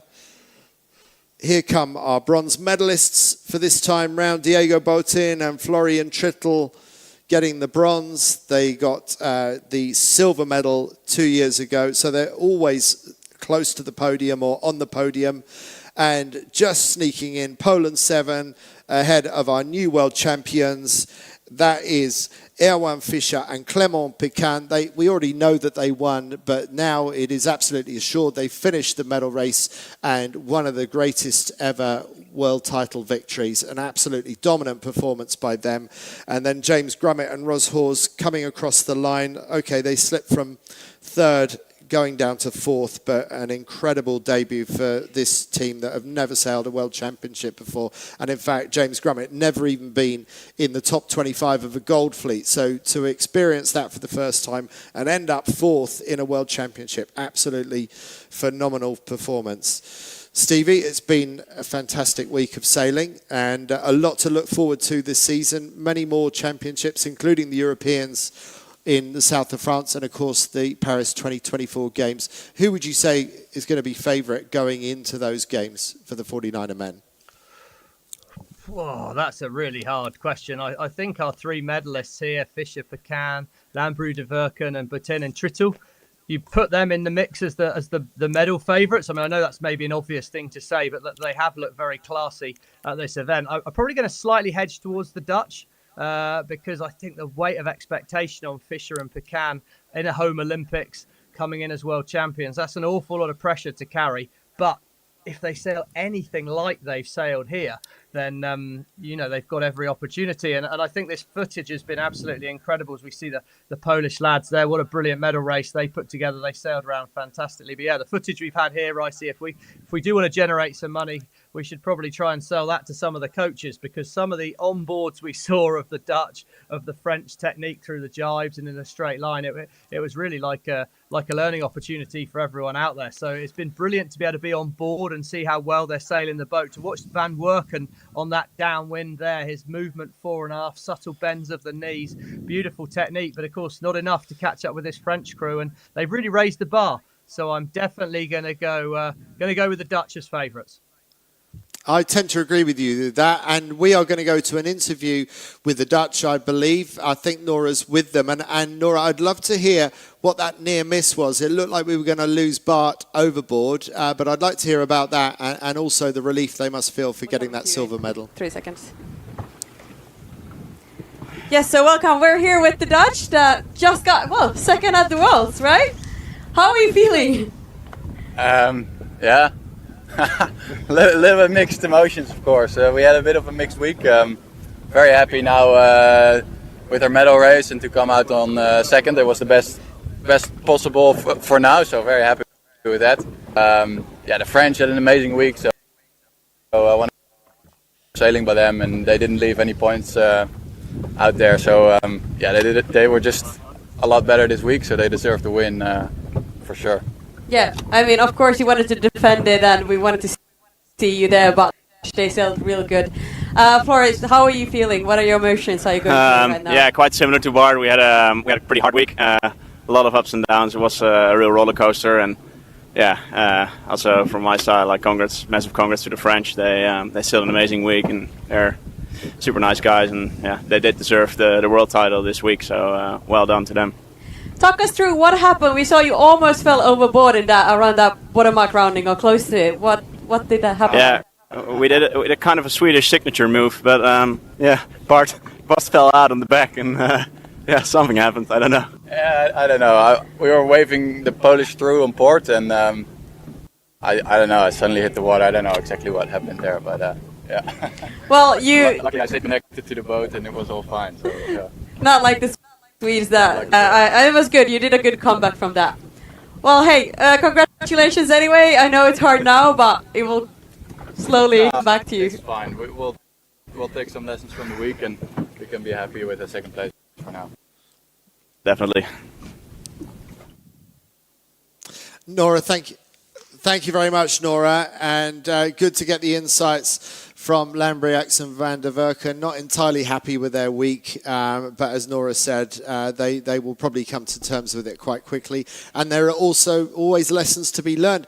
And I wonder, Stevie, was it a mistake for Bart Lambriax to cut his hair? Because this is the first World Championship he's done without his long lion's mane of hair. Is the shorter hair, it might be more aerodynamic, but like Samson and Delilah, has something changed? Is something missing? Yeah, I mean, certainly didn't go too well for Samson, but no, I'm not sure he'll be regretting the haircut too much. Well, I guess only he will know that truly. But yeah, we come back to the start, and I think they described it quite well. They did make some mistakes. I mean, I thought when we got to the end of the qualifying and they got a 20th, that was a mistake. I thought that was a bit of an error. You see them there; they made a great start. The pressure was on, and they executed. And they've shown us all week how good they are when they dug out a 17th. And they turned it into a sort of third or fourth yesterday. Something I can't remember exactly, but absolutely sailed their way through the pack yesterday, which again kept them in the hunt. So they've been scrapping a little bit all week, and I think they'll probably go back to the drawing board and have a little bit of a look at their starting. From what I've heard, they're normally very strong off the start, and they've perhaps not started as well as they might. We see there, that was the moment they're talking about. They tried to slow down a little bit to let the poles across in front. Surprised they would have wanted the poles to go in front, to be honest, as the right-hand side have been paying so much. But that was clearly the mark they wanted to take. They were happy with it, and they just dragged in the water. But it's another slight mistake. maybe not quite on it. And no, I'm not entirely sure that's haircut based. I think they'll just have a few things to go and look at when they get away from here. I'm sure you're right, Stevie, and I tend to agree with you. I think the sheer consistency of this Dutch team through this Olympic cycle, ever since teaming up for the Amman Worlds in 2021, when they're a fairly new pairing and they won those first Worlds together, some people wondered if that was a bit of a fluke, a bit of a soft Worlds straight after Olympic Games, some people missing. Doesn't matter who's fronted up. No one has been able to beat them until this week, until Erwan Fischer and Clément Piquin become the new 49er World Champions 2024. First time ever for France, and that's got to be a great feather in their cap for getting French selection, yet to be determined, but also yet to prove that they can keep on doing that time and time again. And I think that's what Netherlands won, the boat that we're looking at now, do so well. They're so consistent, and even when they've had a bad week, it's actually a pretty good week by anybody else's standards. So there are our gold medalists, Erwan Fischer and Clément Piquin, our silver medalists, Bart Lambrechts and Floris van der Werken, and our bronze medalists, Diego Botin and Florian Trittel. And Diego Botin, fourth at the last Olympic Games, narrowly missing out on medals. Well, he's working really hard with Florian Trittel to right the wrongs of Tokyo and to prove that Spain can go 1, 2 or maybe even 3 better at the Games this year. They will still be fighting. They'll be very much fighting for the gold medal against the Dutch, the French and many other nations at the Olympic Games coming up this summer. So there we have it. We've had a really solid 6 days of racing. We've pretty much completed everything on schedule. We've only missed one race from the qualifying for the 49er FX, but this is such a reliable place for breeze and for solid conditions. You can see out there, Stevie, it's an amazing racetrack, isn't it? And not far from Fuerteventura, where the kites are doing a lot of training, and you do a bit of coaching with the kites, so you probably know this area very well already, I'm thinking. Yeah, it's been a superb place to sail. I was here before the Tokyo Olympics a lot. This was kind of our destination when the world went crazy with COVID. This was the place we managed to come and train, and that's, I think, where the 49ers found a bit of a foothold here in the Marina Rubicón, and it is a brilliant venue. It gives great sunny conditions a lot of the time, often very good wind. I've spent this winter a little bit more on Fuerteventura with the kites, as you say, which is another new game. So yeah, no, looking forward to it, and of course there's even some fairly good pirate ships that you like to climb up and down out here, I think, Ricey, is that not right? Yes, so there are. Yeah, you didn't have to draw attention to that. Meanwhile, let's go to Nora, and she has got the Spanish team, Diego Botin and Florian Trittel, with her. So over to you, Nora. Happy coaching. Congratulations, guys! You just got bronze medal, and this is your local home waters. How are you feeling? Yeah, it's obviously great to be racing at World Championships here in Lanzarote. I think the week has been amazing. The organization has been as good as it can get. I think the whole fleet, 49er and FX, we really enjoyed racing here. And yeah, we come home with the bronze, which was not the goal, but it's still a very good result. And it's showing as well that we can be up there, and we still got a list to work on towards Paris now in these last months. Yeah. Talk us through how this regatta race went, actually. What was the emotions going through and what happened? Yeah, it was an interesting medal race for us. We were battling for second place with the Dutch and the Brits. We were all very close. And yeah, we went to the right side with the Dutchies, Brits went left, the right side paid, and from there it was, just keeping the position until the end, and that's how it finished. And what do you want to say to our live watchers on the TV and YouTube? Just saying hi, thanks for tuning in, and I think Lanzarote and all the crew who's been offering everybody this broadcast has been really stepping up this game of showcasing the sport to the world. So I think it's definitely the right way we want to be seeing our sport in the future going. So yeah, thank you very much everybody involved, and hope to come back to Lanzarote for another Worlds. Thank you very much. Bye-bye. Thank you so much. We'll go back to the studio. Thank you, Nora. And yes, thank you, Diego and Florian. Very proud to be racing on home waters and proud to be showcasing Lanzarote as an absolutely world-class venue. And it's been a joy to come down here and get down on the same latitude as the Sahara. Beautiful weather here all year round. And I'm actually going to spend an extra few days here having holiday before the next event that I move on to on the Olympic circuit. Stevie, what are your thoughts from this week? What's been the biggest surprise for you? Anything jump out at you? What's been the... I'm not sure if there's been any surprises, really. I mean, I've been very surprised as to the consistency of the French performance. I think I was a little surprised yesterday as to how big an advantage the Dutch ladies and the Swedish ladies had over the rest of the FX fleet. So I think there's a bit of work for an opportunity for the FX fleet to do to try and catch back up with them. And I've got to say, to our production company that have come in here and have managed to get drones flying nearly on board the boats and giving us that kind of onboard experience, just superb. So just generally enjoyed watching a bit of boat racing and wish I was still doing it, but no surprises other than that. Yeah, well, it's always it does make you want to wish that you were still doing it when you see a day like today and all that amazing footage that we've been privileged to watch. But that's, of course, to disregard all the hard work and all the hard yards that goes on behind the scenes in Olympic campaign. What you know all too well, Stevie. There's a lot of blood, sweat and tears behind it all. We're going to look at some highlights from the day in a moment. Just remember that URL. Go to 49er.org/gift and if you can contribute, then it means we have a much higher chance of doing another live broadcast at the European Championships in the south of France this coming May. So let's just take a look back at the day with these highlights.